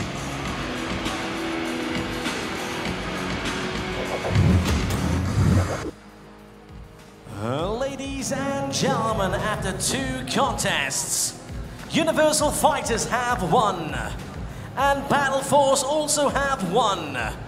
We now move on to the 3rd contest, which will be fought in the plus 91 kilogram division. Please welcome firstly to the red corner, representing Universal Fighters, Ruslan Abdullayev.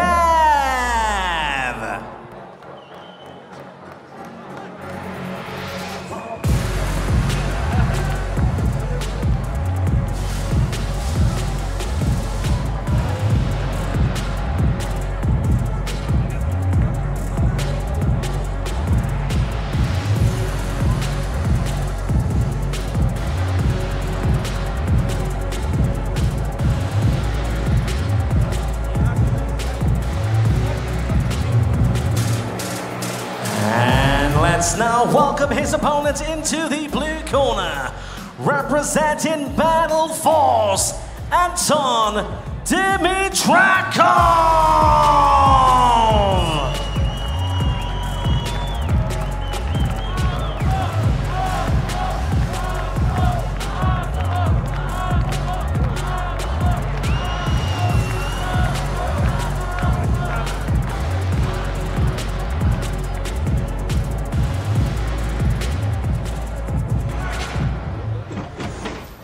Heavyweight division over 91 kilograms. In the red, Ruslan Abdullayev. In the white is Anton Dimitrakov. We have Universal Fighters versus Battle Force. And the last time we saw these men face off was in Astana in December of last year at the Asian qualifiers.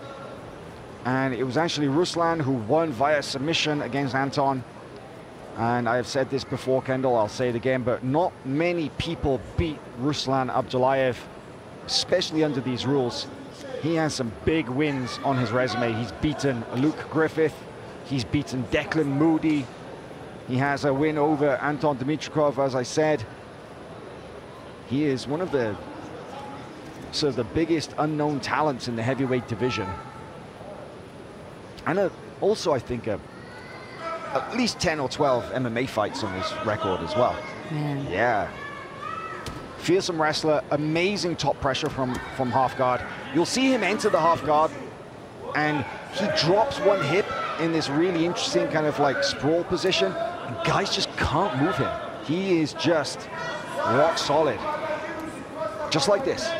Just like this. He gets here to this position, kind of drops his hip in, doesn't really make chest-to-chest contact too much, and he just melts people.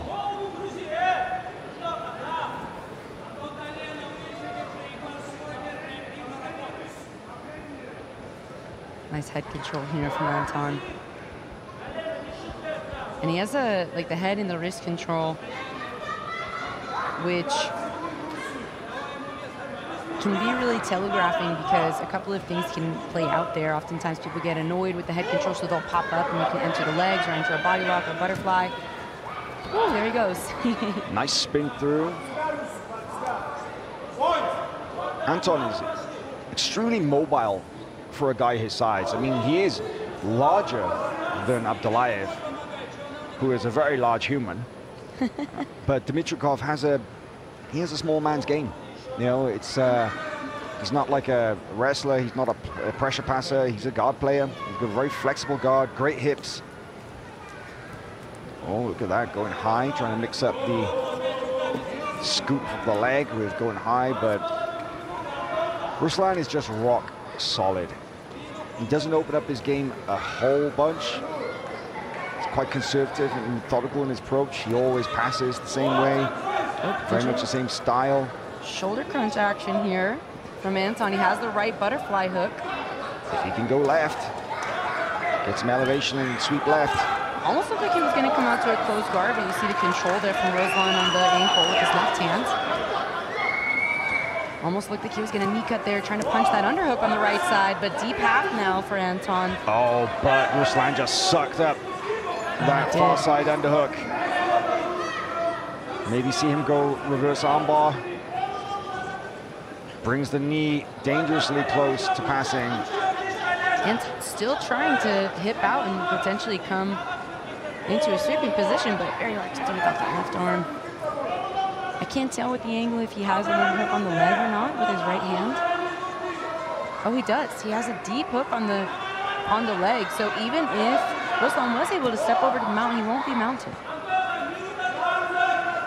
Yeah, this is good work so far from Anton, but Ruslan really solid. Hasn't been bumped off at all yet, and he's still got that really deep underhook on the far arm. Off balancing here from Anton, though, is very impressive. He was able to force Ruslan to release the arm and post his hands on the ground. So he was going forward, and look at this, elevates those hips. He's getting deeper now. Could sweep him back around the other way. Yeah, you said it, Howell. He has such a flexible, dynamic game for someone of his size, because I think, you know, just keeping in mind as we're watching how difficult it is to off balance and move him around like Ruslan Abdullayev, he is not an easy man to move, and Anton actually makes it look quite effortless in some of those big swings that he was doing. Good work there from Ruslan in stepping over the top, clears that near side leg, forces the back. Oh, wow, has that hook in, but look at that escape. Leading him right into side control, though. Almost fought the left arm through to be able to turn and turtle. Anton did, but got stuck. Almost went upside down there again. Time there for the end of the first round, and it's 0-0. Abdullayev so close to securing the top position there. But I like how Dimitrikov just did not accept bottom position. He had to work, but he was able to go to the end of the round without conceding points, and that's big. Is that something that you see usually from Ruslan laying down in between the rounds in that 1 minute? How? Oh, absolutely. Really? Yeah. Wow. Yeah, we do. Yeah. I was gonna ask if it was like an indicator of him being, you know, very exhausted or something. But if it's his usual, then it's his usual. Wow. And we always see the teams with the towel as well there. Yeah, that's... Abdurrahman Bilarov is fanning down his teammates because it's pretty warm in here. Oh yeah. It's very warm here. Well, and it's funny too. Again, you know, I am harping on it a lot with these guys because their countries have strong wrestling teams, so these guys have strong wrestling backgrounds. If you go to any wrestling tournament, you see that. You notice the jiu-jitsu guys, they don't know what to do with the break in between. They kind of just like stand around. But in wrestling, in all international wrestling, there are break between rounds. It's the standard. So you get used to, you know, your arms getting massaged and shaken out. People pour water on your head. They throw towels at you. It's a whole different experience the way they use those 60 seconds. It is funny. I'm glad you mentioned that because it is the jiu-jitsu guys. They're just kind of stand. They don't really know what to do at the time. Yeah, they go and they have one sip of water and they walk back as if like, okay, let's carry on. It's like, take your minute, use it. That's one thing I love about organizations and setups like this with like AIGA is the international representation you get in the, oh wow, big double leg shot there. Nice counter from Anton. That was good defense. That was really good defense. And Anton pulls. Quickly. You're right. The international element here at AIGA, you see teams, you see competitors that you really wouldn't see anywhere else on a big stage, competing for, you know, a major title and a huge cash prize. You know, the winning team goes home this weekend with $500,000 to share between them, and the remaining $500,000 goes to the second place team, the third place team, even the fourth place team gets paid here at the AIGA Champions League final. And, you know, it's interesting, too, because we're mentioning the international element at AIGA. Universal Fighters, otherwise, you know, I've been calling them the Dagestan team. Which is Dagestan true, guys. that's where they're from. But the Universal Fighters, I think AIGA shined a light on not just this team, but on how vast jiu-jitsu is in ways that most of, like, the meta jiu-jitsu or competitors we don't normally see. Out the back door. Dimitrikov almost manages to come out. Not done yet. Oh wow, that was a bit of a different look than we usually see when these guys go together. Didn't get stuck under the deep half that time. Almost looked like he had a brief moment of a knee bar entry. But Abdullayev, interesting the way he's pinning that near side leg, fighting for the back, rolling through into the mount. Look at the persistence, though, from Anton. Continuing to try to escape, but now he is settled into side control. He's going to put 3 points on the board for that guard pass. Abdullayev, he's a big, heavy guy, but he moves extremely fluidly, and he didn't stop moving in that entire sequence. That's what I really liked. Took a moment, kind of, you know, settle down in the one position, but then when Anton moved, boom, Ruslan just beat him. He was a half a step ahead all the way, right? Big pressure. Control here. Oh wow, big bridge from Anton. Trying to create enough space to maybe bring his right knee underneath and connect his knee to his elbow. I think there was a smother in action. That's what caused that big bump from Dimitrikov, you know? That shoulder across the face. And like, well, a wet rash guard as well, you know? It's like waterboarding. Look at the forearm on the neck too. It's almost like a bread slicer or paper cutter without the gi. Nice little footwork there from Abdullayev, just that using his knee to clear the inside leg, stop the guard recovery. I have never seen Abdullayev on bottom playing guard or anything. He is like as close to a pure top player as you can find. There we go with that no-gi bread cutter. Have a look at Neon Belly there for a moment. Kind of forced some response of Anton's left arm. Could have opened that up for attack. Climbs over the top here. She's going to try to smash the knees together. Probably maybe move to the other side. And potential arm choke. Oh, we see it's looking tight. He's got quite a bit of time. He's going to go, look, he's going to go for the K-lock. If he Kendall Connors him, I will learn some Russian phrases to speak to him about it, I promise you. That would have made my life right there. Yeah, that shoulder lock from the head and arm position, that is, like you say, the Kendall Connor, that is one of your signature moves. Not exclusive, though, it seems. Apparently not. No, I had the biggest compliment recently. Someone was like, oh, yeah, I was at AOJ, and Cole Abate was teaching that recently. And I was like, yes, that makes me so happy. Dimitrikov manages to recover the guard. After all that, it's kind of crazy to see these only three. Okay. Beautiful transition. I was going to say only 3-0 down, but now that's a second guard pass. 6-0 for Dimitrikov. That's a large deficit to come back from Abdullayev, very much in control, and now looking for the back as well. Well, another thing to note, though, is with 12 seconds left on the clock, there's a lot of energy expenditure for Ruslan going into this third round to not have the submission and have to go another 5 minutes.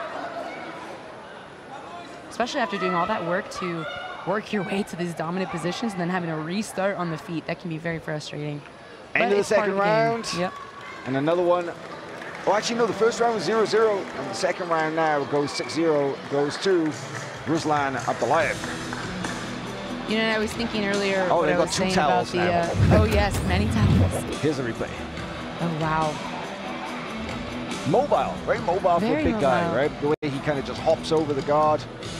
Big pressure. both of these guys, I know you guys can't see it, both these guys now are laying down on the ground getting leg massages in this 1 minute break.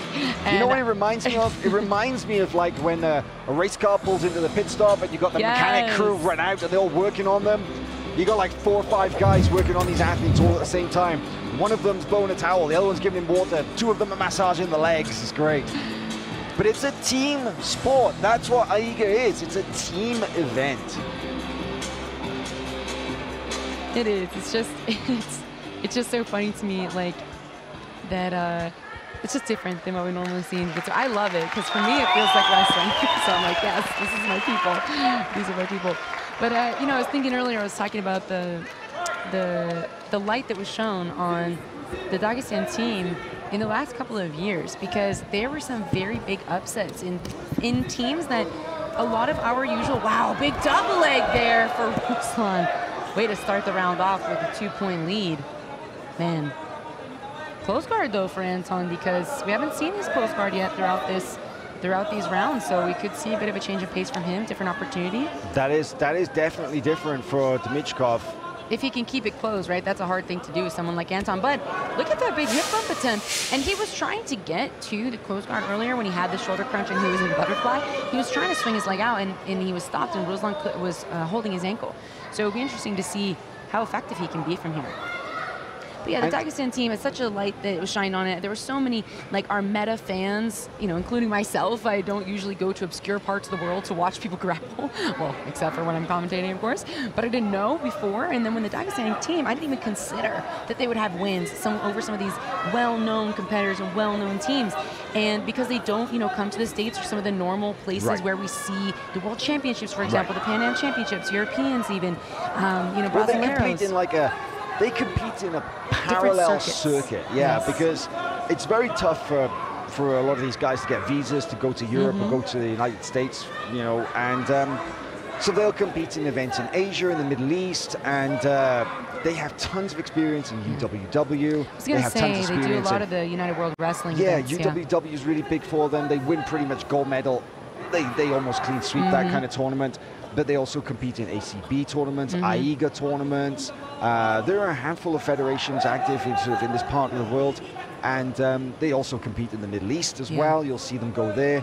But they also have a really strong background in MMA. Like, quite a number of the team here this weekend are also active MMA fighters, not just pure grapplers. Right. So they're a formidable combat sports team. Beautiful pass there from Abdullayev. They're a formidable combat sports team, but it's interesting to see them in this context, because I think everybody is familiar with Dagestan in the world of MMA. Yes. And it's no secret how great they are in the world of MMA. But seeing them compete in pure grappling and beating world-class athletes from America, Brazil, Australia, Europe, goes to show how good they are. Yeah. Oh man, we're having a pretty close finish here on this arm triangle. It's looking close. He came up all the way to the other side. A lot of heavy pressure. He does have the answer to the phone defense still intact. His arm's behind the head, which takes the shoulder pressure of the left shoulder off the carotid artery when you put your arm like that, which is why this is such a strong defense. I should yell Ken O'Connor, how do you think he'll listen to me? Oh, there he switched his grip. He's got the grip of the wrist, but lets it go.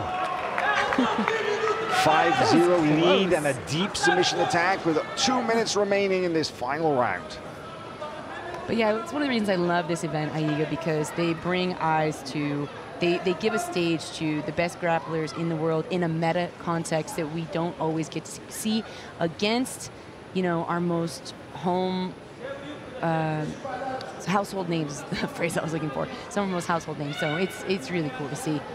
But now we know, you know, I didn't know before, now we know when these guys step on the mat, you better watch out, and you better have a good strategy, because the way they fight is, it's very crafty, it's aggressive, it's unique. It's very unique. They blend a lot of things together, like you were saying. They have a unique background of MMA, wrestling. I've seen a lot of them compete in judo as well. Yeah, fighting is an important part of their culture. It's no doubt they produce world-class athletes in many different disciplines, combat sports, and I think that we both really enjoy seeing them here in this kind of event. Huge pressure from Abdullayev on top, just really leaning onto the guard of Dimitrov. He had So hard for him to initiate attacks when a guy is leaning on him like that. Oh, a beautiful guard pass again. Doesn't quite pin the shoulders though. Dimitrov gives his back. And oh, nice wow. breakdown. Ruslan has really picked up a lot of steam as this match has gone on, right? And you mentioned before the match started that, you know, in the last matches, typically what you see, Ruslan has beaten him before, but it kind of melts him down round to round, and towards the end of the match, excuse me, is able to get the win. Yeah, Ruslan, he does that. It's like he gets stronger as they go in the second and third rounds, and by then his opponents are just beaten down. They can barely resist.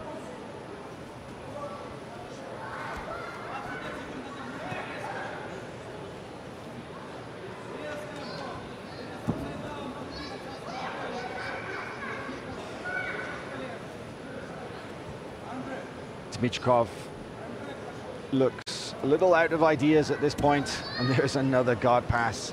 But Dimitrov doing really well in denying those points for the pin by sitting up every time he passes. Ruslan Abdullayev, third round, 1 on points. So the first round was a draw, the second two rounds, 1 on points. So your winner is Ruslan Abdullayev.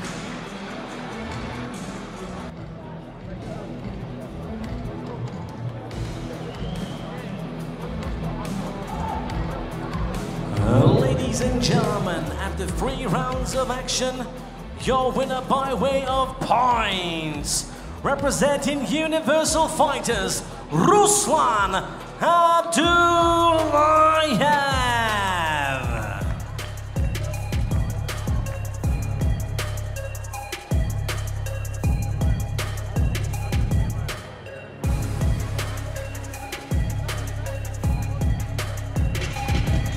So it's now 2-1.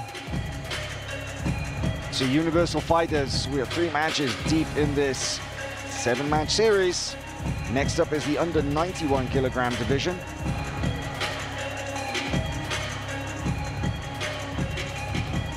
And Ruslan Abdullayev was able to take that one. 2 rounds to, well, actually the first round was a draw, and then won the second 2 rounds on points. Here's that back take. Man, beautiful movement. Like, you might not be able to tell unless you're close by, but these are big boys doing that kind of movement. It's really impressive to see the athletic capabilities, and man, like you said, how the resistance of, or insistence of not being scored on there, even at the end, tells you a lot about these athletes. Nearly had that head and arm choke. The good this was old deep. Katakatami, but that left arm behind the head is such an annoying. It's why it's the most popular. You can also wrist lock people from here as well, which I thought might have been happening, but it's such a great defense for the reason that it, you know, takes the pressure off the carotid artery on that side. So it's why you see it over and over. Ladies and gentlemen, after 3 contests, Universal Fighters lead over Battle Force with 2 points to 1 point. We now move on to the 4th contest, which will be fought in the under 91 kilogram division. Please welcome firstly to the red corner, representing Universal Fighters, Murad Abdulhatipov.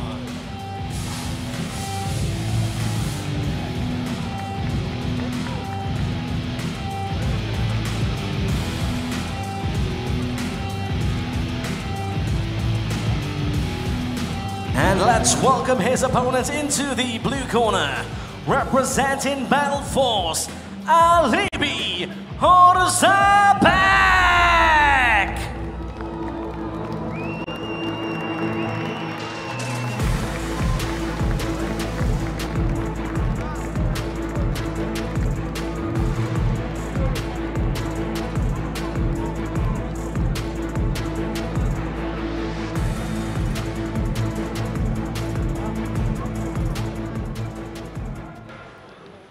okay, we have match number 4 now. And as we said earlier, that Universal Fighters have a 2-1 lead. And now in the 91 kilogram division, in the red, on top, representing Universal Fighters, we have Murad Abdulhatipov going up against, from Kazakhstan, representing Battle Force in the white, Alibi Orazbek. Alibi, black belt, has spent a considerable amount of time training with John Danaher at, back when John was actually still in New York. Alibi studied in New York, went to college there, and walked into the blue basement, I think possibly as a blue belt, and maintained that relationship for many years. So very technical, good competitor, and one of the better known black belts out of Kazakhstan. Fought in the recent CJI trials in Australia to represent the Australian Misfits. He's a veteran of the ADCC trials, and has been picking up a lot of experience and some wins here and there on the international scene, both gi and no gi.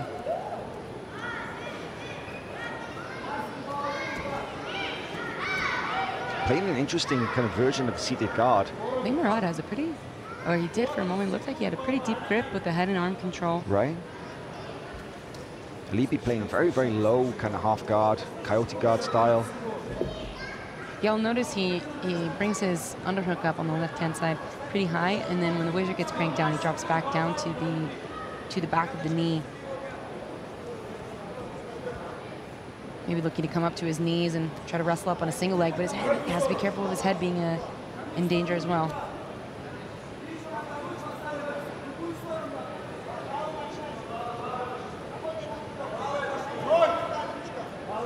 Abdulatipov definitely favors entering with that right leg. Seems to play right into the half-guard game of Orazbek. Now that's a nice little workout. Much better coming up for the wrestler, but Libby doesn't force it. You can see that he comes back. Oh, nice head and arm there. Turn over briefly. Again. Now he's getting closer to Adas.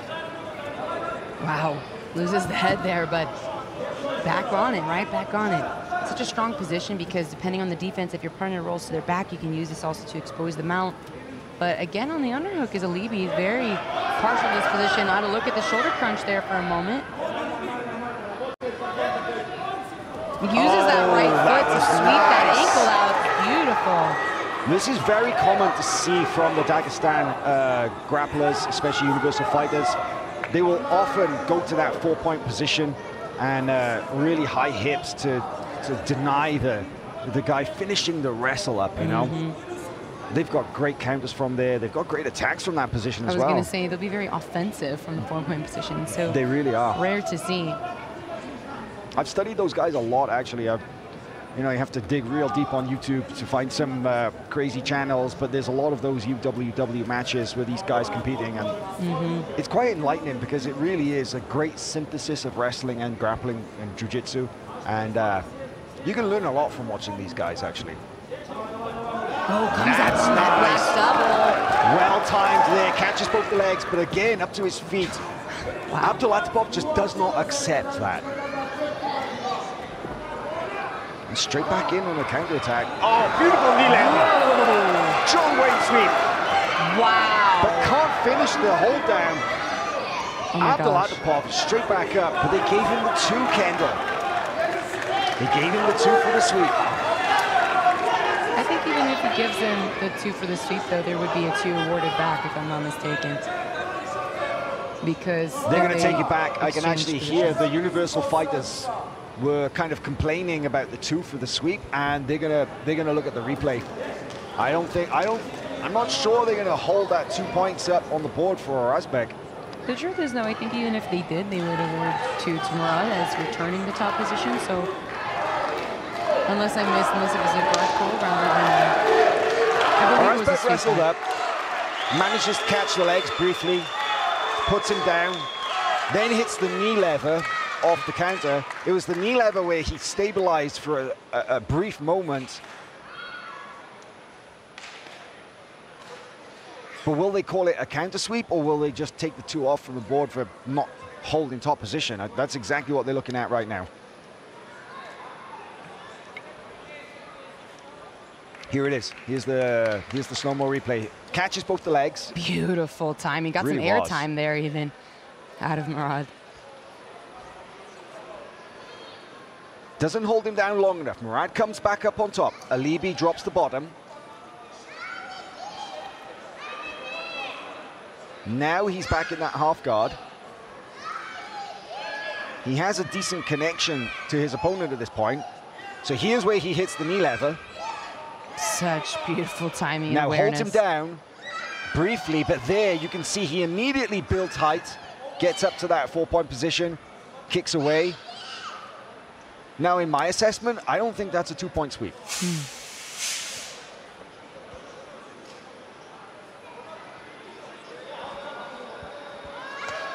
Yep, they took it off. It's 0-0. 0-0. Yeah, I'm not surprised the Universal Fighters team protested that 2 points. There are no challenges here. It's not like wrestling where you can challenge your, the result. But look at, again, look how deep. He's going for the old school sweep here. He's managed to catch the near side, the free leg. Got that low underhook across the body. Walking through. I'm surprised Eddie Bravo's not coaching this one. It's one of his favorite moves. Man, strong wizards keeping it at bay, but oh man, look at the base of Murad. That is incredible. Looking at the, almost going to double, I was gonna say double underhook, but it's not. He switches off to a single with that left hand. He's trying to come back up to his knees or potentially bring the butterfly hook back in. He does get that left butterfly in. And the end of the round. 0-0. A lot of action in that first round.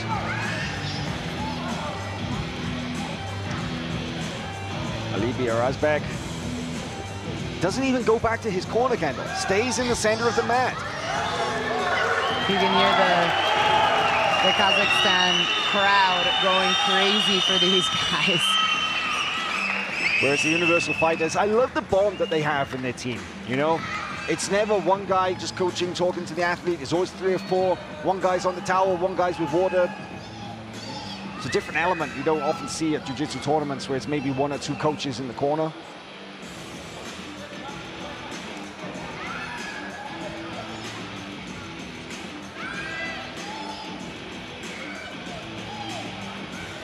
All right, here we go into round 2 for these guys.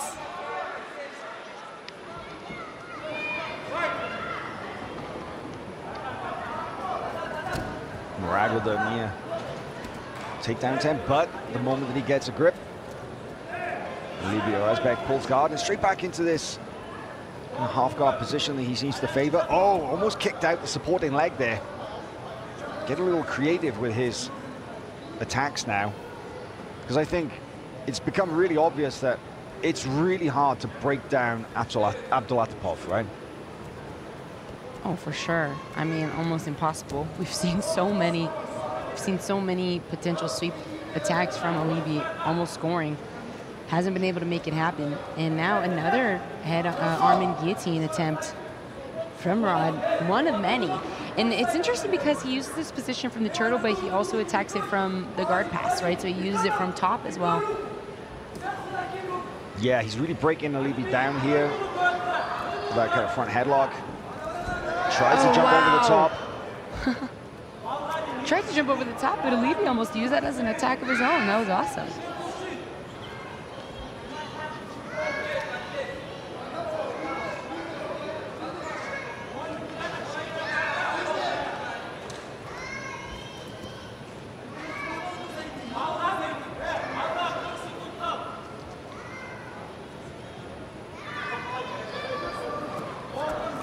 Abdulatipov hasn't changed the direction with which he enters the guard. Always enters right leg first.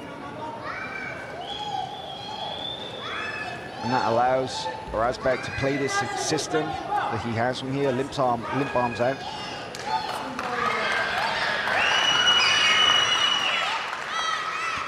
Gets a little bit deeper this time, that knee cut. Controlling that near side arm as well, got a good grip on that tricep. It's going to make it difficult for Alibi to get up to his knees. And Alibi has a good grip on the shin. Oh, he's starting to lose it as he sprawls back. Again, continue to see the same patterns repeat with these guys. Very consistent strategies. What I'm impressed about from Razbek technically is that he's really good at not getting smashed and broken down. He can build height every time he gets stuck underneath. You know, when he's trying to wrestle up, he often manages to bring his head up and find a way out. Sometimes he gets caught in this front headlock, but he's also really good at escaping and going back to a guard position. But he's just not able to secure a decent hold down on Abdulatipov. The times that he's wrestled up, the times that he's swept, Abdulatipov, very hard to hold down.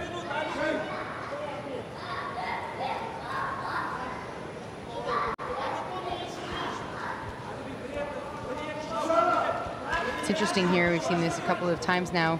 When they break out, Alibi stays on his knees and tries to wrestle from there, but wow, look at the counter from Murad. Now this is probably the closest that Murad has come to a scoring position. Oh man, the left butterfly hook of Alibi really saved him there. He swam his foot in, used that to keep Murad at bay and extends him and come back to an open guard. Controlling the hip now, that right hand, but Alibi almost looking for a little octopus guard action.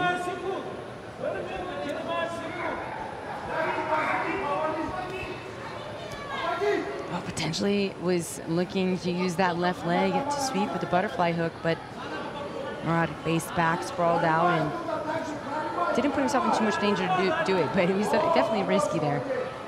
Gives the turtle again.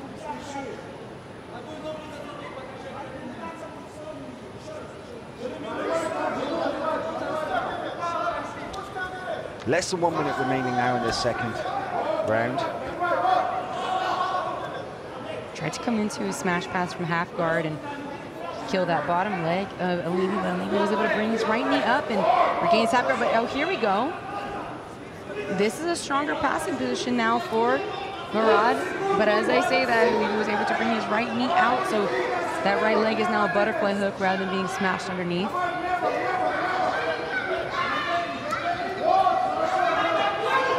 Again, going for that knee lever, but now looking for an octopus guard, see if he can come out the back.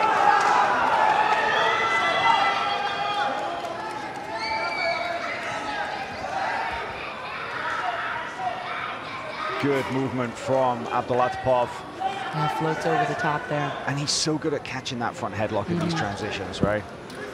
I think it's a combination of him continuing to hunt it and being strong there, but also Alibi being very confident in his defense because he doesn't overprotect his head, which, I mean, I think is dangerous. Like, I wouldn't feel comfortable doing that personally, but you could see, like, multiple times he was defending over and over without being in any real danger from it. So sometimes better to give the head than the back, right?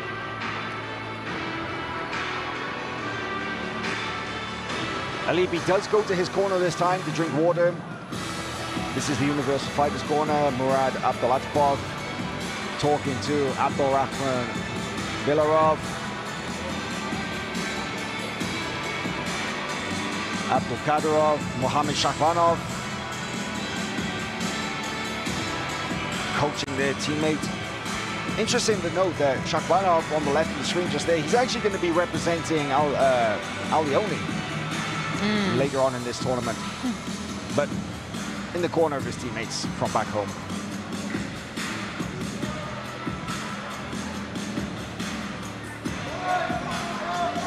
Alibi first back to the center of the mat.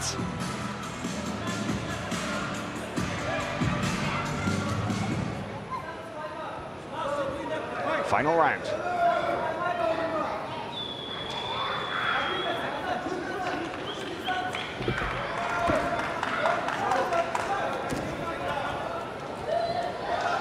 Now it's Alibi on a front head. Tries to keep that left butterfly hook in play, but man. That's got to be two. That's got to be two for Abdulatipov. No. Interesting, because he initiated that shot, got stuck in the front head, but finished it on top. Interesting they didn't score him. 2 points for that. Murad's stepping back now. Wow, didn't see that coming. And he has very strong position here. but maybe not super comfortable finishing from there, it seemed like, because he had a really good bite on the leg, but it didn't seem like he had a lot of conviction about the way that he was going to finish with the hand. So Olivier was able to defend in time, because a lot of times you see people get there, man, you're not going to lose that once they clamp down that high on the leg.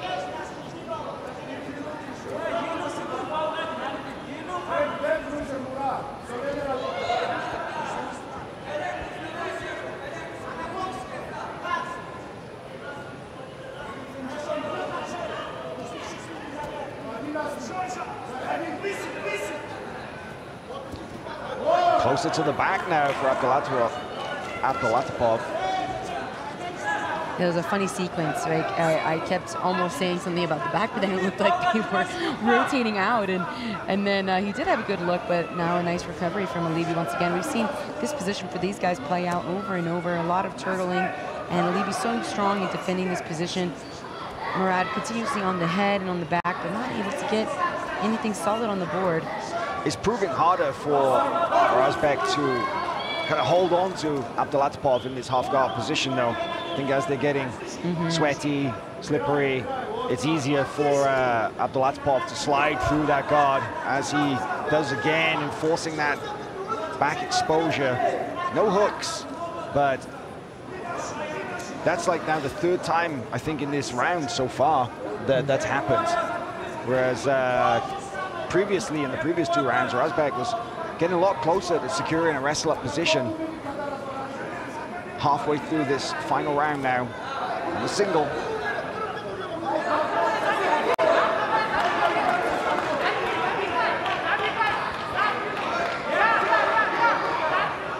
How should he finish this, Kendall? Well, I'm surprised that we didn't see Olivier try to shelf the leg on top of his right leg. I thought he was going to step with his right foot and bring the foot on top of the hip, but he didn't. He tried to come to his knees and pick it up and maybe stand up with it himself. Wasn't able to get up there. On it again.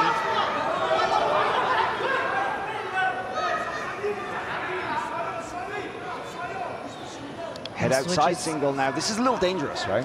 Yeah, we talked about this earlier, right? Because I was going to say this position we oftentimes see people guillotine from. This is different, though, because he does have kind of a cradle position. The leg is included. Murad has the leg and the head together. So, like, that's a wrestling pin right there, right? So it can be a good controlling position in jiu-jitsu. We do see it, you know, fairly often. A little underused, though. I think it's actually a pretty powerful weapon, but you don't see too many people use it effectively. Another guillotine attempt here from Murad. Olivier continuing to try to wrestle here. We saw him come up on a really exciting blast double earlier from the same position, so it definitely can be done. He wasn't able to finish the two on there, but he had sat him down. Now we see Murad reaching over crotch lift here, I think. I can't quite see his hands.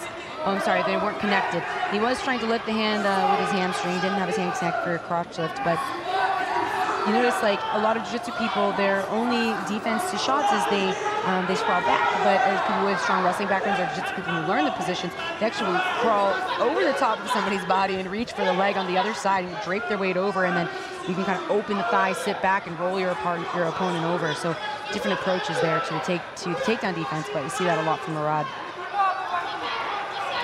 Oh, jumps over one last back attempt maybe here. 30 seconds left on the clock. Murad could use this to come up to a leg drag, but now we see a bit of a grab on the toes from Olivier. Razbek still hanging on to that single. 0-0 with just about the last 10 seconds remaining now in this final round.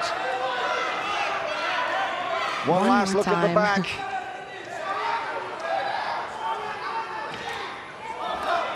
And there is the end of the match. With 0-0 in each round. We're going to go to a judge's decision, Kendall.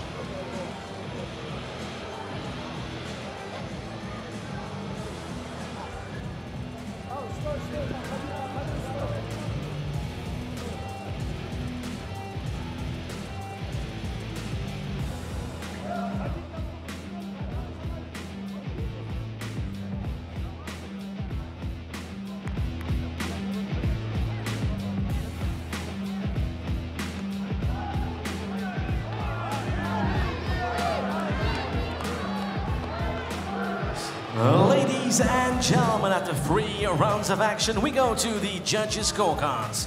For your winner by decision, In the red corner, representing Universal Fighters, Murad Abdulatifov. And there you have it, our first judge's decision of the night. And Murad is your winner. I'm not surprised. You know, Alibi's work rate was very impressive. He just wasn't able to really secure anything meaningful on Abdulatifov. And Abdulatipov's work rate matched it very well. But it just felt like, especially in the second and third rounds, that he was a little bit more offensive in passing the guard and catching up front head, enforcing reactions. Alibi's best defense came earlier in the match, in the early part of the first round, the early part of the second. So I don't think that's you can't dispute that decision. But an interesting technical matchup, let's say. Maybe we'll have some replays. Yeah, and this moves the Universal Fighters forward 3-1. Yeah, it's 3-1 Universal Fighters. So the next match will take place in the 65-kilogram division. And potentially, we could see Universal Fighters advance to the semi-final tomorrow. Yeah.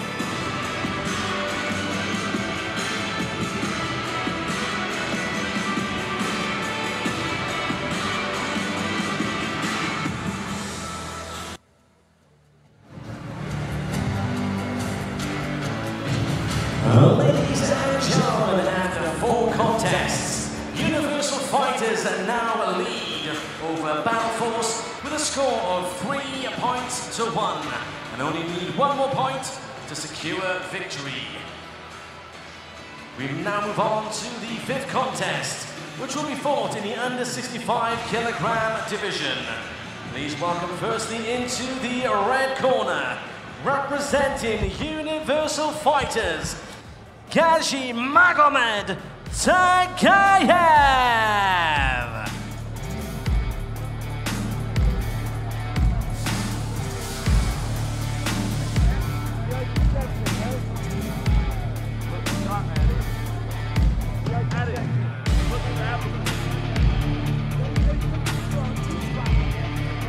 And introducing his opponent in the blue corner, representing Battle Force, Beksat Kapashov.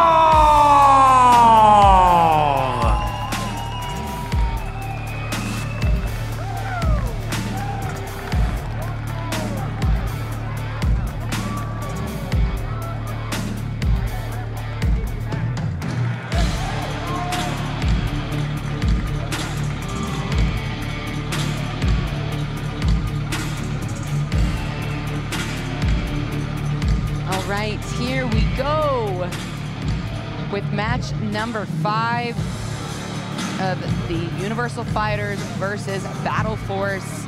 They are just finishing and cleaning a little bit of blood off the mats before these guys get started. And actually, Beksat Kapashov of Battle Force ran out onto the mat, I think not knowing that the mats were a little dampened and slipped a little bit. But he's all good. He's over there duck walking in the corner, staying warm.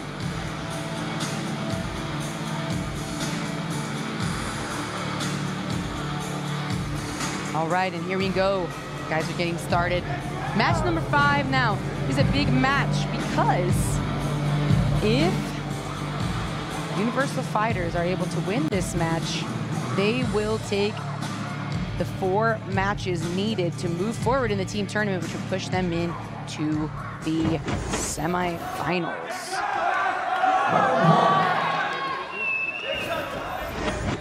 Oh, this is a little bit different. 65 kilograms, featherweights. I think we can see a slightly higher pace in this match, Kendall.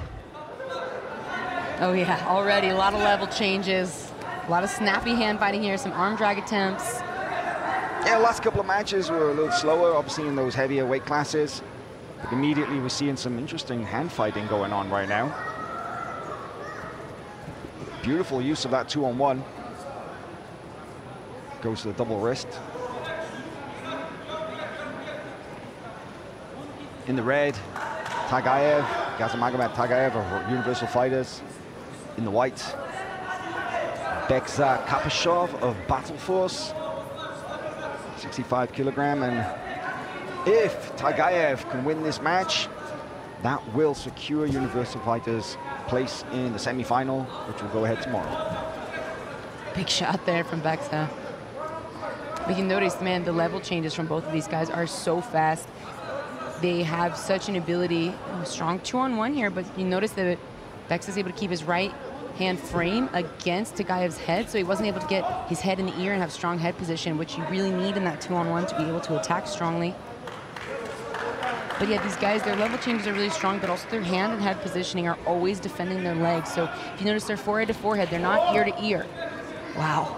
And that goes to show, like, they're forehead to forehead, and Tagaev still takes a shot, but Bekza has just enough distance because he's matched his level already to kind of step back out and keep himself safe.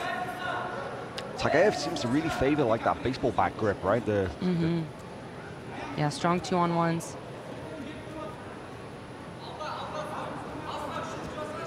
And it's just such an interesting difference, right? Because we saw it earlier in some of the earlier matches, like in the 70 kilogram match, for example, between Zlaipalayev and Kamitsi. There was like zero hand fighting and when they're on their feet.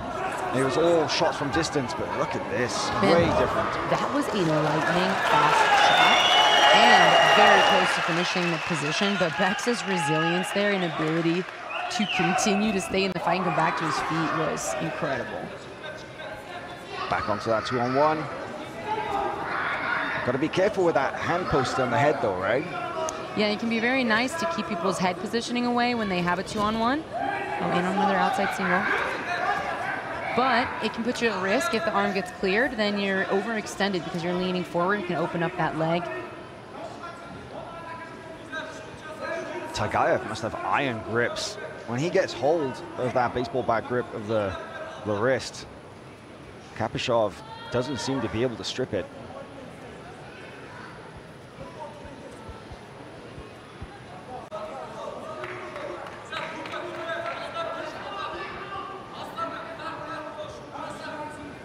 Less than 2 minutes here on the clock.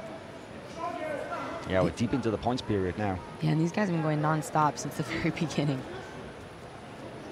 Another similar situation, 2-on-1 without the head position.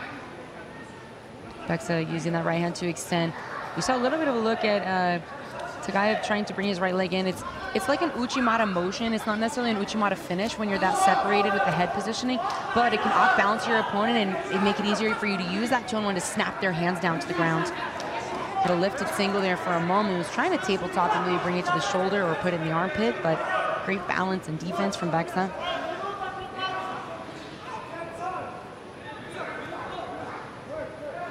Tagaev is the one who really seems to be initiating everything.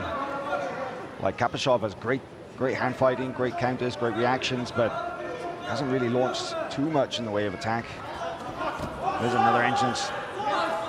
Yeah, Deep on classic single. Yeah, beautiful outside classic single.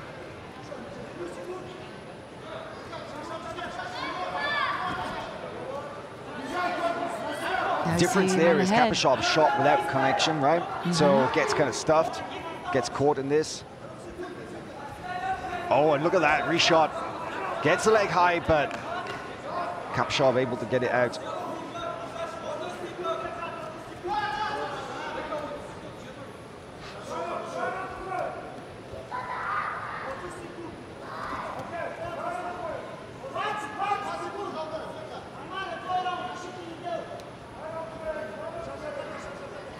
Last couple of seconds winding down here. It looks like this may go out in a draw for the first round of 3.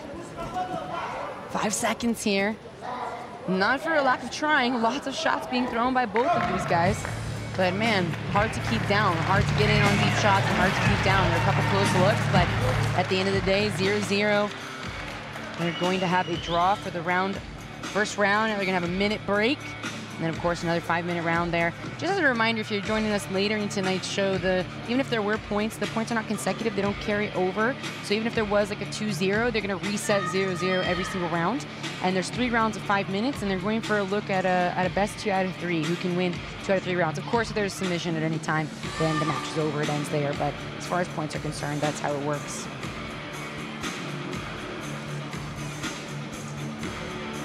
These guys are still looking super fresh and ready to go. It's interesting, you notice like some of the athletes who are maybe not as used to this sort of setup with the rounds, they look very, very fatigued and they look kind of distraught in their minute breaks. But some of these guys, man, they look fresh as ever, like don't even skip a beat. They really do, really do. Round 2.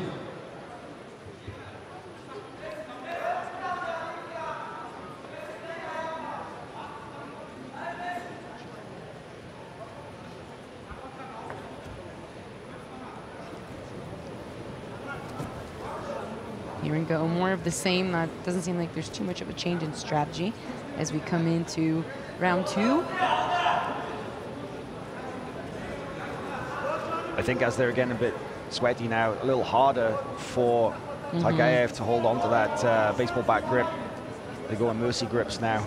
Yeah, similar to the 2-on-1 too. It also gets more difficult. Things are pretty slippery. Again, we see the same situation, 2-on-1 with a nice stiff arm from Bexa.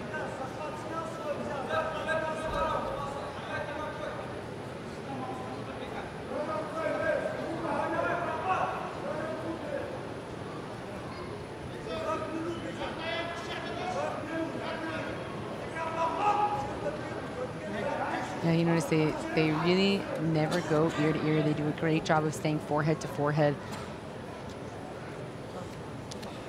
And the reason why is because when you are ear to ear, if your opponent makes an angle to the side that their head is on, oh wow, nice snap there, then there's often so many attacks that come from that. So being forehead to forehead not only creates a situation where you're mobile, but it lets you know where your opponent is going, because if they shift off to the slightly and you kind of feel their head decenter, then you know they're going that way. So it telegraphs the shot before it happens. Whereas when you're ear to ear, all it takes is a reach down on the leg or a little bit of a shift in action and they're already in. But at the same time, because that's happening on the other end, it kind of kills your attack. So that's why you don't see a lot of that from high-level wrestlers.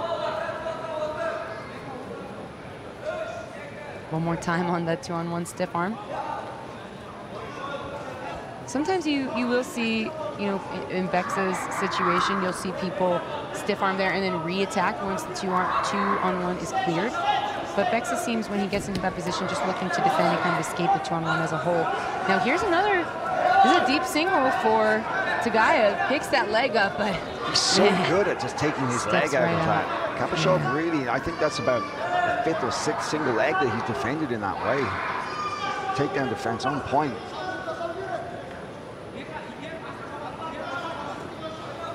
Tagiaev just always going forward though. If you notice, he's just stalking forward. There's a decent grab with the leg. This is the first deep takedown that Kapashov has been on, but another kick out there from Tagiaev.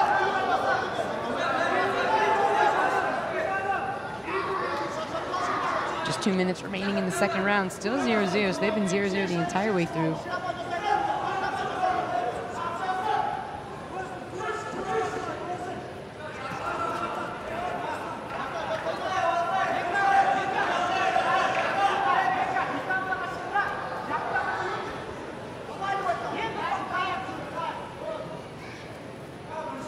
Right back to that 2-on-1 with the stiff arm counter.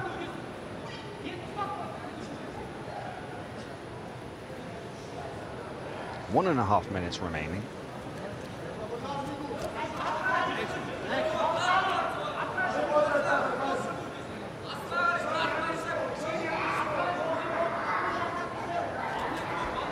Wow, that was interesting because Tagiaev tried to break the mercy grips, as you mentioned, Howell, and try to shoot in, but it's actually now Kapashov who reshot in on this single. Look at the deep whizzer, though, from Tagiaev. He really used that and spun around. Oh, first time we've actually seen him get to this position now. He's got a minute to work from this. And he switched back to the waist, which I think was very smart. He almost looked like he was rushing to the seatbelt and then switched back to the waist. But wow, the Granby roll through from Kapashov to escape back to his feet is very impressive. Very impressive. He didn't concede any points through that. Very closely matched, these two.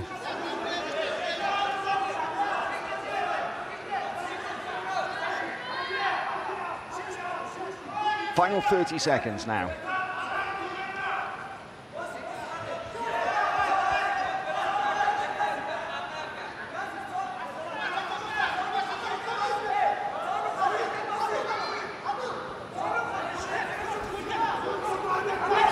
Well defended from Tagayev.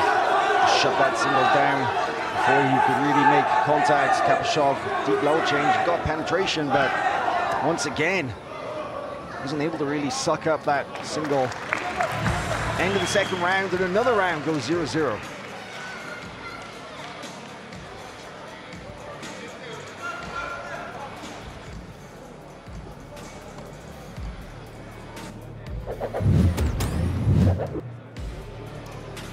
Replay of some of those exchanges. Man, it's crazy that this match was a 0-0 because there have been so many close calls on takedown finishes. And here we do see the one time he did finally find his way to the back, switched off of that seatbelt to the back clinch, but there was a nice Granby here, rolled through. Actually, it's more of a forward roll than a Granby, to be honest. Comes back up to his feet. Beautiful defense there. A lot of action from these guys. Some great wrestling exchanges. But still 0-0. And wow, you know, you see a little bit of the bonding right there in the corner of these guys. He just had water in his mouth and spit it onto Tagayev's face to cool him down. Talk about a close team. That's really something. Oh my goodness. Howell doesn't look too happy about that next to me. I make no comment. Final round. Team bond, hashtag team bonding, you know? All right, here we go. Last 5 minutes, these guys. This is the make or break moment for real. And, you know, there's also a lot of pressure on this match because if Tagayev secures the win, that secures the win completely for Universal Fighters. And if Bexa wins, he kind of keeps the team in the game, you know? Right. Keeps the team alive. So far, though, I'd have to say, even though it has been 0-0 across both rounds, Tagayev is, I just feel like he's the one in the driver's seat. You know, he's had the more meaningful attacks. He's been the one advancing, really aggressively hand fighting, looking for those openings. Kapashov has had great defense, but you can't win a match by defending. Yeah, and he has gone in on 1 or 2 shots, but just in comparison, you know, Tagayev's over and over been, like you said, in the driver's seat. Lots of offense and a lot of close calls for him as well.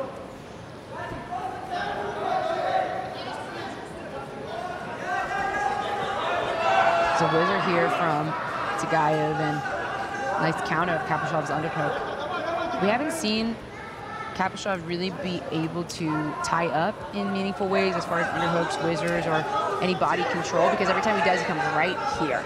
Tagayev gets into this 2-on-1. Kapashov has that right hand on the neck. It's the same over and over, and every time he tries to get close, that's what happens. And another outside single. Oh, can he hold on to the hook? They're going off almost into the referee's table. Man. Good sportsmanship from Tagayev in not running him off the mat. I think that's a good indicator, though, of his adjustment in this match as he gets a little bit smarter to the adjustments of what he needs to do to potentially take Kapashov down. Because many times he's had that outside single, he's picked it up, and then Tagayev has been able to, Kapashov has been able to turn and kick out. But instead of sit there and hold the foot, this time he actually tried to get it as high as he could. Not all the way on top of the shoulder in treetop position, but oftentimes you will see people stack that foot up on top of the shoulder and then run at them to knock them down. So I like to see that forward motion and that running with the leg up, because I do think that proved to be, you know, a more viable option. However, there's only so much mat we have to run through. So it did go off the mats. Look at the way that his back leg is planted into the mat. The Kapashov just can't go forward, you know, head to head, but that back leg is just extended and dug into the mat. Again, there's that little inside kick you were talking about, but... Yeah, and it's nice. I love that inside kick there, or the potential Uchimata, because from that far away with the disconnection with the upper body, ooh, a little bit of a reshot there from Maksim, not quite able to get in though. With the separation of the upper body because of the frame from the 2-on-1, it's normally that Uchi-esque kind of look with the leg kick will lead you to body locks when your opponent postures up. It'll lead you into a reshot on the legs. It can help you snap them down to their hands into like a quad position. So it's a really nice way to attack the legs and open up the head and the body.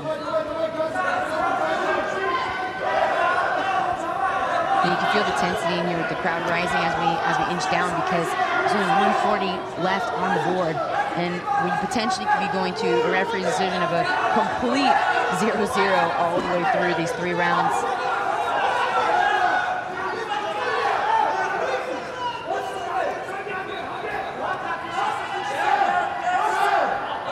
This is match 6 of this team matchup as well, so there's only 1 match remaining after these guys finish up.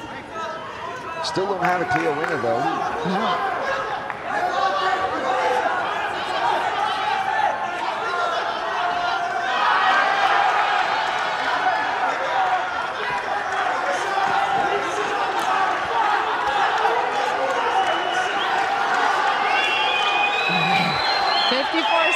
The crowd's getting pretty spicy in here as this round's down.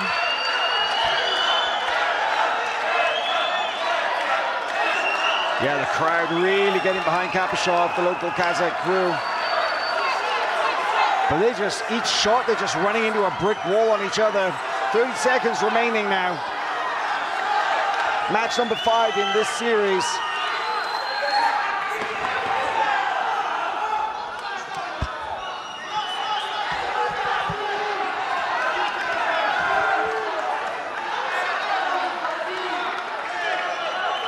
Seconds, last minute attempt here, another outside single. This has to be the final shot, and he picks him up. Oh man, almost throws him off the mat again.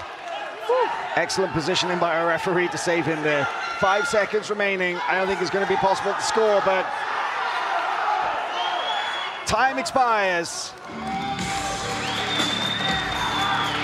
We're going to get to see what the referees decide. I do agree with you, how I think Takai was much more forward pushing. And, you know, Bexa was active the entire time. There was not a moment he stopped moving, but it was Takai who was able to get in more often on these offensive movements. We'll see what the referees have to say about it, though. Good show of sportsmanship from those two competitors. Dagestan and Kazakhstan, definitely rivals on the mat. Sometimes it gets a little bit emotional, but also very respectful.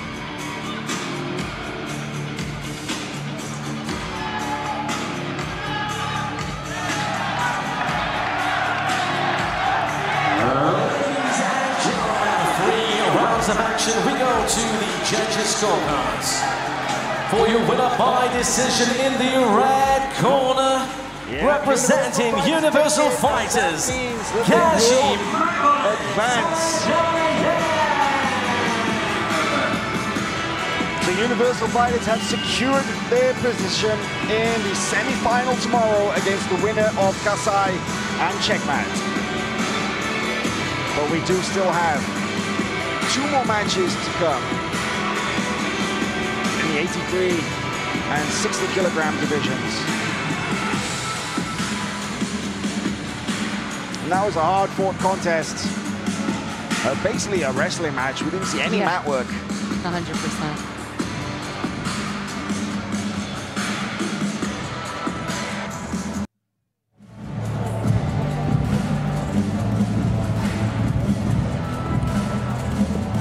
Ladies and gentlemen, after 5 contests, Universal Fighters lead over Battle Force with a score of 4-1 and will advance to the next round with pride on the line. Let's welcome your next fighters onto the mat.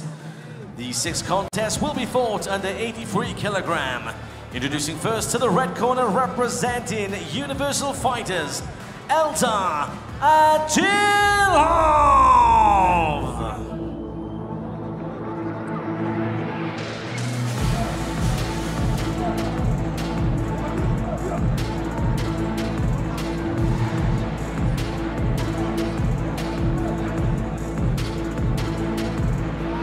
Ned's opponent in the blue corner, representing Battle Force, Islam Mamilov!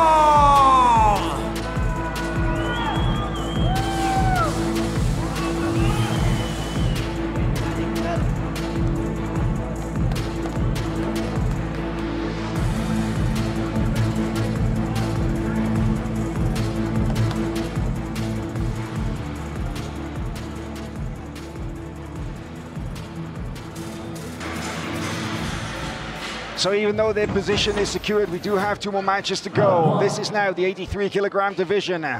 Eldar Adilov of Universal Fighters going up against Islam Mamilov of Battle Force. And it is Mamilov who pulls guard immediately.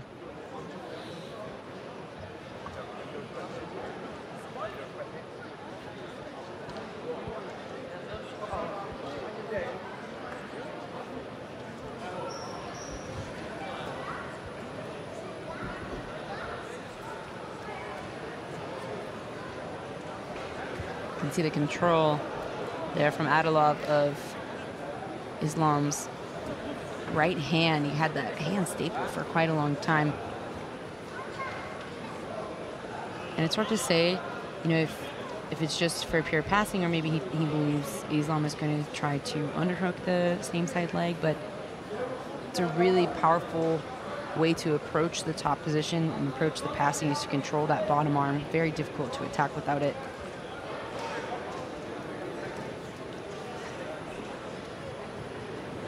So just a brief summary of the action so far.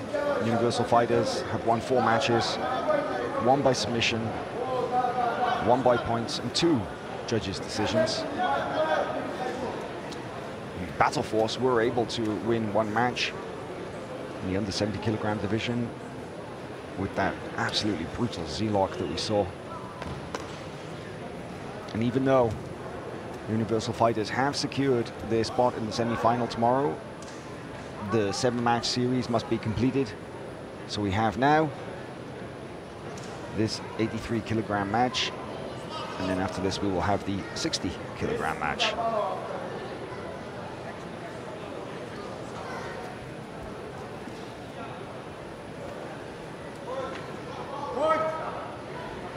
Points have been called.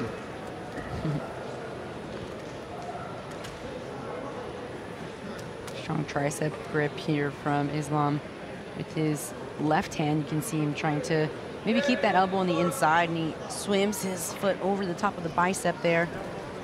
Oh, and comes into close guard. Haven't seen a lot of close guard today. We saw it in some matches earlier. Remember, Felipe Machado was really good at breaking down his opponent to get into the rubber guard.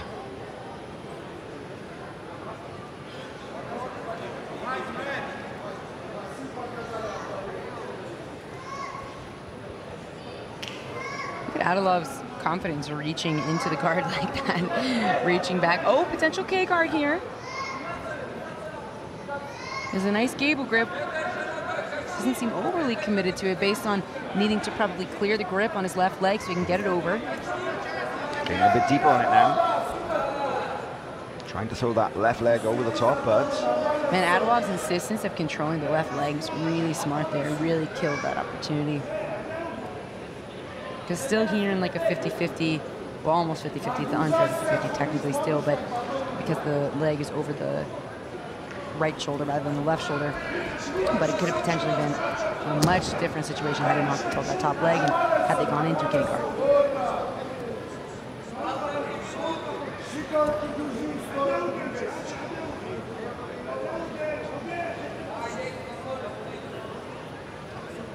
Bit of a slower pace in this match compared to the last one. That high-paced wrestling match for full 3 rounds. But oh gosh, it was like a 15-minute sprint.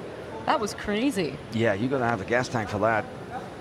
This much more of a slow-paced technical jiu-jitsu match. See a bit of everything here at AIGA, don't we? 100%. It's one of the reasons it's so fun to watch. You never really know what you're going to get. A little bit of elevation there. Tries to roll through. Can't quite keep hold of the leg, though. And that's a recurrent theme, I think, that we've seen from these Universal fighters. We only saw one of their representatives get tapped so far, and it was a leg lock. But many of them have been caught in sort of leg entanglements, and they're really, really good at just finding a way out. It's not like a technical counter or answer to it. They don't get stuck there, right?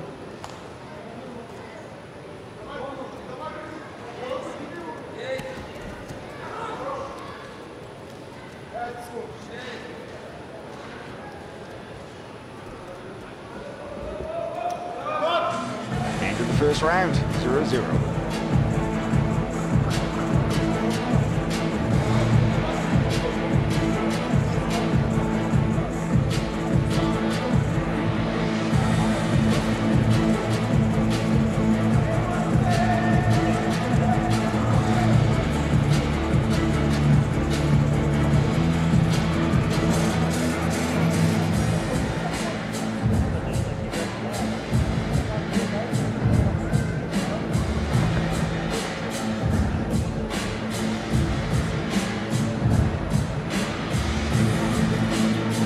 Not a lot to really break down from that first round of replays, because there weren't really any significant moments that happened. Mamlov not really able to kind of really get anything going, and Adilov quite conservative so far. One thing I like, Kendall, is that, you know, the round structure, basically every round is an opportunity to have a different match. Round 2. That do-over, like I talked about earlier, they get a break.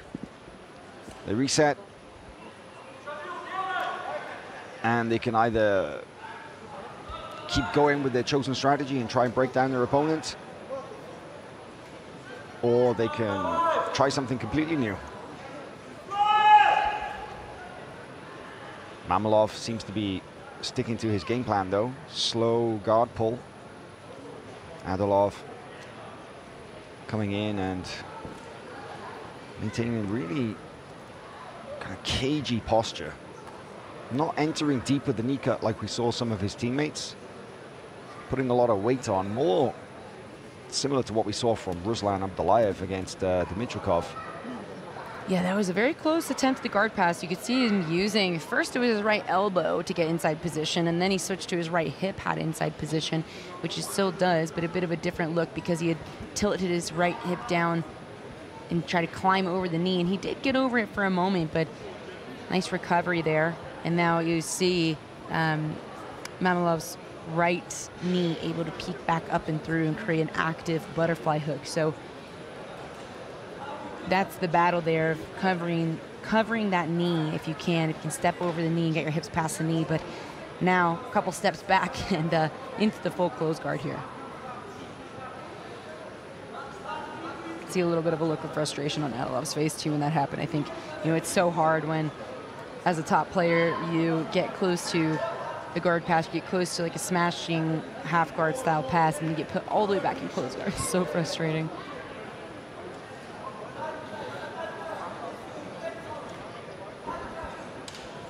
But he's hanging out here and kind of putting a lot of weight on his opponent's knee shield, but he's not actually really advancing. He's kind of hanging out in the pocket.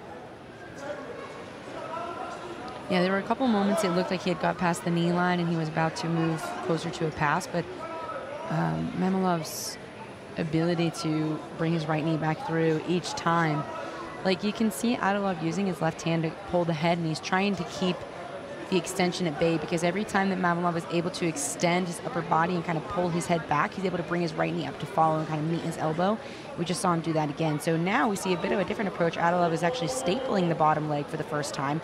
First he stapled with his left shin, and now he's trying to staple with his right shin and switch now into a knee cut. But you know, he's not really able to answer the problem of controlling that bottom leg, and Mamlov's doing a great job keeping his elbows to his knees. Anytime the person on top can separate your elbows from your knees and extend you out and away, that's a great way to approach passing the guard. So on the other side of that, when someone's great at retention, they're going to try to keep their elbows and their knees together anytime they feel threatened, right? It's like Sean Joubert calls that the diamond concept. That's a big thing in the Six Blades crew. It's a really nice visual, though, when you think about guard retention. It's helped me a lot in my understanding of it, but we see that played out with these high-level guys over and over. Mamlov has or had a better grip of his opponent's right leg there. Kind of going for false reap now. A little bit different with the grips though.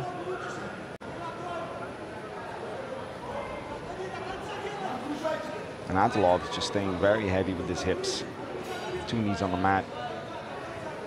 Okay, this is a little bit better. Mamlov's he's actually managed to build up to his head and his shoulder. If you can take that right leg out, kick it back, could enter directly into the legs.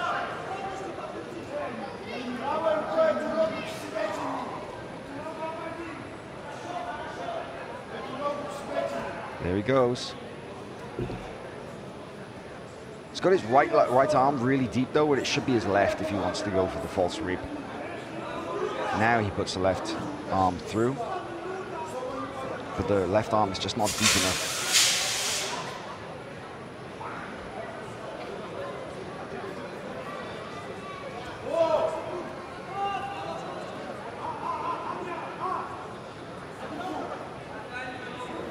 Just over 30 seconds remaining. Adilov just really not passing in a mobile way. Just putting so much pressure on Mamlov, shutting down any attacks. Just gradually getting a little bit closer, but without any connection of the upper body. There's a wrestle up though. Oh wow, and some back exposure here. Mamlov, he got his feet off the mat very, very briefly, but with only 5 seconds remaining, jumps up, 1 hook in. And then falls off right as the time runs out. That was a really well-timed wrestle up. It just came so late in the round, he wasn't really able to effectively work from there. But the timing on the wrestle up was very effective. Here's the kind of the moment where he jumped up and tried to put the hook in. Really looked to see when he came up from bottom.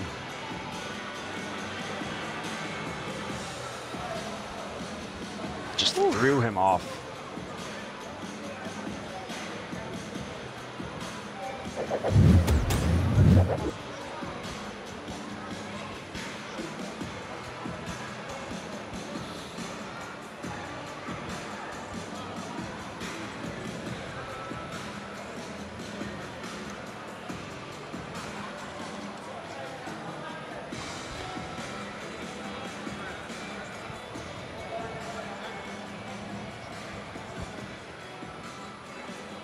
All right, time's expired in its break. Here we go into the next round. Third and final round. Both of the preceding rounds were 0-0. The third and final round.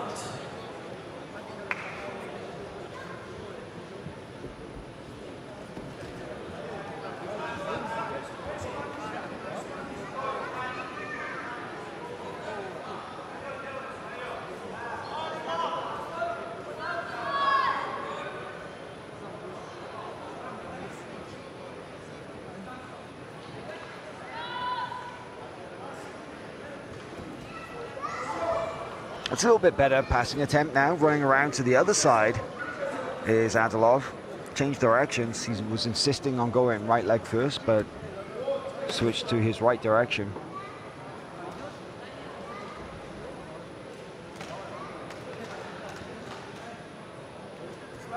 You can see him slowly melting those frames down. Not rushing the position too much to create any space, but again, that right knee coming up each and every time.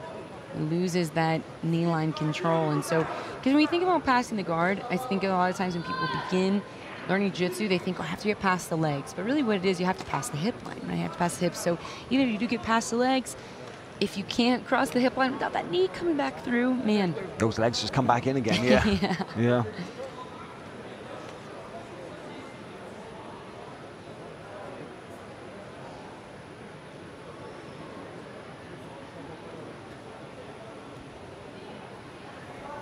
Tries to pop that knee through and just step over the top, but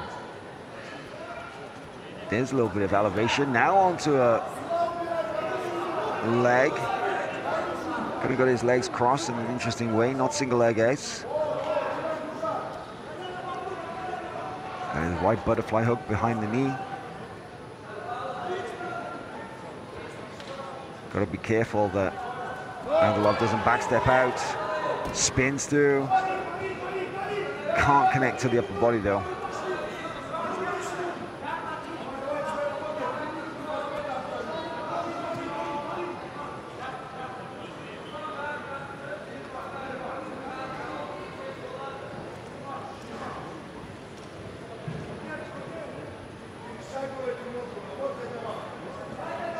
Another attempt here of Adolov to smash the top knee shield in, but look at the foot of Mamilov, his right foot. He actually has his own hand on it, has a grip on his foot. He's gonna try to keep that butterfly hook somewhat engaged. Very odd position with his knee pointing out though. Yeah. Try to shift him over to the other side for a moment to get underneath the left leg of Adolov, but Adolov doing a great job of kind of leaning to his left to be so that he doesn't get elevated.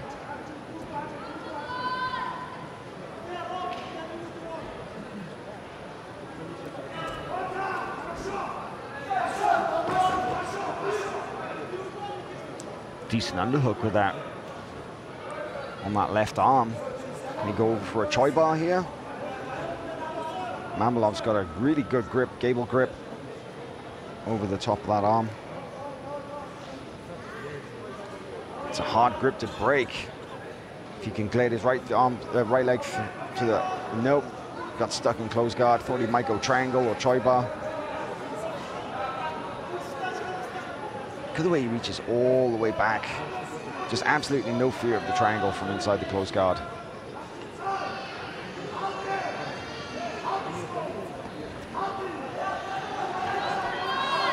Back up to the feet here for the last minute and 10 seconds.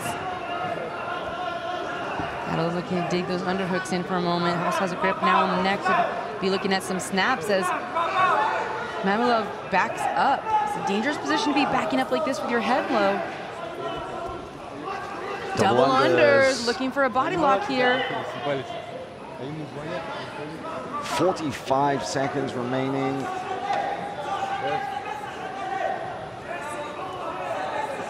One takedown could cinch this round, but with the first two rounds being 0-0.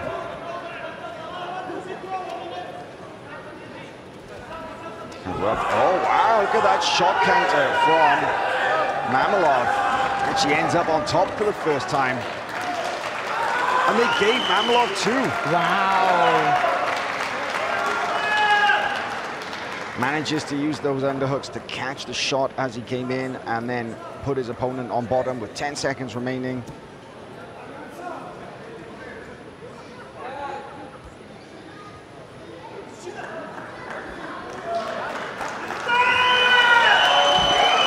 Mamilov very happy with that.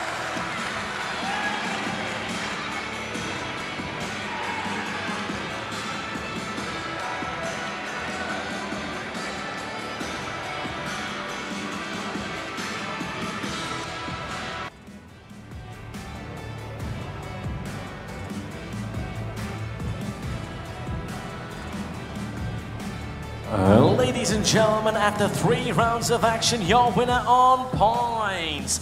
In the blue corner, representing Battle Force, Islam Mamilov.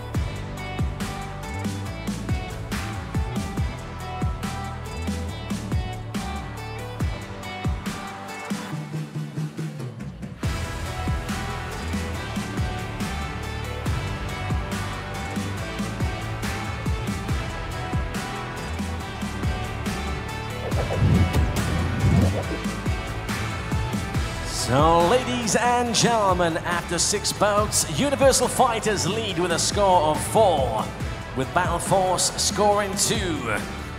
We now move on to the under 60 kilogram division. Please welcome firstly to the red corner, representing Universal Fighters, Tamihab Magomedbek.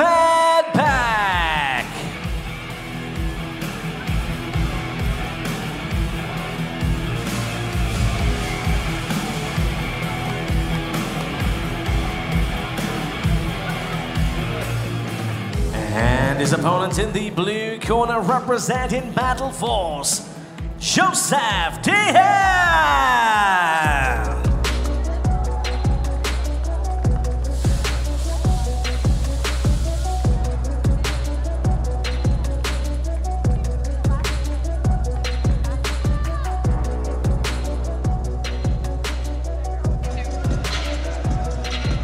So this is now the final match in the series between Universal Fighters and Battle Force. In the red, Tamihab Magomedbek and Joey Deal. Joey Deal on the neck. Man, Early Joey shot Deal. there from Tamihab. Joey Deal was straight on the neck from that, but Joey Deal, the only American on this team. I was gonna say, my guy. I love this guy. He is so good. He's such a cool guy. He's so fun to watch. And he and I are on the UWW team together, so he's not a stranger to fighting the Kazakhs, the Dagestanis. Like look at the no-arm triangle attempt there. He does a lot of international competition himself, just won the UWW trials for Team USA last week. And it's funny, we were saying, you know, because he was a last-minute call-in to this team, and I was wondering, you know, how that happened. I wouldn't be surprised if it was through the UWW circuit, because these guys are so involved. So they may have looked at the brackets like, oh, who won the Nogi Worlds last year? I can't remember if he took first. I think he might have, but like, who won, or who are our top guys we could bring in? And yeah, so really cool to see him out here.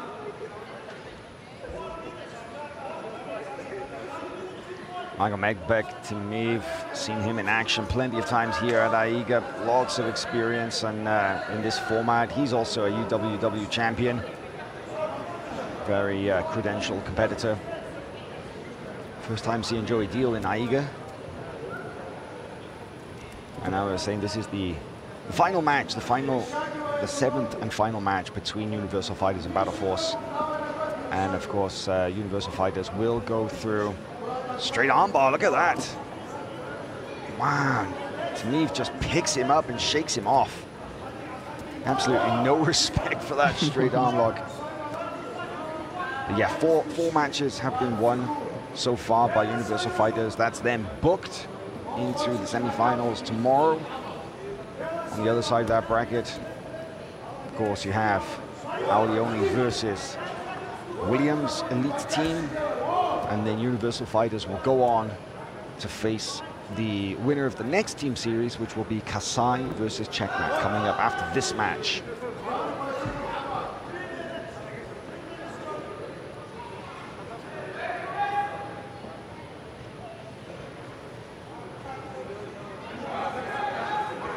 Nice overwrap here from Joey Deal. He's got that left arm threaded through behind the tricep. Climbing that close guard higher, releases the arm, but gonna have to be careful here on top as well with like a body lock from top. You can get called for stalling pretty quickly. Absolutely. Could we see Williams guard? I was gonna say, are we gonna see some crafty creativity from Joey Deal? Could be.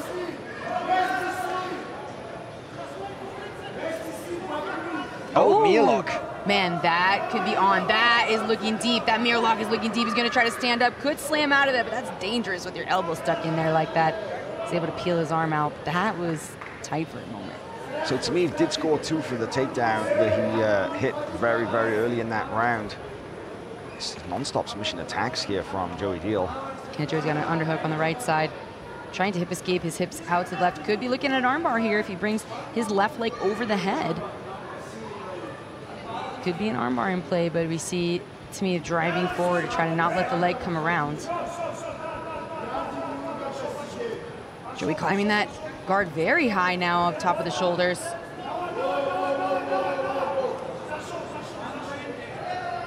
Tamiyev has his left knee now in, but he's going to get another stalling clock.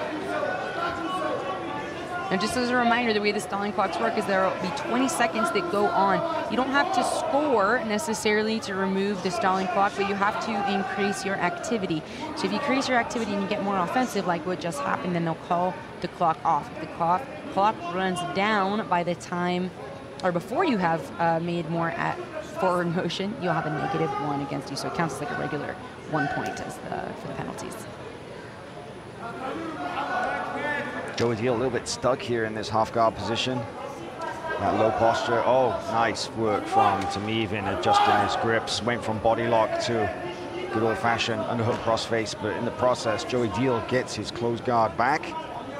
Yeah, Tamiyev actually had another stalling call in that sequence as well. Right before, as he moved. Yes, Yeah. right before he jumped over. Joey Deal super active from bottom with his attacks, but Tamiyev obviously very, very careful. His posture very low, really trying to avoid any of those submission attacks. But not doing a great deal. It's really not moving that much, right? Yeah, I think Tamiyev's strategy here, which worked out for him well in the first round, was to score 2 points and then not get any negative scored against him. To avoid the stalling calls just enough, stay on top, and only pass if there was an obvious opportunity to do so rather than It worked. moving forward and putting a lot of insistence on passing. But yeah, it did work. He won this first round 2-0. He played the game well. Anytime there was a stalling call, he immediately got into action and got the stalling call removed. So There's the takedown. Joey early on sucked up that guillotine. almost came over the top with it as well, but the butterfly hooks saved him here, and he had that underhook on the leg. Here it is again from another angle. He got so low and came back up to finish. That was a great shot.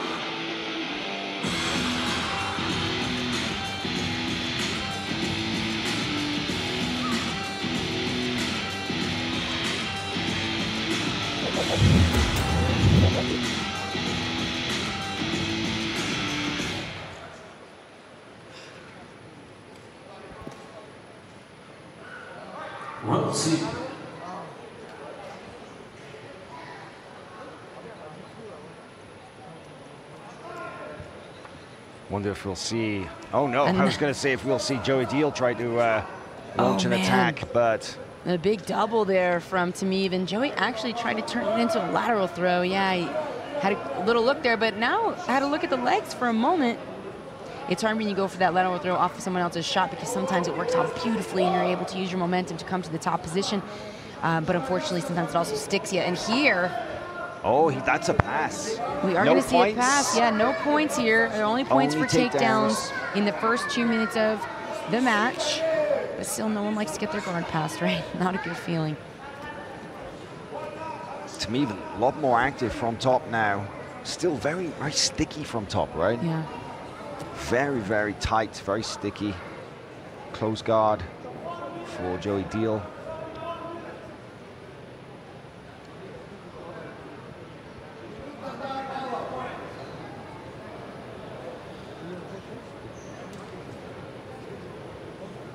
Tamiyev trying to yank that right arm out. You know, I was going to mention too, I do think that this is his game plan, Tamiyev's game plan, to stay on top here. But it is also very difficult to posture up on top when you have somebody with these kinds of guard attacks, because it is a very risky. Anytime you try to posture up, you're going to have an attack on your shoulder, on your elbow. There's, you know, potential triangles that come into play. And so I think that, you know, at one point he yanked his arm out and was able to posture up. That would have been the time, you know, in my mind, to really start to stand up and explode and open the guard if you want to open the guard.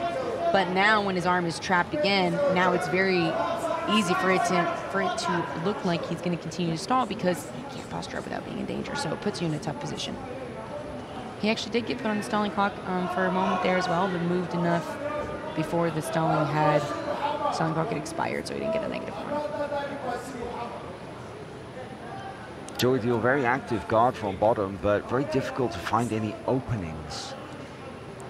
Yeah, it's possible he may have better luck attacking the lower body, but in order to attack the lower body, he's going to need to release the upper body so that Tamiyev either, one, stands up and opens the guard, or tries to open the guard, or two, it becomes more clear that he's not trying to open the guard because he's sitting there, and then there could potentially be a stalling, which forces him. But now, here we go, a little bit of a look in here, but his right leg was stuck there from Tamif. Man, Tamif did a great job keeping the legs of Joey Deal from coming in between his legs.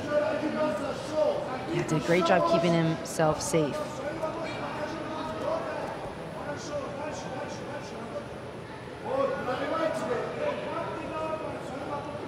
Tamif really good at playing this low posture, kind of passing from his knees. Got these double unders right here, looking for that good old-fashioned stack pass. Puts a little bit more pressure. Reaches through, tries to go around. Very close to scoring a pass here. Settled down, there it is. He's got the three-point pass. Whew.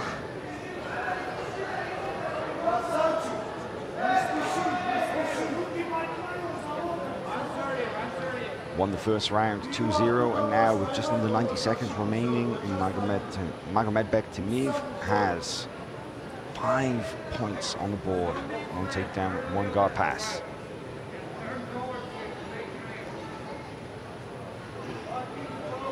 I like the way that Joey was using that frame to kill the crossface. Throws his legs up here. Looked over for the arm for a moment, but was able to slip his arm out.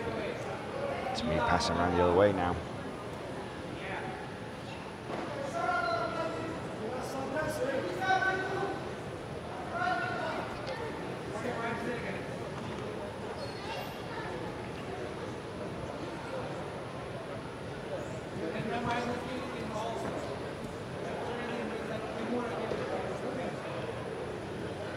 Very low knee shield for Joey Deal. Just 30 seconds left on the clock.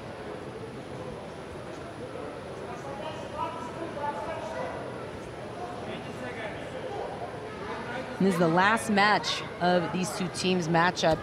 As soon as this ends, and you know, we already. Oh wow!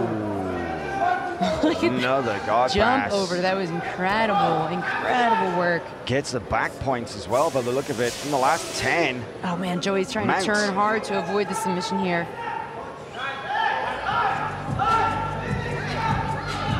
Not sure if they won't give him the points on the mount. Not sure if he was able to land with both legs free, or if maybe one foot was stuck. Couldn't quite see it from our angle.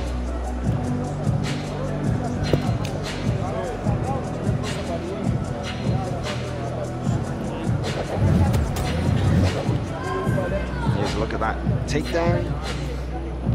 And there was Joey's attempt to hit that counter lat drop. I just get the impression from watching this, Kendall, that Tamif, he just appears to be very, very physically strong. You can tell by the way he's able to just lock down those positions.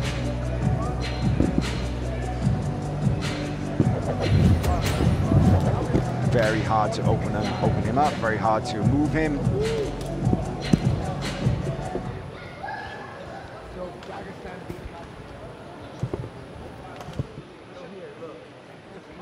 Your third and final round.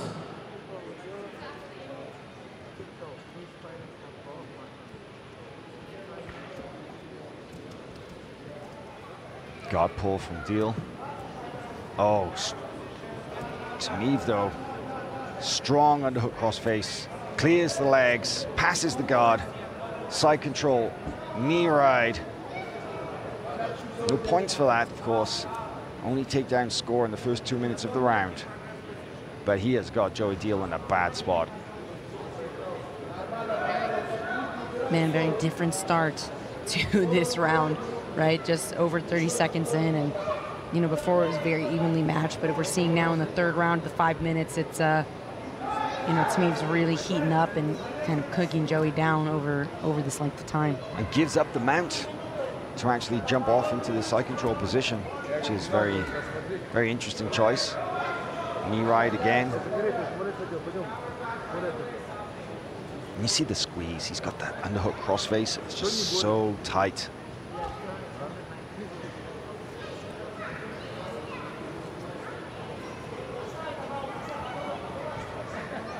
Manages to recover the guard. Joey Deal seated, butterfly guard. Can't quite find the openings for a underhook or any position of control. And again, look at that, just very smoothly around the butterfly guard. It's Tamiv.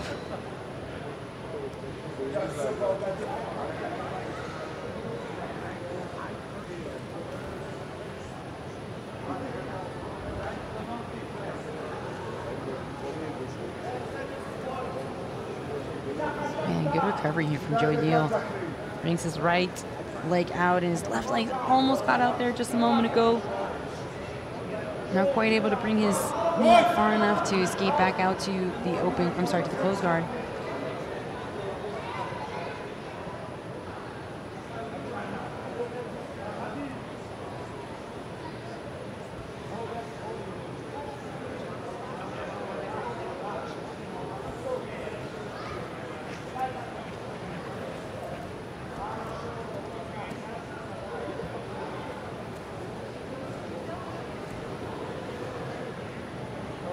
Pressure on that top knee shield as well, really collapsing the two knees together with the rib cage.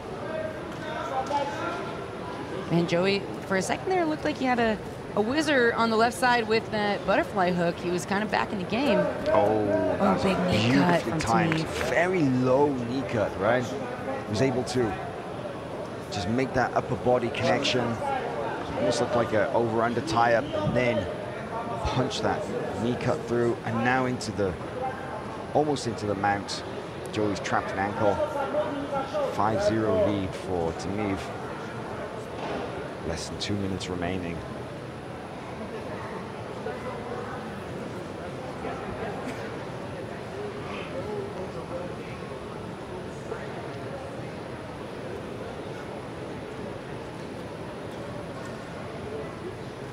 He just can't find an opening. That's his greatest issue. He's trying to scoop legs, he's trying to find underhooks, and Tamiv is just everything's just locked down, just such a tight shell. And then the moment that Joey does try to open up, Tamiv finds a way through or around that guard. Starting to move around, but also drops that knee up the middle. He's got options here, could go around to the right, starts working for the stack pass.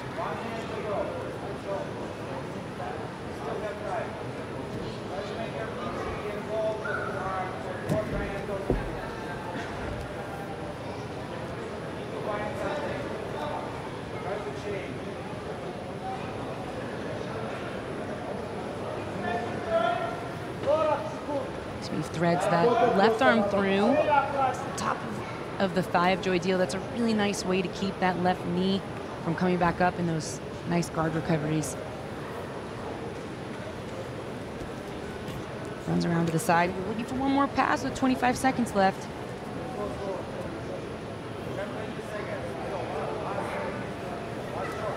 Joey Deal still in the game. Last minute attack on the head, maybe turning it into a knee pick.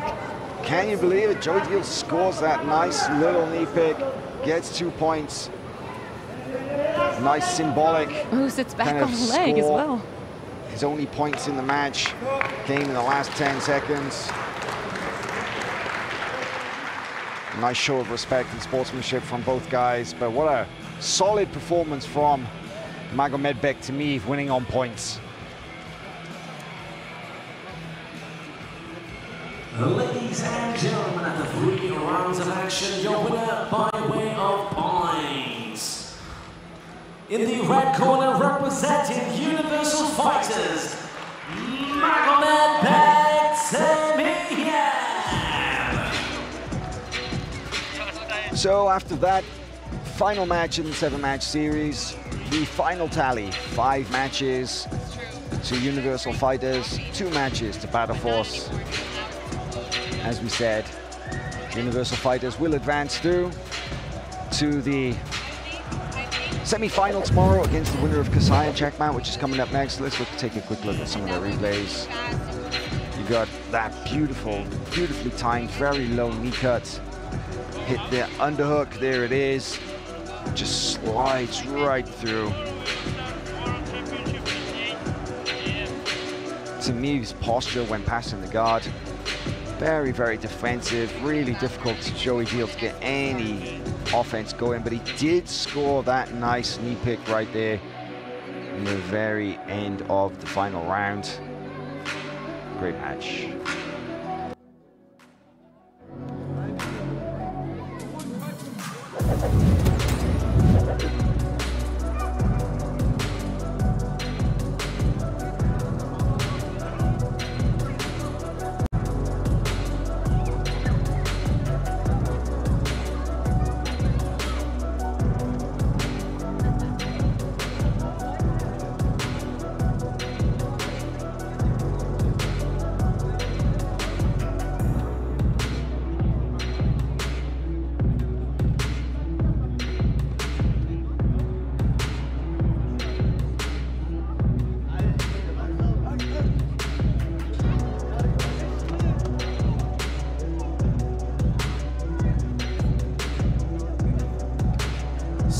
Ladies and gentlemen, after 7 contests, we have a winner with a score of 5 matches to 2. Let's cheer it for your winners advancing to the next round. In the red corner, Universal Fighters!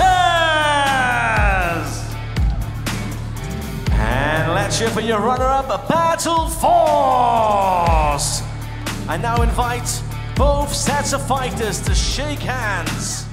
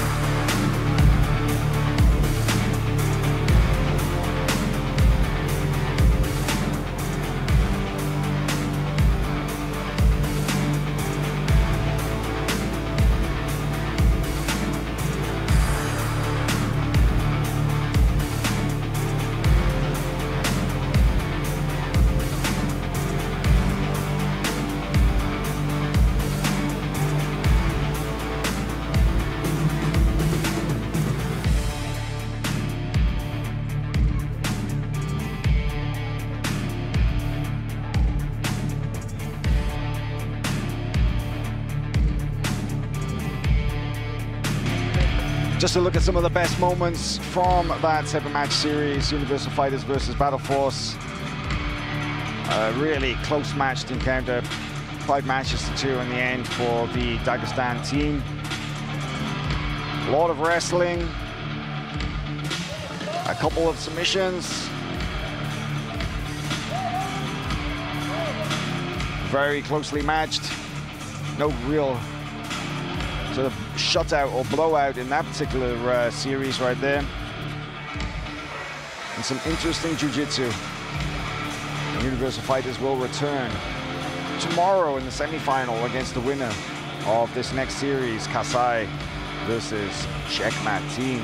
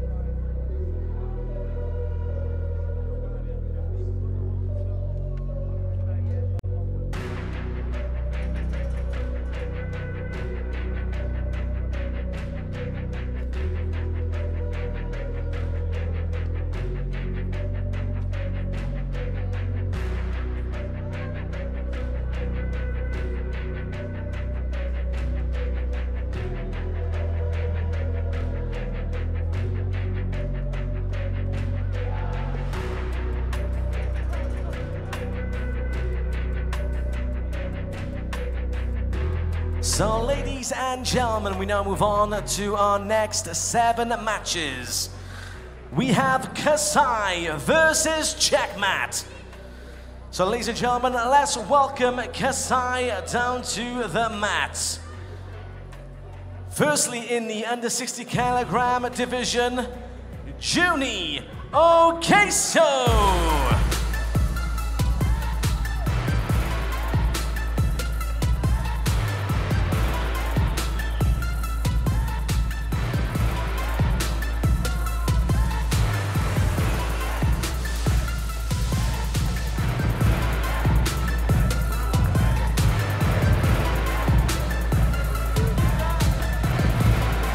In the 65 kilogram division, Dorian Olivares.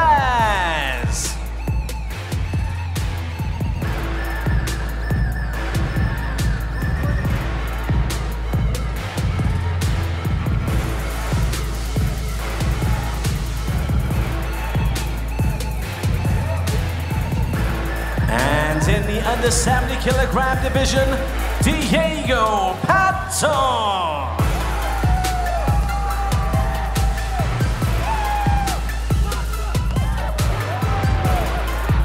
In the 76 kilogram division, Elijah Dorsey.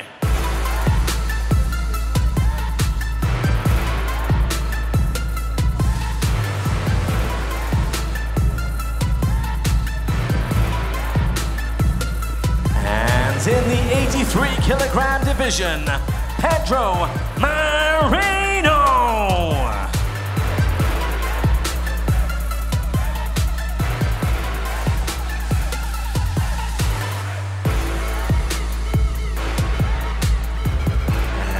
In the 91 kilogram division, Roberto Jimenez.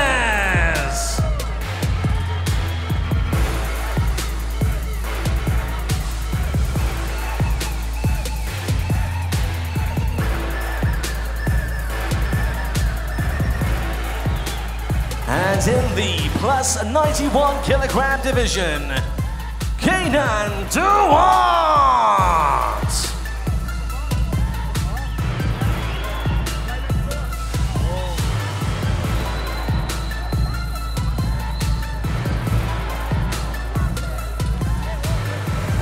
Let's shoot for Richburn.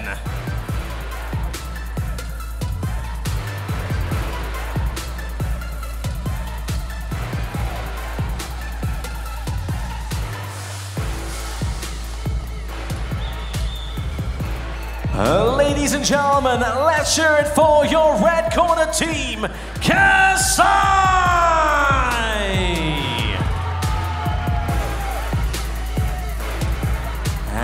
It's now time to meet their opponents. Please welcome to the blue corner, the team from Checkmat.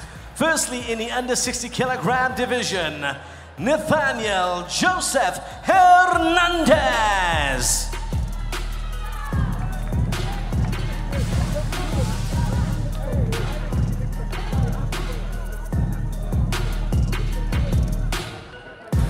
And fighting at under 65 kilograms, Igor Moreira.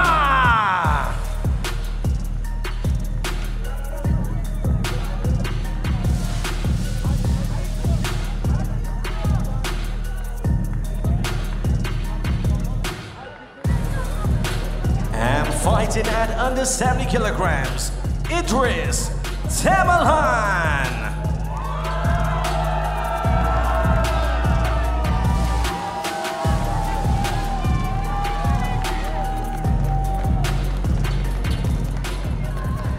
And fighting at 76 kilograms, Mateus Luna.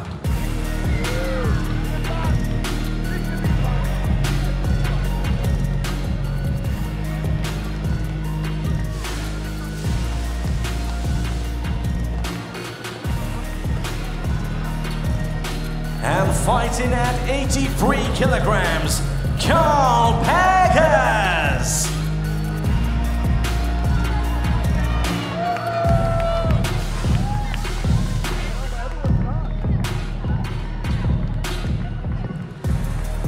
fighting under 91 kilograms, Gabriel Almeida.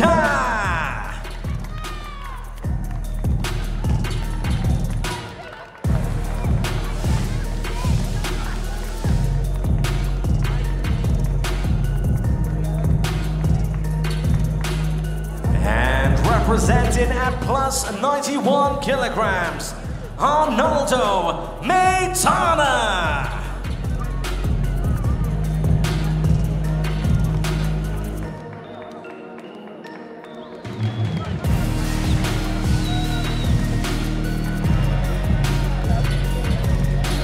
And let's cheer for their team manager, Leo Vieira.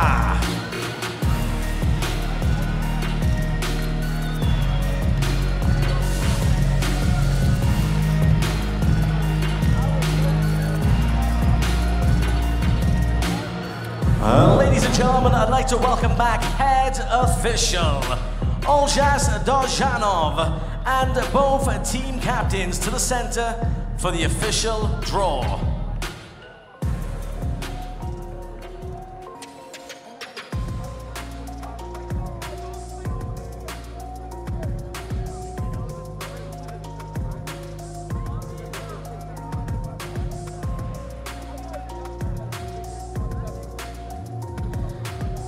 The first contest will be fought in the plus 91 kilogram division.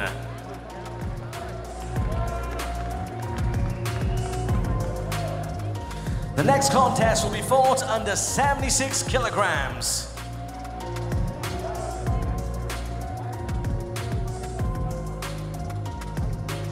The next contest will be fought under 60 kilograms.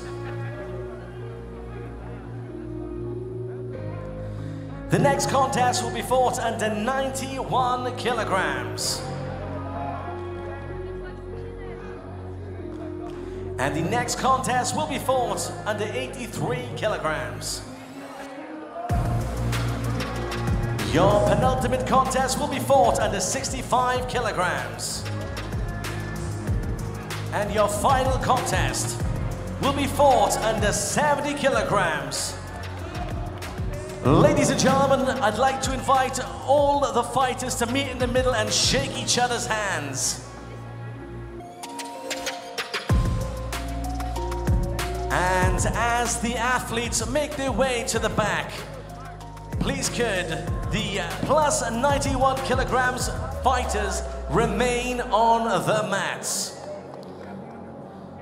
Introducing first in the red corner, representing Kasai, Kenan Duhart. And his opponent, representing Checkmat, Arnaldo Maidana.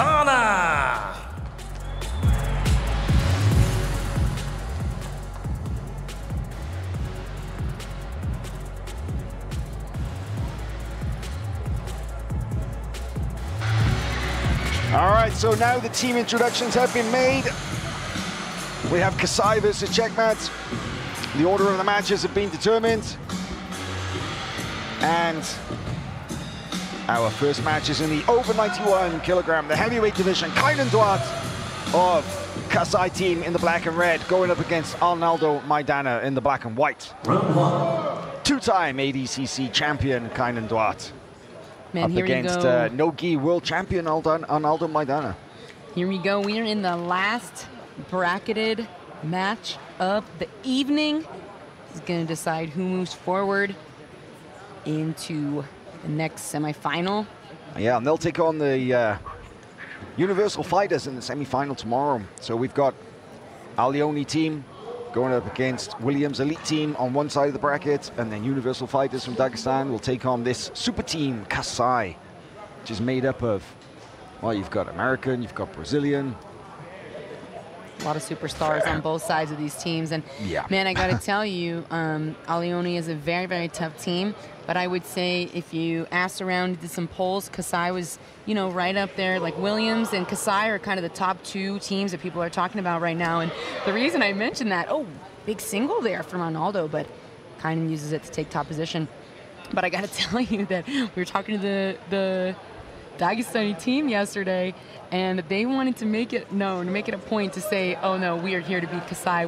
They were very confident we're going to get through our first round once we go up against Kasai. They even learned enough English, it was funny, we did an interview about it, to say, Kasai is not a strong team. Kasai is not strong. I'm not sure if I agree with that statement, but I admire their confidence. I was entertained, but not sold, is how I describe it.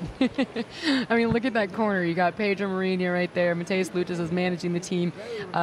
You have, of course, Kynan Duarte fighting here. Roberto Jimenez. It's a crazy lineup. Pato back there. I mean, you've got multiple ADCC champions on the Kasai lineup. You've got multiple no-gi world champions. Oh, backstep from Kynan.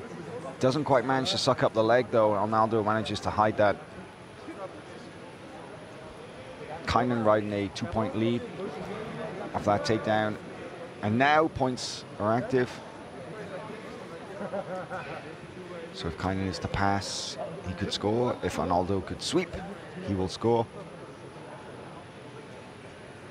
But this hybrid rule set only awards points for takedowns in the first 2 minutes of each 5-minute period. Arnaldo playing a very shallow half guard. Kynan's knee is pretty much on his belly. There's another back step. Oh, Kynan. That was tighter this time. Kynan might go for this leg here. Oh, actually, and steps out to find the back. That was nice from Kynan. He's got one arm around the neck, one hook in, two hooks in, looking for that rear naked choke, cinches up the body triangle. Oh, it's man, underneath the chin. He's going to get it. He's going to get this. Big squeeze. Amazing. Under 3 minutes. 2:54. Kynan Duarte scores 5 points and gets the rear naked choke. That's 1-0 for Kasai.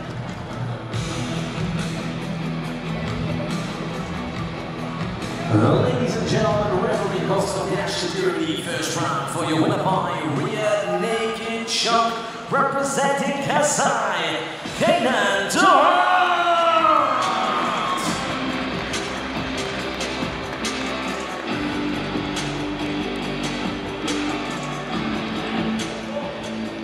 Well, there's a reason that guy is a 2-time ADCC champion.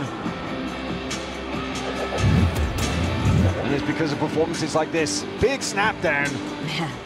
Not even on the head, just on the arms.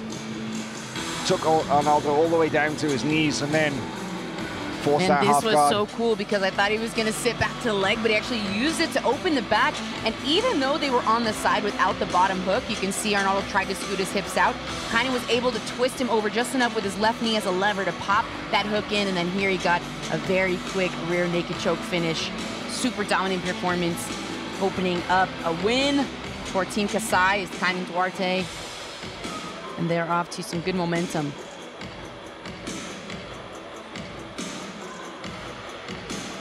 We have a really fun matchup coming up, though. Howell and they're all fun matchups in this particular bracket, but that squeeze from Kynan Duarte. Oh my God, absolutely nowhere to go. Really worked hard to get that squeeze from the body triangle as well. You saw he kind of ratcheted up a couple times. On to the next one. And we now move on to the second contest, which will be fought at 76 kilograms. Introducing first into the red corner, representing Kasai, Elijah Dosei.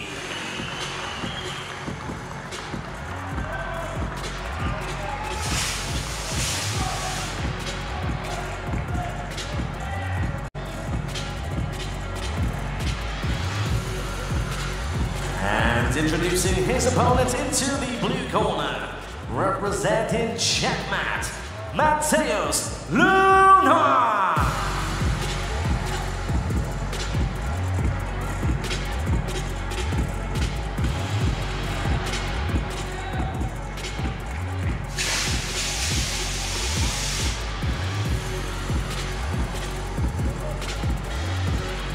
So we continue.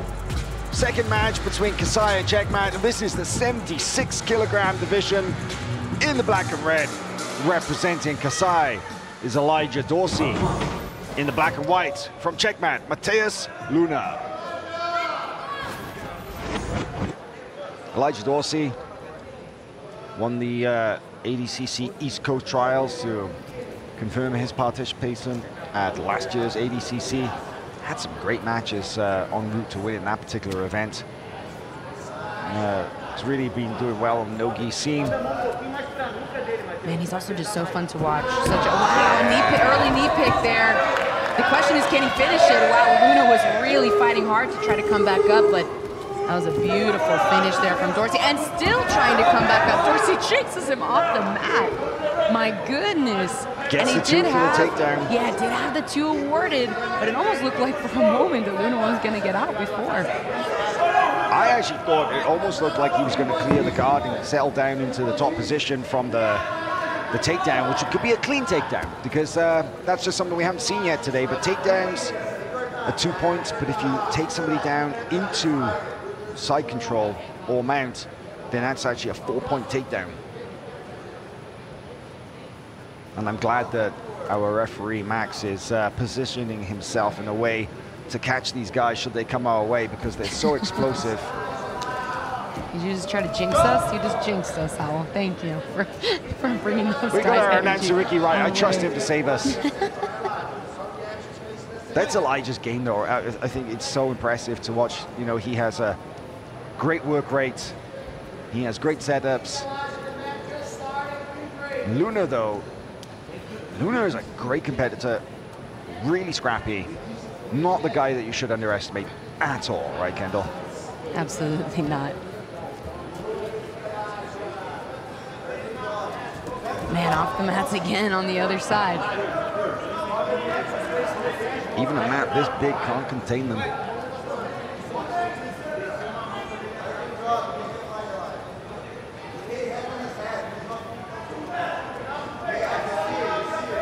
One thing about Elijah, when you look at how he's been pushing the pace so far in the match, if you kind of look at his face and the way, he doesn't have any signs of fatigue at all yet. You know, he looks super sharp, super dialed and focused.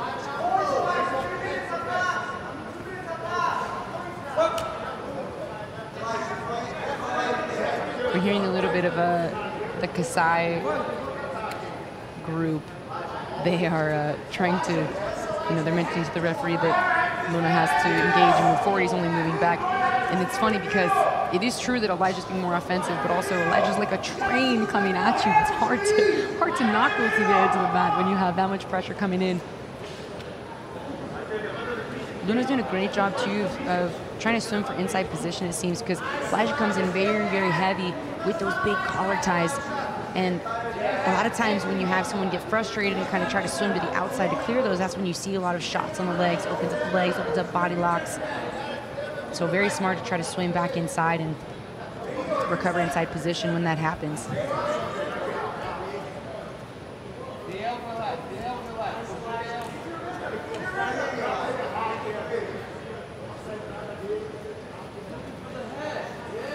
Another double leg there from Elijah, but this time Luna had a bit of a look at the head, but Elijah was able to come all the way to side control, so that could be what you talked about. It could be a 4-point takedown. It is. They gave him 4, so that is a 6-point lead now. That's a big point difference. And he's still got 1:48 to work.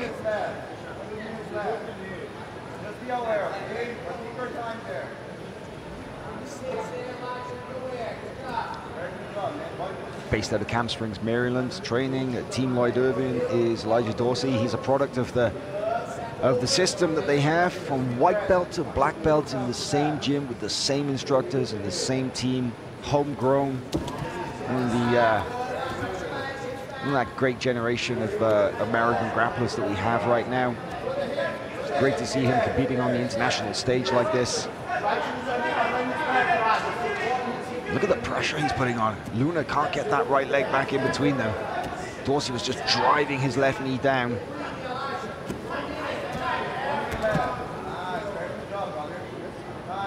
Oh, look, he got a kick to the eye, or a bit of an eye poke, unfortunately.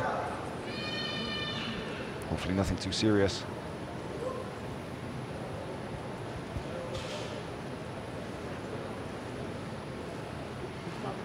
If you're watching this live on YouTube, well, thank you for supporting this event. been a long show today. We had a lot of grappling matches. We'll have more tomorrow as well. This is the last quarterfinal match. We have the 2 semifinals, final and third place match, which will all go off tomorrow to determine which team wins that $500,000 cash prize. The remaining $500,000 split between second, third, and fourth place.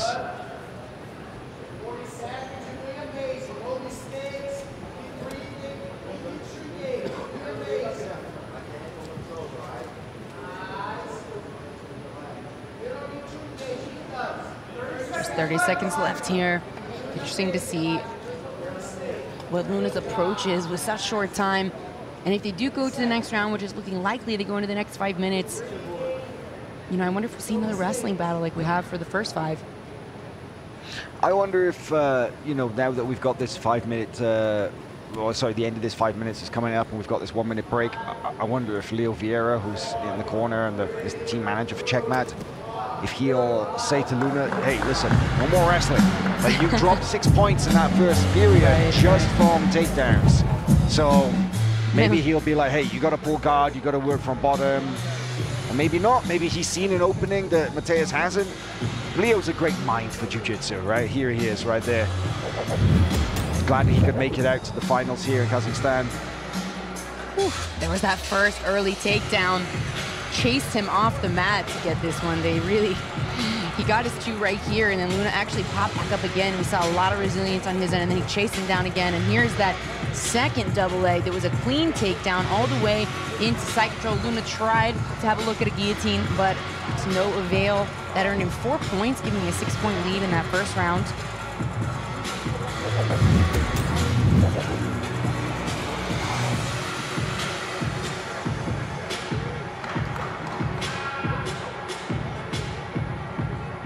Yeah, look at that eye. It's still bothering Elijah Dorsey. Whether it was a kick to the eye or something like that, I think. Couldn't quite see exactly what happened, but you really have to just kind of like do your best to forget that in the middle of the match. It's not easy, but you got to put the blinkers on, right, Kendall? For sure. Man, Luna shot in that time. That was his time to shoot, and big defense from Elijah Dorsey. Yeah, going straight in north-south. Yes, immediately north-south. And obviously, as we know, there's no points yet because the only points in the first 2 minutes are for a takedown. So the rest of the points come in at the 3-minute mark. But still, dominant show at passing so early like that. And I love the way that Elijah just very calmly and very deftly extracted his leg from that situation. That was a great guard recovery from Mateus Luna and right into his own attacks. He's very, very dangerous. His open guard is super fun to watch. Yeah. Very aggressive, big submission hunter. He's also one of those people, you know, we've talked a little bit about this throughout the show. He has so much experience. I think there's rarely a major event where it's gi or no gi and he is not involved in some capacity. Yeah. You see both him and his brother. He has a twin brother, Matthias Luna and Mateus Luna, which has always confused me for all these years. Nearly impossible to tell them apart. Nearly impossible. And you always would walk into tournaments, IBJJF or what have you, and they would, you know, always be around and competing. And always. Just so active, right? Through all the colored belts into black belt as well. And you know, mainstays on many, you know, major shows like Fight to Win. I've seen them like a million Fight to Wins. So it's one of those things where even if Mateus Luna gets scored on early on or loses a round early like he did, you can never count him out. He has so much experience and so much composure and confidence under these high pressure situations. And being in a team aspect ups the ante of the high pressure stakes as well, because you feel, you know, the very real reality that your team is counting on you to win, to get them to the next place. No one can do it alone. And I think he does really well with it. So, yeah, I'm excited to see his guard continuing to be active and continuing to fight forward. And, you know, like you said, you know, he's talking to Leo Vieira. Maybe did get some different insight on a different approach for round 2. But Dorsey, oh my gosh, almost had a big attempt at a pass there. Oh, look at this though. The leg is over. He's got the omoplata possibly. It'll be interesting to see if Elijah can get over Mateus' left leg, because for a moment he had both legs over the leg. It was around to the hip.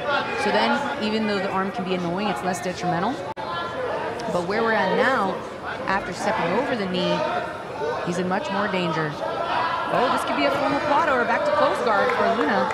Nice work from Dorsey in defending that. That was definitely tight. And smart by Dorsey to bring that left knee in right away to immediately avoid the close guard of Luna, and also just to be able to bring his weight and his pressure forward. A lot of times we see athletes, especially further into a match, in a position like that due to fatigue or just lack of urgency, they'll kind of allow themselves to settle into the top close guard, which oftentimes is a big mistake.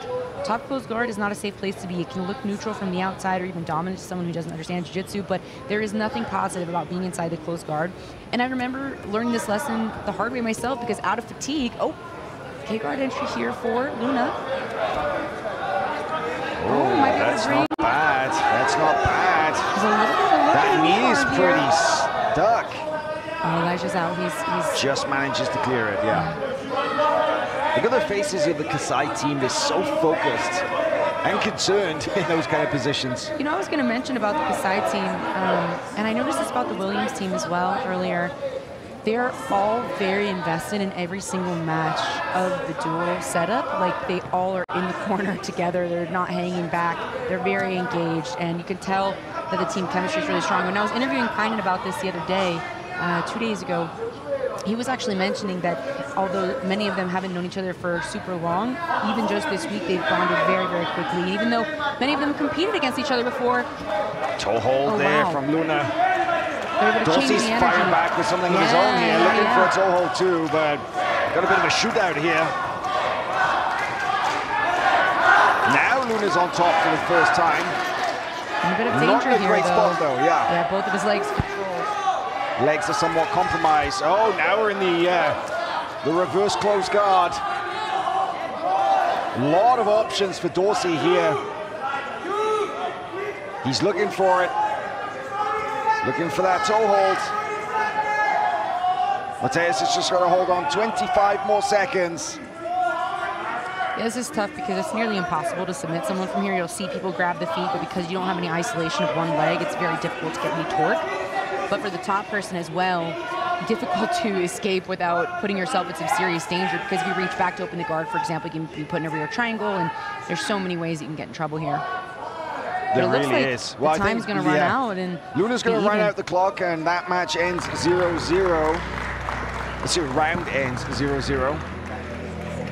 And that's what we're talking about, right? I mean, 6-0 lead for Dorsey in the first round, very dominant. Second round, a total draw. I was going to say, and did you feel like Luna kind of picked up some momentum in that second round? Well, you know, he was actually attacking. He had his entries. He had the omoplata entry. He had the knee bar entry. He was working, didn't score, but it just seems like he's slowly closing the gap between them. Definitely. Yeah, definitely made a jump forward in the right direction. So be really interesting to see what they go for in this third round, how they approach it. I wouldn't be surprised if we saw some early shots from Dorsey, like right as the whistle blows or right as they begin.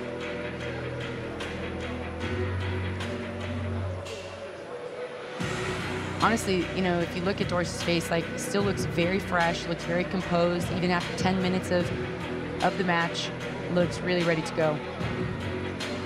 And Luna now standing up, coming to the center of the mat, also looking ready to try to come and win this third round, because if you are newer to joining the point system and the way that this operates, there are 3 5-minute rounds with a 1-minute break in between. And the idea here is that it's a best 2 out of 3 situation. So Dorsey won the first round. The points are not consecutive. They restart in the second round. Then they were at a draw for that round. So now the third round, if it is Luna who wins the third round, it'll go to ref's decision. But if it is Dorsey who wins the third round, then of course he would win the 2 out of 3. The only other option is if there's a submission, of course. And if there's a submission at any time, then that person will win regardless of if they lost the first 2 rounds or not. Big pressure from Dorsey again, kind of similar to what we saw in the first round, controlling the center of the mat. And would not be surprised to see Dorsey shoot in once again. I mean, he's had such success with it, right? Yeah, those 2 big takedowns, but it was interesting that in the second round, Mateus actually opened up with a shot of his own, but ended up in that bad spot, but luckily didn't concede the points for it. Yeah. There's that knee pick from Dorsey. Right on the edge of bounds. Dorsey's got such great wrestling, really does. My heart just sings every time I see an underhook to a knee break. The underhook knee tap is so amazing for grappling because so many people feel lured into safety with like a loose whizzer. They don't really feel like they're in that much danger. And it's very low risk as well. If you miss the position, you miss the takedown, you can square back up and restart, and you didn't have to drop to your knees, get sprawled on, get guillotined, any of that. It's a really nice position. But now we see Dorsey in the close guard of Luna. Luna has a very dangerous close guard. We saw him, a lot of his great guard work in round 2. Luna looking to try to control the posture and break Dorsey down. It's so difficult to do, like, without the gi, without the lapels, right? You have to really sit up, engage your core, reach all the way up to the back of the neck. It's a different ball game. And similarly for the person on top, it's harder to stay posture because you don't have the lapels, the gi, the material to hold the person down. You know, I feel like Dorsey is that classic strong starter, whereas Luna seems to be the guy who picks it up kind of deeper the match goes. And there are lots of guys like that, right? There are lots of guys who they're not strong starters. Some guys are really just hot out the blocks, right? Oh, there it is, another leg entry. Look at this. Got the shin in the back of the knee. Could come out of the back with the crab ride here if he continues. But he's kind of hanging out in this halfway position. Interested to see what it is that Luna is looking for. He's got a good control of the ankle as well. Dorsey's ankles are strapped up. Oh, lovely step out though from Dorsey.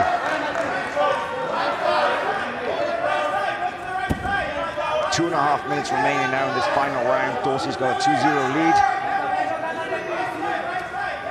If he can maintain this points lead, and he'll take this match 2 rounds to, well, the one was a draw, so. But if he wins the 2 rounds, then he will win on points.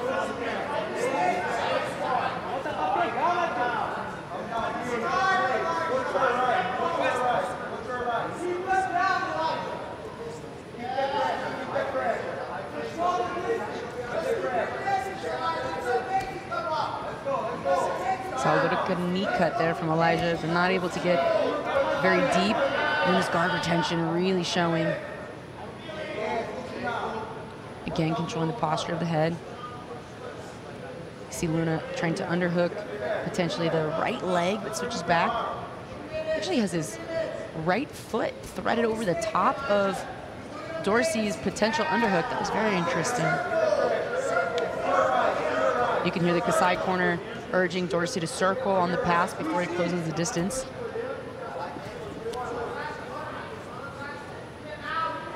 Luna threads his leg through one more time. Now is a deep underhook with his right. We could see him going to K-guard again. He's gone there quite a few times. He's been having success with the entry, but it's just the finishing that's lacking so far, right? Kind of getting stuck in this halfway position, and Elijah's able to extract his leg. Okay, now he's trying to build high toe hold here from Luna. This is better. This is much better. He's got both legs trapped. Both legs trapped. Yeah, but Dorsey's, I think, right knee is free and almost going to free his left knee now. Yeah. And that's the kind of position where there might be some torque on the foot. It might be uncomfortable, but unless you're able to stop the rotation of the hips, the person who's defending is always going to be able to rotate to free the tension. And I think that's why we can see Elijah, he's not freaking out, he's not rolling through, potentially conceding the sweep because there's not enough torque to force him to. He doesn't have to defend.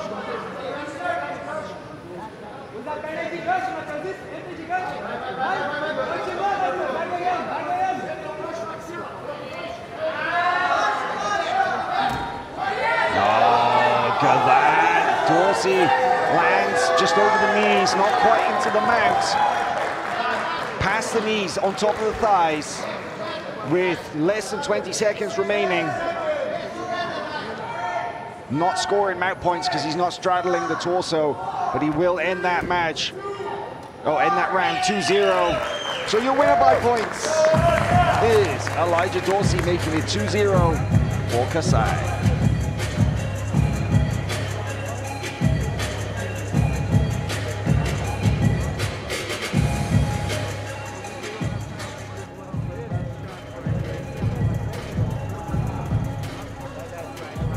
Ladies and gentlemen, after 3 rounds of action, we go to the points for your winner. In the red corner, representing Kasai, Elijah Dorsey.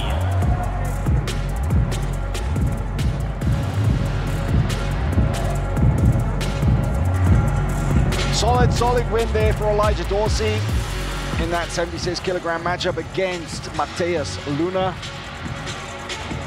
giving Kasai a strong 2-0 lead against Checkmat. Here's a look at some of the wrestling. There was that knee pick. I think that was the first round, actually. So Luna did his best to scramble up, to try and get out, but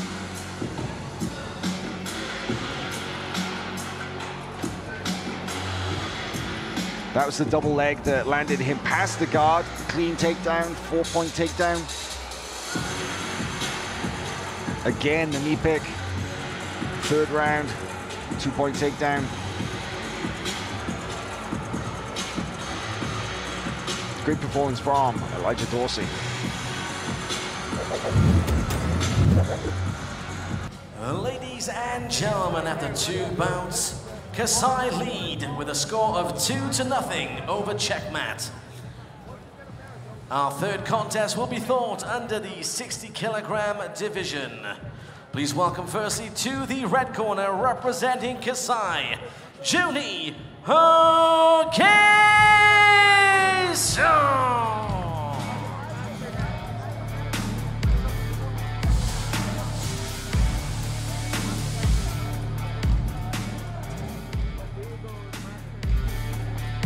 And his opponent in the blue corner, representing Checkmat, Nathannael Joseph Fernandes.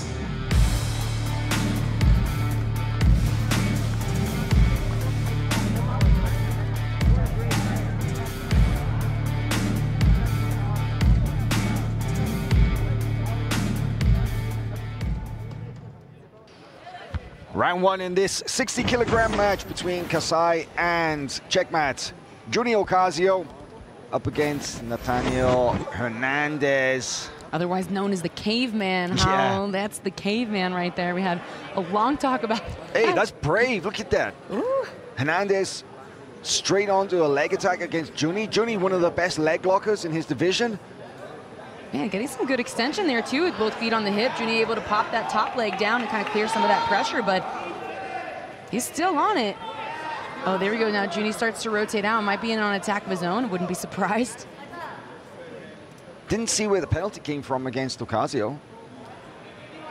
We need to check to see maybe the replay or ask the judges about that, but these guys are, this is the thing, right? With 60-kilogram guys, they always keep a high pace in a leg lock match like this. With Gianni Ocasio on a leg lock right here. Good straight foot lock. Oh, gets the submission. 1 minute, 6 seconds of the first round. 3 in a row for Kasai.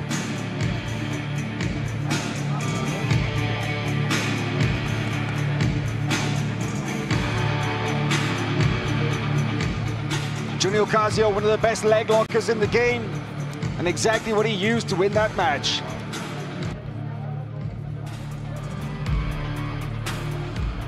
Ladies and gentlemen, referee call stop the action during the first round for your winner by a leg lock. Representing Kasai Jr., Ocasio!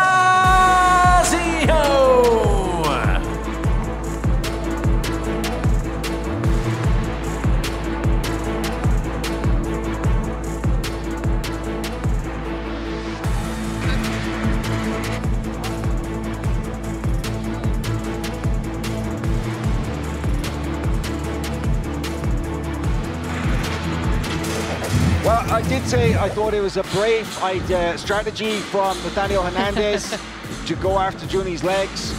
But hey, you want to test yourself against one of the best in the world, why not, right? But I think Gianni's experience. I mean, and he had a bite, right? He did. Caveman had a bite. He was in on it for a second, but man, Gianni. Good old-fashioned straight foot lock. Look at that. Look at that extension once he got both feet to the hips. Incredible. Yeah, going nowhere. Here's a better look at this. Look at the angle. You see the straight plant deflection there of the... You notice he's pretty high on the foot, right? So it really breaks the foot rather than the mistake oftentimes sometimes you make of being too on the ankle. He totally breaks. Oh gosh, see some rotation there at the end as well. See it was I think there was definitely some rotation where the heel started coming towards the belly. Yeah. Yeah, well, that is Gianni's bread and butter. Big win. Ladies and gentlemen, after 3 bouts, Kasai lead with 3 points to nothing over Checkmat. In our 4th bout, this will be fought under 91 kilograms. Please welcome firstly into the red corner, representing Kasai, Roberto Jimenez.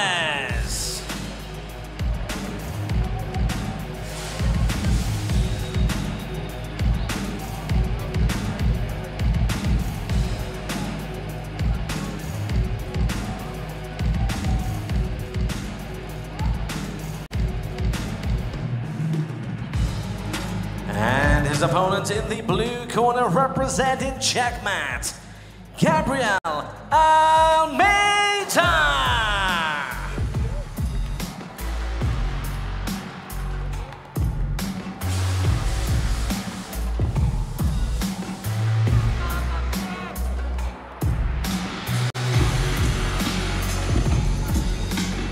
Well, if I have anything to say about this match, it is do not blink. Because in the red and black is Roberto Jimenez, and in the black and white is Gabriel Almeida, and we know how dangerous and how explosive Roberto Jimenez is. But do not count out the veteran Gabriel Almeida, Noki world champion in his own right. And look at that, giving Roberto lots of trouble. He's got ahead, wow. You said don't blink, Howell, and you're right. That was amazing, that exchange between those guys. And I think that's really smart from Almeida. You know what? You got to put Roberto under pressure. For sure. You can't let him impose the rhythm, impose the pace on the match. You got to make it your own, and Gabriel Almeida did just that. Came out hard. Good wrestling exchange there. Now Gabriel possibly looking at getting on the legs, because, hey, if there's one thing that we all can say about Roberto, if he has one weakness, he is known to be somewhat susceptible to leg attacks. But Roberto is very, very capable in all areas, top, bottom. He's got great wrestling, and he's got a near magical ability to just teleport to people's backs. He really does. You know, and there's a lot of pressure on Gabriel Almeida in this match as well, right? Because Kasai has 3 wins so far. So with a best out of 7 rule set, if Roberto wins this match, that would immediately put them forward into the semifinals and put them forward. They finished the rest of the matches, of course, but the team race would be over. So for Gabriel Almeida, again, a lot of pressure for him to put something on the board to keep them in the race.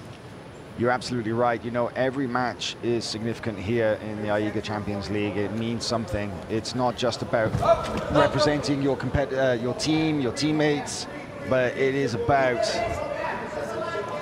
actually getting your team through into the next round.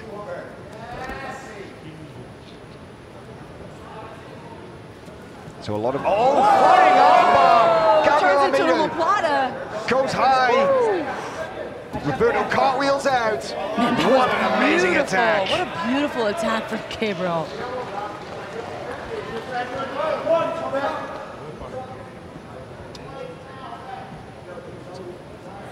Man, I said don't blink. I said don't blink.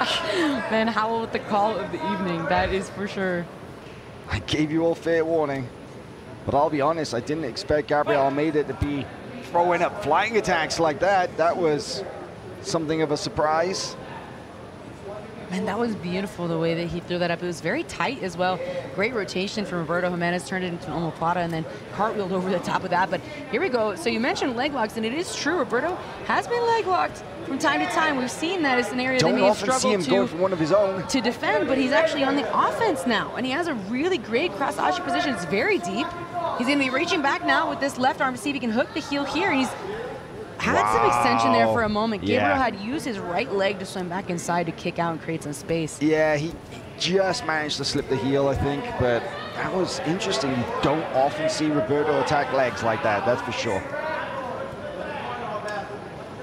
Gabriel tries to wrestle up here, but extends his head. Tried to grab both of the arms, and it worked. I'm sorry, both hands on the same arm, and drag that arm through and kick out to the other side. Really, really solid work so far from both men here. But I have to say, yeah, absolutely, but if I have to say, in this round so far, who's actually initiating a little bit more of the action is Gabriel. For sure, yeah, definitely. And, you know, Roberto can be a scary person to initiate on because he is so explosive in his responses, and he almost gets punished for attacking him, right? And we're seeing a little bit of that right now. And here we go, as a seatbelt grip. Strong seatbelt, has that left hook in now, could settle into the mount and try to finish from here. Looks like he's opting to stay on top and try to look at an arm triangle. Gabriel Almeida doing his best not to get flattened out. Sits him up and comes over the top and might lose the race to the back here as Gabriel keeps trying to spin out. Hips in now from Roberto, putting a lot of pressure and rolls him all the way over, but still no back points. Yeah, the hooks will not be set. Gabriel does a great job of always finding where the wedge is open, right? Always ekes his hips out. And look at that recovery from the knee cut. This is a high-paced first match, the first round in this match. The question is, can these guys maintain that pace? Nice stack pass there from Roberto.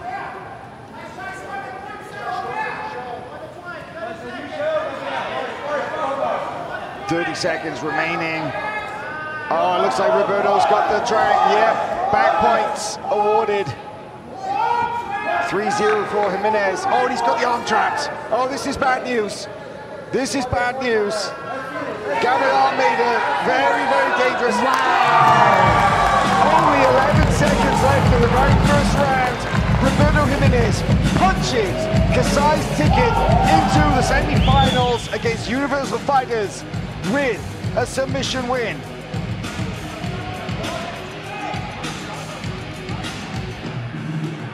It was a high-paced match from start to finish. And the rear naked choke sealed the deal.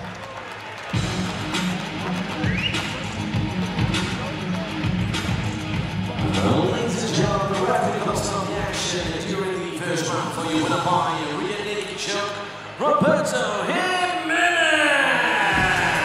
Man, Gabriel came out hot. He came out swinging and bringing the action. Really, really did. Had really great looks. But Roberto... And I think he did the right thing, because you've got to meet Roberto head on, you know?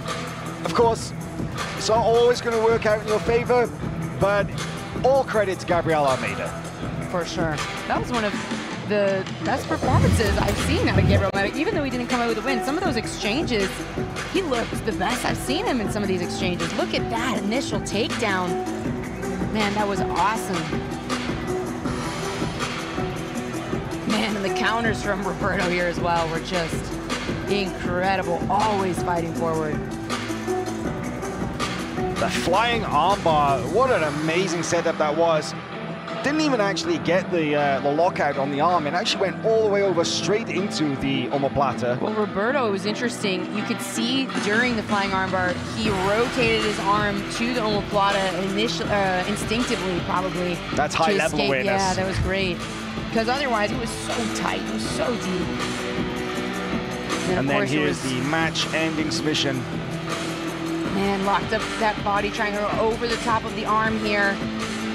And then it makes it so difficult for Gabriel to be able to defend because he has one arm completely out of the equation. Roberto brings him over to the choking arm side, sinks that in. Man, really, really deep, and gets the finish. That's gonna punch Kasai forward. That's 4 for 4 so far, 4-0. We are still gonna go through the other 3 matches. Everybody is gonna fight, so make sure you guys don't go anywhere. We still got 3 amazing matches between Team Kasai and Team Checkmat. We got Pedro Mourinho coming up here in just a minute against Carl Peggers. There there's it is. another Yeah, look at that he went finish. one arm really, really deep around the neck and then just get that classic Nathannael finish. Nowhere to go for Gabriel Almeida. And the 4th win in a row. And the third submission, excuse me, for Team Kasai. Wow, the action continues. Ladies and gentlemen, after 4 contests, Kasai lead with a score of 4-0 and will advance to the next round.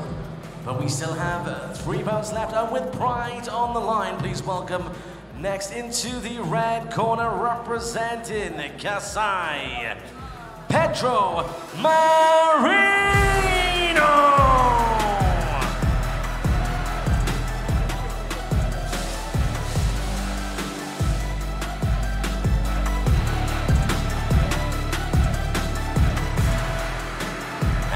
His opponent to the blue corner, representing Checkmat, Carl Pegas.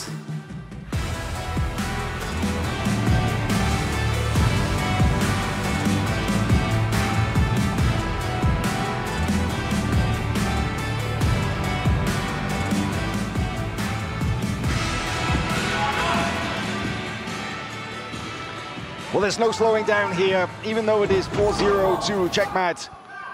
We will move on with this 83-kilogram match. Pedro Marino in the black and red. Carl Pegas in the black and white. Pedro Checkmat opening up. Kasai. I was gonna say Checkmat. I mean, Pedro opening up with a guillotine right there, but I think that was really smart to jump close guard for Carl.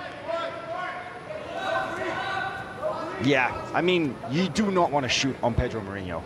That guy's got one of the nastiest guillotines in the world, and it is just there waiting for him. And also, he's rock solid. Like, he's very difficult to take down. He's got great wrestling. He's got great counter wrestling, and that guillotine is just an absolutely deadly trap.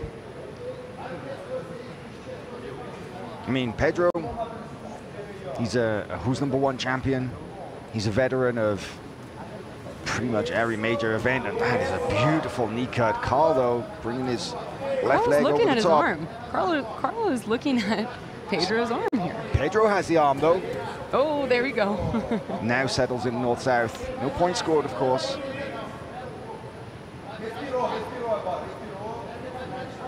But Pedro cutting to 83 kilos for this match. It's around about 185. And it's amazing because, you know, he's also happy right up there at 205. You know, we've seen him go against heavyweights. Pedro's notoriously strong, right? Everybody says he's incredibly strong.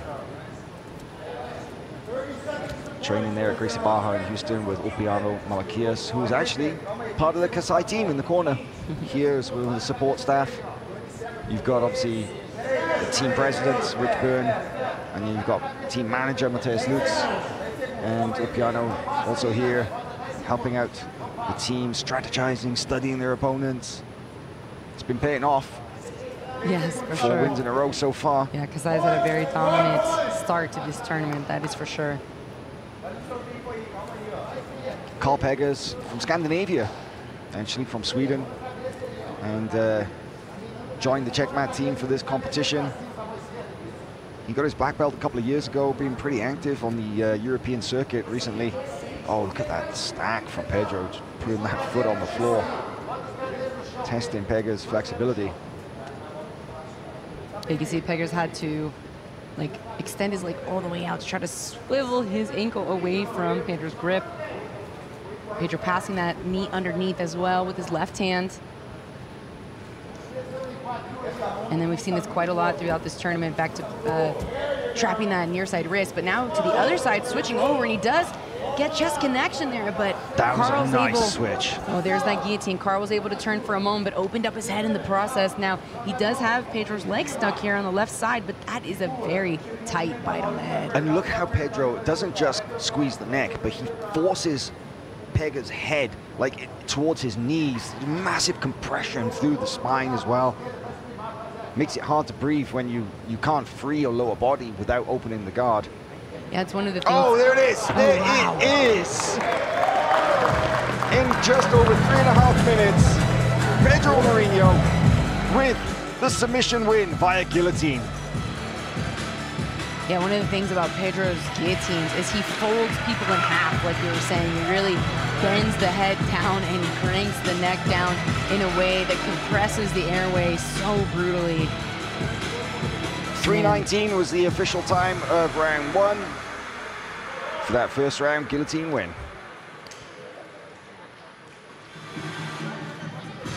Ladies and gentlemen, the referee calls start the contest here in the first round for your winner by guillotine choke.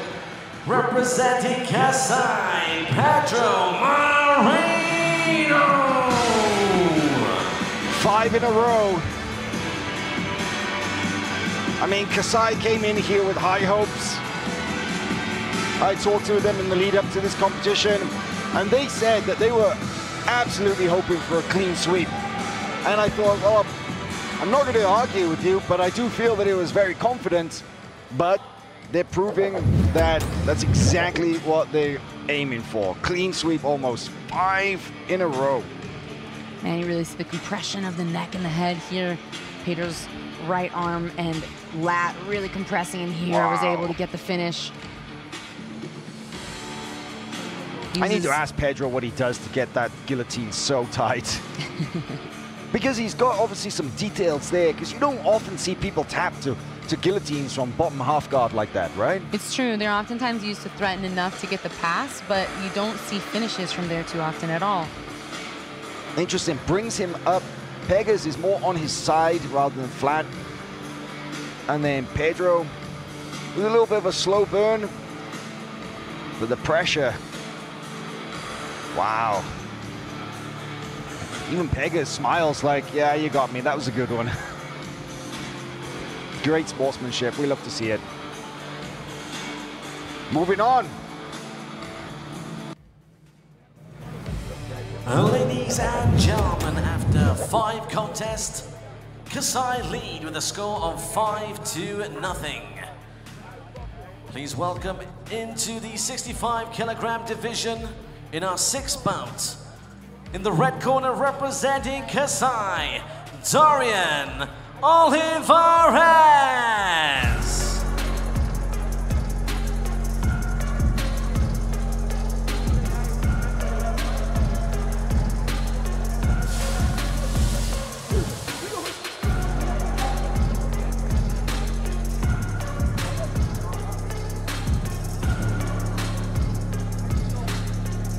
And his opponent in the blue corner representing Checkmat, Igor Moreira.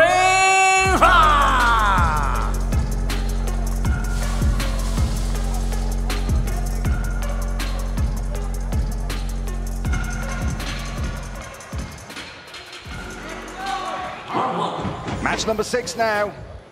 We go into the under 65 kilogram division. Black and red, Dorian Olivares. Black and white, Igor Moreira.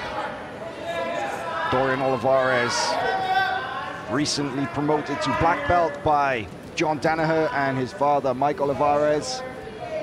Just an absolute phenomenal workhorse. Broke through onto the scene in a big way. He had been kind of steadily gaining some notoriety, but it was his big win at the ADCC East Coast Trials where he qualified to compete at the World Championships last year. Really, everybody at that moment, there was just no denying it. They were like, oh, this kid is special. Man, he's so fun to watch, and you're seeing why. Look, he goes side to side so relentlessly. Now he's on a guillotine of his own here. Yeah, he's a headhunter. We saw this at the trials in South America. Last year, he was part of the Kasai team that went down to Sao Paulo, and he has absolutely deadly front headlock series of attacks, anacondas, Das chokes, guillotines. Man, look at his grip with the left hand, using that to crunch the neck in and continue. He has a cup on the back of the neck. He didn't quite lock up the rear naked choke grip. He almost had it a couple of times. A beautiful defense by Igor Moreira. Moreira just ripped his head out of that. His hand fighting and his awareness in that position is super, super impressive considering Dorian's finishing qualities there. Wow. And Dorian's a multi-sport athlete as well. You know, he's a wrestling champion in America. He is training MMA because there's absolutely, you know, like that's part of the plan. He's going to compete MMA at some point in the pretty near future. He's been training for many years under the tutelage of his father, and more recently, you know, joining the New Wave team with John Danaher. He is still very much a submission grappler, though, but that wrestling pedigree that he has, so formidable. Look at this control here. Top position, looking to get a top crucifix by pinning that near side arm. Man, the insistence on the control of the right shoulder Igor is so key there. He had the underhook in his head on the ground, pinning the opposite shoulder down. Possibly looking for a north-south or a Dars choke here if he can walk his hips around in a circle to the right.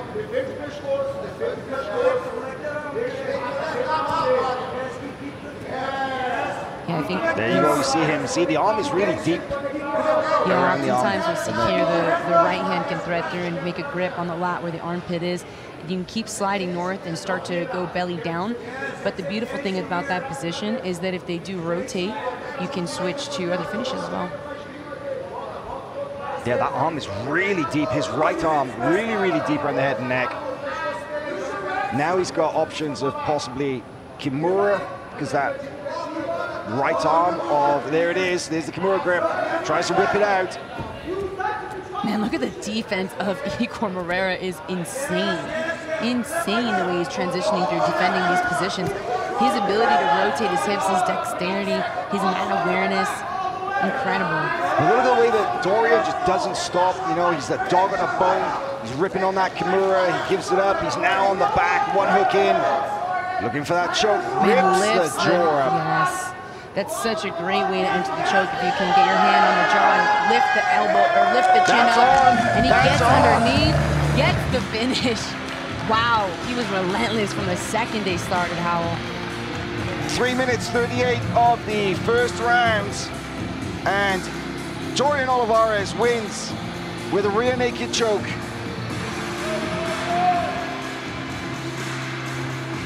Ladies and gentlemen, referee calls up the action during the first round for your winner by rear naked choke, representing Kasai, Dorian Olivares. Dorian Olivares now takes Kasai's tally to 6 matches, and 5 of those finished by submission. Wow. Very powerful performance.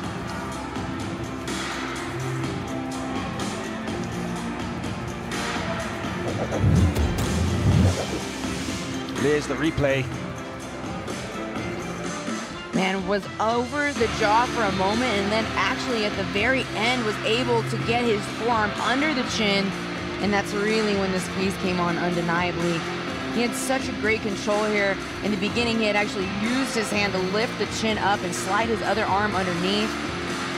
Man. But it's like you said, how from the very beginning of the match, he was relentless on anything he could find, ripping kimuras, chokes, looking for darces and anacondas. He was non-stop. That Kimura defense as well, oh my gosh, it was amazing. Big, big win for Dorian. Looked so dominant. Excited to see him compete tomorrow again.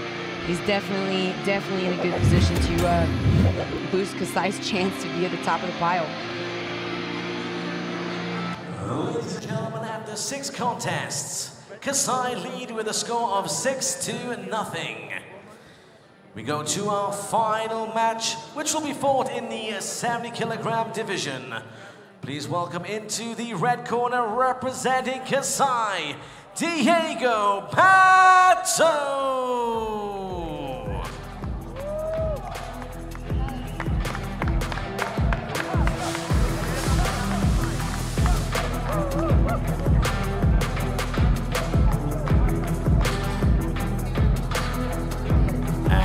His opponent in the blue corner, representing Checkmat, Idris Tamirlan.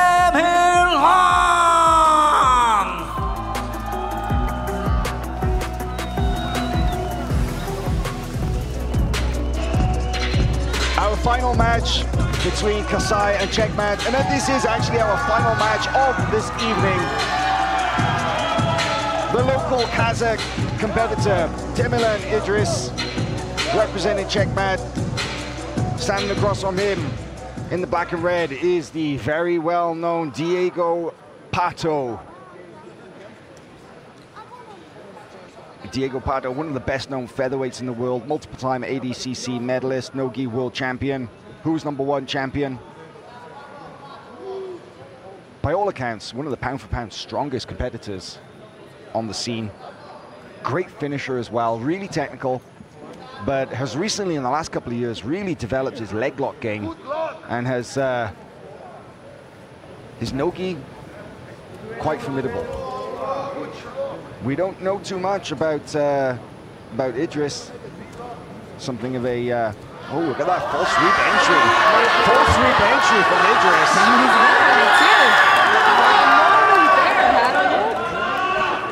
If Idris were to beat Diego Pato, that would be one of the craziest upsets that we could hope to see. I mean, we've already seen it once here this weekend when Rashid Khan tapped out Gabriel Sousa with that guillotine choke. I think if Idris was to tap out Diego Pato, that would be even bigger. Absolutely. Anything can happen here at AIGA, that's for sure. Especially with the way they reset the matches, with the interesting matchups you wouldn't normally see. Because, for example, like, this is a match you would never see in a super fight event, because this guy, Idris, would have to work his way up to fighting someone like Bautista. So it's really cool, I think, how we have some of these mismatches that give us some big surprise and some looks at some up-and-comers, and people can really make their name at a tournament like this. It's the opportunity of a lifetime for a guy like Idris, absolutely. Like you say, some heavy leg drag pressure, though, coming in from Diego. To fight somebody like Pato, he'd have to fight his way through a stacked bracket. No chance of booking a super fight against somebody like Pato, one of the best in the world. But a team tournament, a team duel meet like this here at AIGA Champions League.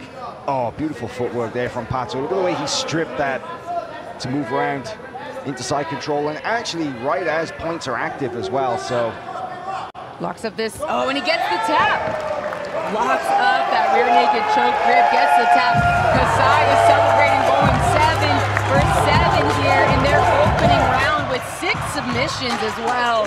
Clean sweep. Incredible showing. Winning by a choke, Diego Pato in the very first round. And the Kasai team, well, they, like I said, they said they wanted a clean sweep, and that's exactly what they got. Ladies and gentlemen, the referee calls off the contest to the first round for you with a point. Shook representing Kasai, Diego Pato.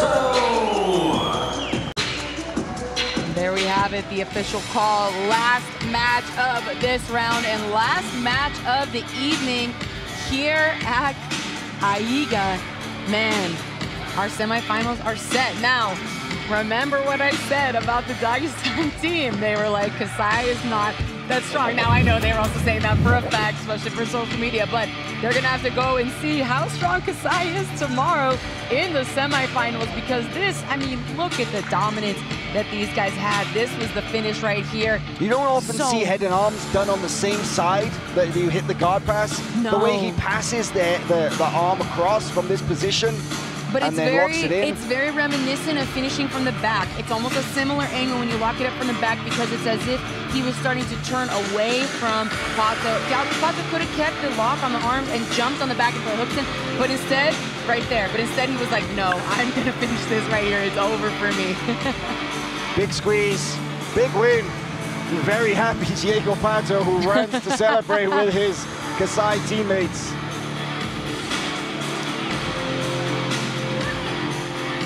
Final match of the event, ending by a submission. 7 wins, 6 submissions for the Kasai team.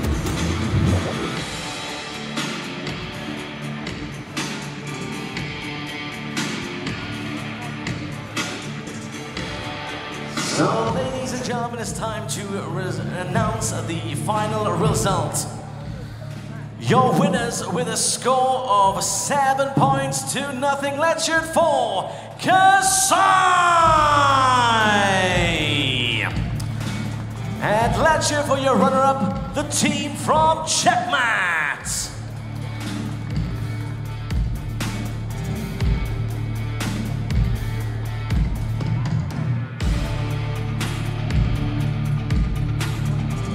Ladies and gentlemen, this has been day one of AIGA Global Champions League.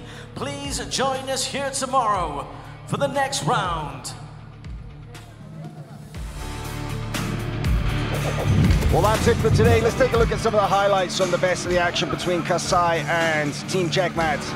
Man, Kynan coming out swinging, ended up with this beautiful rear naked choke early on in the match. Such a big squeeze here. This really started their team off with a bang, and they just continued with the momentum at match after match after match. Not easy to take out a tough guy like Maidani like that, so really, really impressive. Kynan Dwade, the first of many. Junior Ocasio followed it up with this straight foot block. And after Caveman had gone after his foot, which he did have a little bend on it, but man, Ocasio got some revenge after that. He was like, okay, you want to play on the legs? I'll show you how to do it. Caveman, a super tough up-and-comer, but Ocasio, the seasoned veteran, came out with a win early on in that match. And then, of course, we had one of my favorite matches. Oh, my gosh. Roberto versus Gabriel Almeida. Same here. It was absolutely incredible. Gabriel came out swinging. He had a flying armbar attack that was absolutely beautiful. He had such a crazy approach to that match, which I loved and respected. I thought it was the way to come out and go swinging at Roberto just like it did, but it was Roberto in the end that ended up with the submission finish. And then, of course, Pedro we had Moreno's guillotine.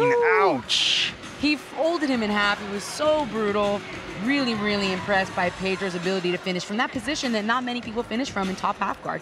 I think that was really, you gotta ask me about some of those details, Howard, just like you said. Diego Pato's head and arm choke from top. Cinched it up. Man, could have taken the back from here, but opted just to go for the finish. Like you said, we don't see that very often, but a beautiful finish. And then, of course, Dorian, oh my gosh, with this rear naked choke, just incredible. He came out swinging as well. He was on like 7 different submissions before he got to this finish, and amazing defense throughout as well, but Dorian dominant from start to finish, truly. I mean, what a show for the Kasai team to open up with. Yeah, extremely persistent. Here's another look at Pato's head and arm choke. It's funny to imagine, you know, if you're going to go up against Kasai and you're watching the matches tonight, studying for tomorrow, it's like, what holes are you going to try to exploit? They were so dominant. Man, incredible. Well, it has been an absolutely incredible first day of action here at the AIGA Champions League final in Almaty, Kazakhstan. We will be back tomorrow, of course, because we have the semi-finals, and then we have, of course, the third place match and the final. The 4 semi-finals, we have Team Allioni going up against Williams' elite team, and then Universal Fighters of Dagestan going up against Kasai. Remember, there is the $1 million prize fund. The winning team will take home $500,000, with the remaining money being split between 2nd, 3rd, and 4th place. Any words for the fans before tomorrow, Kendall? You better be tuned in as soon as we start, because I'm telling you, you do not want to miss one match of tomorrow's event. The energy in here has been on fire, and I know it's going to keep heating up as we get into these rounds. There's more money on the line. There's more pride on the line. There's more fame on the line. It's going to be incredible. We can't wait. Well, join us tomorrow live and free on the AIGA Global YouTube channel. I'm Haltig, Kendall Rusin. We'll see you tomorrow.